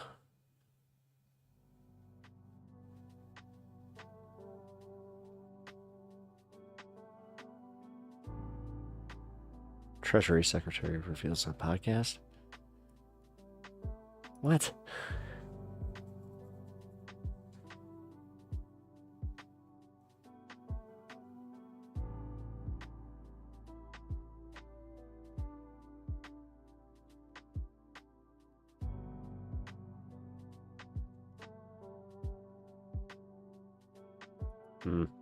Trying to say that blue collar workers are doing a little bit better. So I was there that day. Duke was being an unrightful dick. Yeah. I'll be honest, man. Like, it was one of those situations where he said something to me that really kind of got to me, where like he straight up said like I almost am irresponsible for doing this, where it's just like okay. But whatever, man. It's kind of weird. Like I am kind of just to this day like weirded out by it, but yeah, no, I appreciate that, Sylvie. And he was like he was pushing it, and honestly, that's where I keep doing this thing where I'm like, man, you do realize that this is what I'm talking about. Like, because the one thing he would constantly get pissed off about was how I was like very critical of the way that the left communicated, and proving the point. But whatever, channel drama aside, if you guys are, I feel like we still have fun here, man. To me, it was because he was holding his presence here over your head. He was. No, he was doing this thing where he's acting like just because, like OG viewer kind of thing, and yeah. And I genuinely respected his opinion, and that's the thing with all of you guys. I genuinely respect your opinions, unless you prove otherwise. Why I shouldn't, but he was one of the guys that he was a factory worker that had a lot of good ideas, a lot of good I just hope one day that he can just accept that whatever. One day we can just say agree to disagree kind of bullshit, because I am personally sorry for anything that I fucking said in these moments, because I know that as a streamer sometimes I can pop off sometimes, and it comes off from this position of a high horse or whatever, because I do have a platform, but but the thing is, it's the second time it happened where somebody tried to do that to me. Where and I have explained that. I'm not going to go too deep into it, but for real, I will just say, I'm not into people that are just trying to curate me into being the streamer that they want to see. Now, if you're trying to make me a better person, and by proxy that happens, there we go. I'm all right with that. But if you're outright just being you need to be better about this, it's yeah. How dare you? Don't you know who I am? Well, you know what? I will not upset the legend. I mean, the legend of Sean pops into my YouTube chat, and I have to... I gotta respect. You should be eating elk, though. That's right, yeah. If I was eating elk, I would have all the respect. That's right. It was really dumb because he was throwing a fuss over you saying boycotts don't work. I don't fully agree with you either, but I wouldn't be that performative. He said, the thing is, he kept insinuating that it was a long time coming. So, again, it's silly. But I mean, whatever. It was drama. For the few people that know, it was unfortunate, but there's been others. As I said, we had another person in chat that I don't want to single out, but it was the same type of situation where it was just getting mad at me because I was telling jokes that they didn't like. That kind of shit. I wouldn't be here if it was an echo chamber. I like that people have different opinions here. That's kind of where I try to curate. I really do. I love what I do here. I love you guys. I love the fact that I have been able to do this. That I've been able to talk down people that were just straight up trolls and just have them chill. And then all of a sudden they actually hang out here. You're right, though. Maybe one day he'll come back. I hope so. But I mean, it seems like he's really upset. He said some stuff in private that I was just like, oh, okay. He made an insinuation that I am totally doing this for the money, and that I'm doing this for the fame. So, but yeah, that's why I'm doing it. That's why I do these 8-hour streams and make,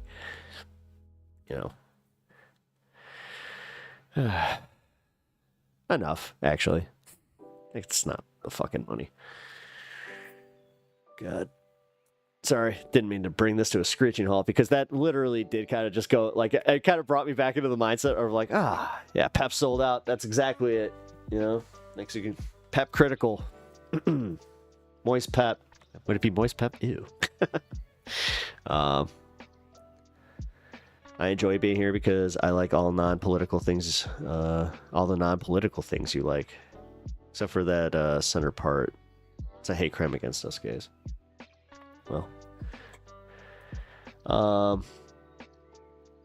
This is how I've done my hair forever, man.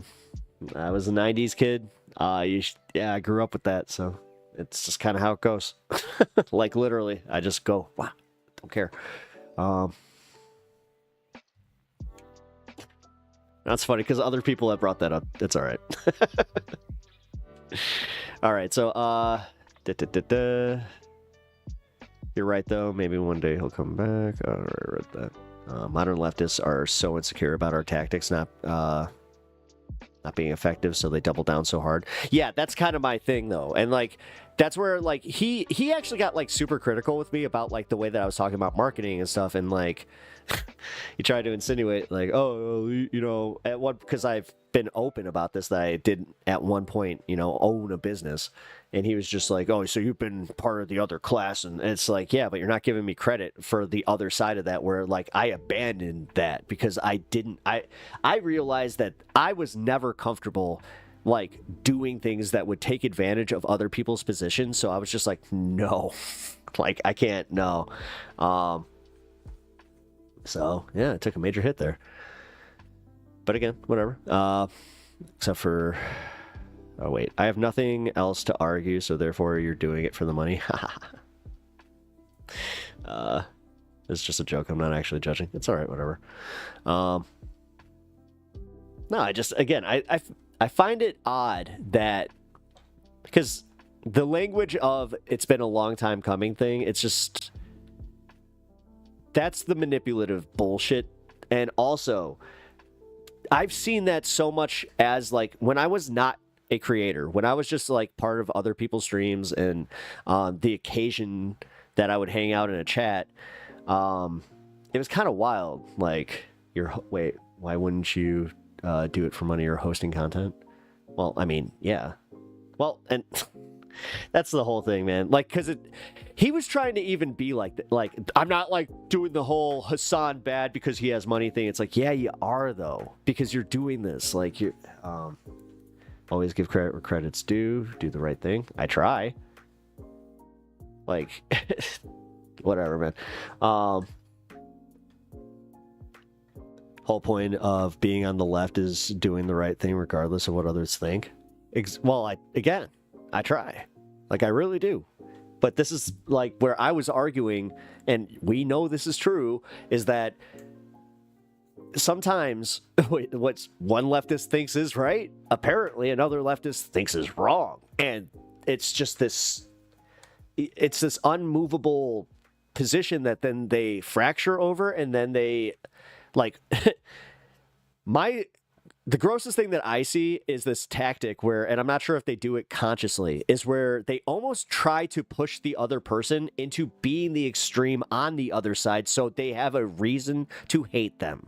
And that's fucked up. Ryan, shit. Ryan, I just realized I missed all your messages because my multi-chat fucking disappeared again. Fuck. Oh, that's right. No, I reset it before. Damn it. I forgot that there... Oh, that would explain... Shit. Well, I'm sorry about that. Social media is so polarizing. It is, though. Like, it is. But, like, that's why, like, I do appreciate... So... I know that this is a little idealistic of me, and I'm not, like, trying to be like, I'm changing the world with my YouTube. But it's the smug I have to be right mentality. Dude, he literally said that about me. He said that I was arrogant. That shit was wild. I was like, okay, I guess. All right. I know I can be sometimes, but damn, like, straight up. All right. Everything turns into the embarrassing national DSA meeting from a few years. Yes, we watched that, and he got pissed at me because I was actually critiquing that. That was wow. Fun times. I truly think that people who act out like Duke are more privileged than I ever was. Well, you would argue against that. When you can afford not to be pragmatic, you are privileged, in my opinion. That's the weird part. Like, technically, I could. Like, but apparently, I'm bad for that. Because he also went pretty hard at Kirk for that kind of stuff, where he would just be like, oh, so you're a business owner, you do blah-de-blah-de-blah-de-blah. And this is where I kept bringing up, too. Like, and it's not just him. Like, I bring this up to everybody, and I want to... This is why I'm reiterating this point here, is because it is applicable, is that we cannot keep doing that. Like, I'm already stressed out just seeing how effective Donald Trump is, and like how, like, I'm literally watching our country go to another war, and how, he's just gonna allow the ethnic cleansing of the people of Gaza and the West Bank. Like, we're watching all this shit unfold, but then still making these like minute points and arguments about how, well, Bernie didn't say genocide, or they didn't do this, they didn't, like, it's always something, and then it's just an excuse to not engage, or an excuse to not like this other person, or to feel like somehow, like, and maybe it is just my perception, but maybe I'm wrong, is what I mean to say, but is it coming from the virtue signaling? Is that coming from a position of just wanting to feel like you're doing more than the other person? So that's like it. It's like coming from a place of ego. That's just not being recognized. I don't know, but like, this is why it is literally a joke. It's a running gag that the left eats itself, that people that don't even really engage in politics, they know that, you know? And it's true.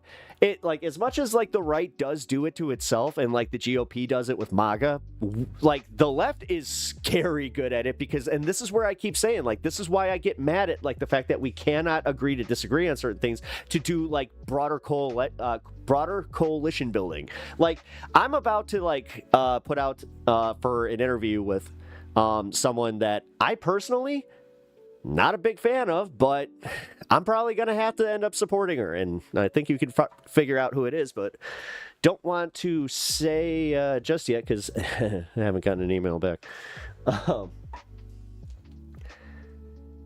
But again, this is me, yeah, and y'all typically isolate. That's what happens, because then we go into our own little corners. So we'll like go into our own little, like, this is the problem that I see on like these leftist content creator spaces is, so for instance, when there was like the big Vosh exodus, a lot of people went into Lance's chat, but Lance was way too fucking like excited to then shit on everybody that Vosh associated with, and then including him himself. Like, it was just like, it became this whole thing, like, and then it became the, well, we're the better, like, I don't get it, man. And like, I'm not sure if it's because we genuinely do want better things that we just never see it, where it's just like, oh, you know, we're kind of shitty. Like, you know, they're kind of shit. Like, I'm kind of shitty sometimes with that, or it's like, oh yeah, you know what? That is kind of ego. It's coming from a place of ego. That's kind of weird.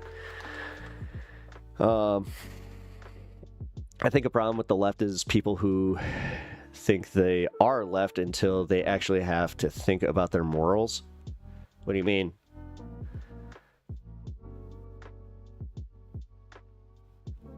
I think I know who by that. Wait.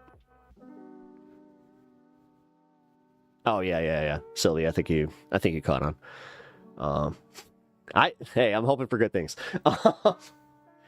Cause like, I'll be real, I'm like the perfect person to interview that person.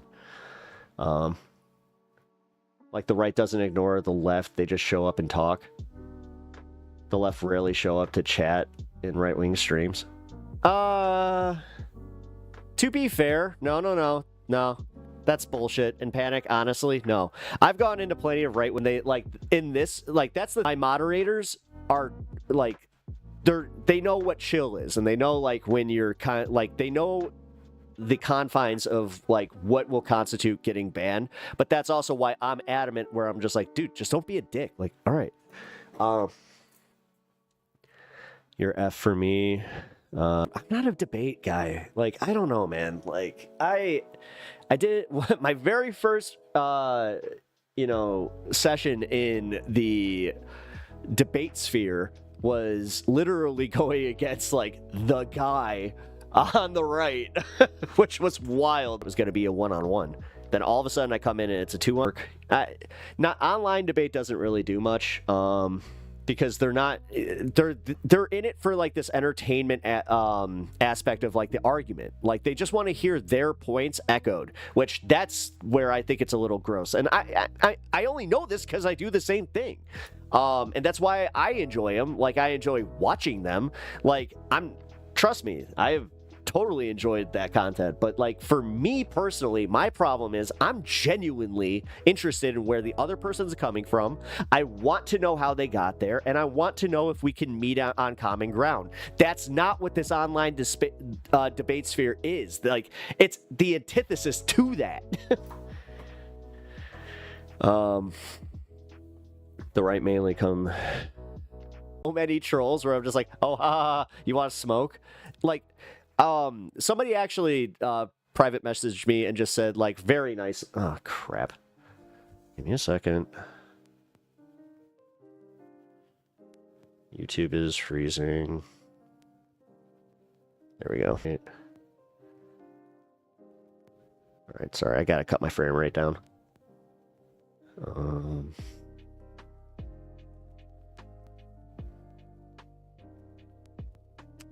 Keyframes.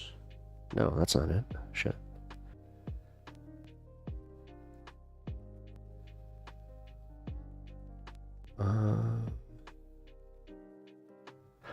Oh shit, it's not letting me do it. Hold on, guys.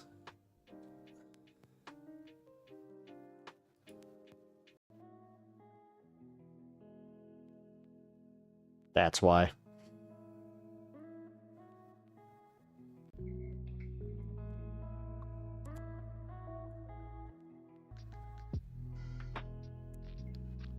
That's exactly what it is. Hold on. It's interfering with my stream. Give me a second.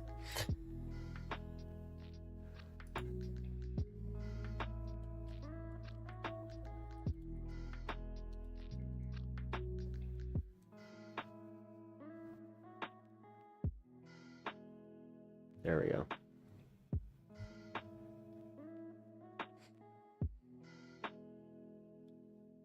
That should do it. All right, there we go. The sad reality is people read headlines from their favorite outlets and think they are caught up. Well, or just they hear it to my information from Tim Pool, where I was just like, like, jokes aside, I was like, oh, that's a problem. Debate doesn't work. They have a financial. It's to 420, by the way.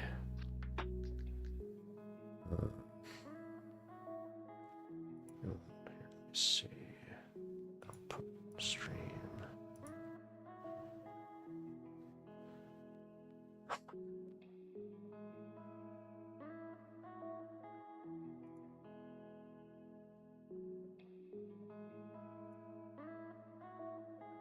All right, hold on, man. This is on YouTube side.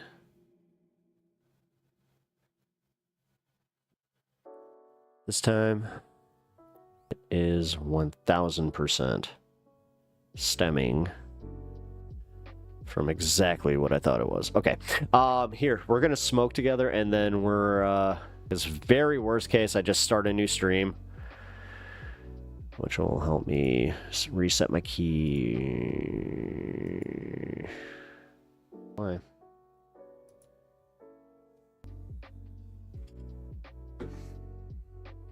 Fucking YouTube.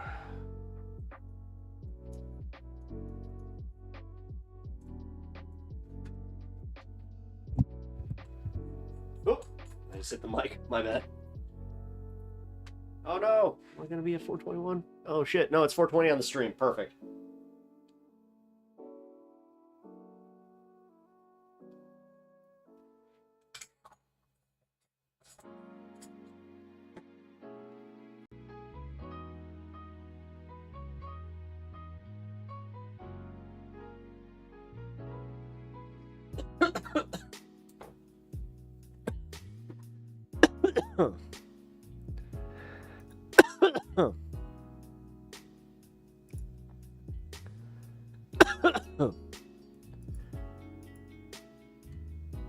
All right, there we go. Oh shit, I gotta go get my dog. I'll be right back. Oh my god, come on. Wait. This can't... Shit. You know what, I might just reset on YouTube. Give me a second.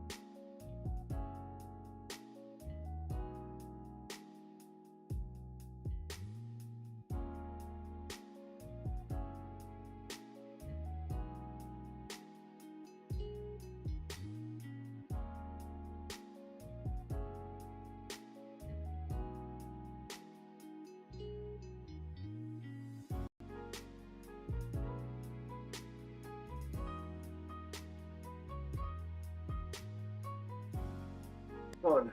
Good.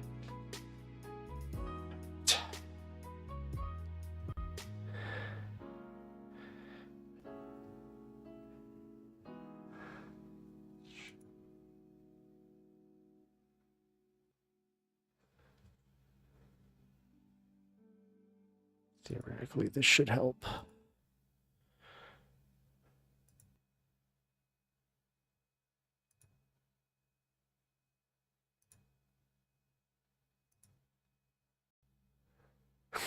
Man.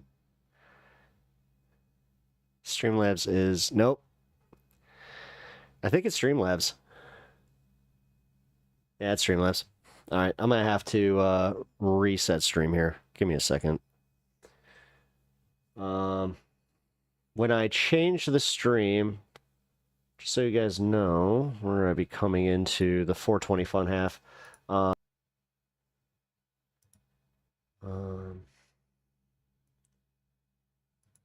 Wait, did it just reset by itself?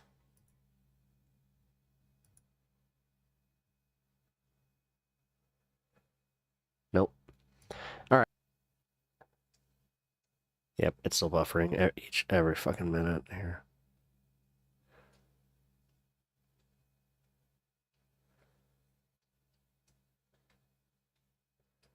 Are you guys experiencing the same buffering issue, or is this just something I'm experiencing over on my, like, Streamlabs connection? No. It looks like it's the actual feed from YouTube. But... So that would mean... All right.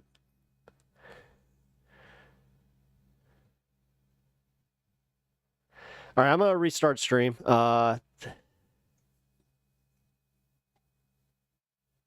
Lots of issues, all of the issues.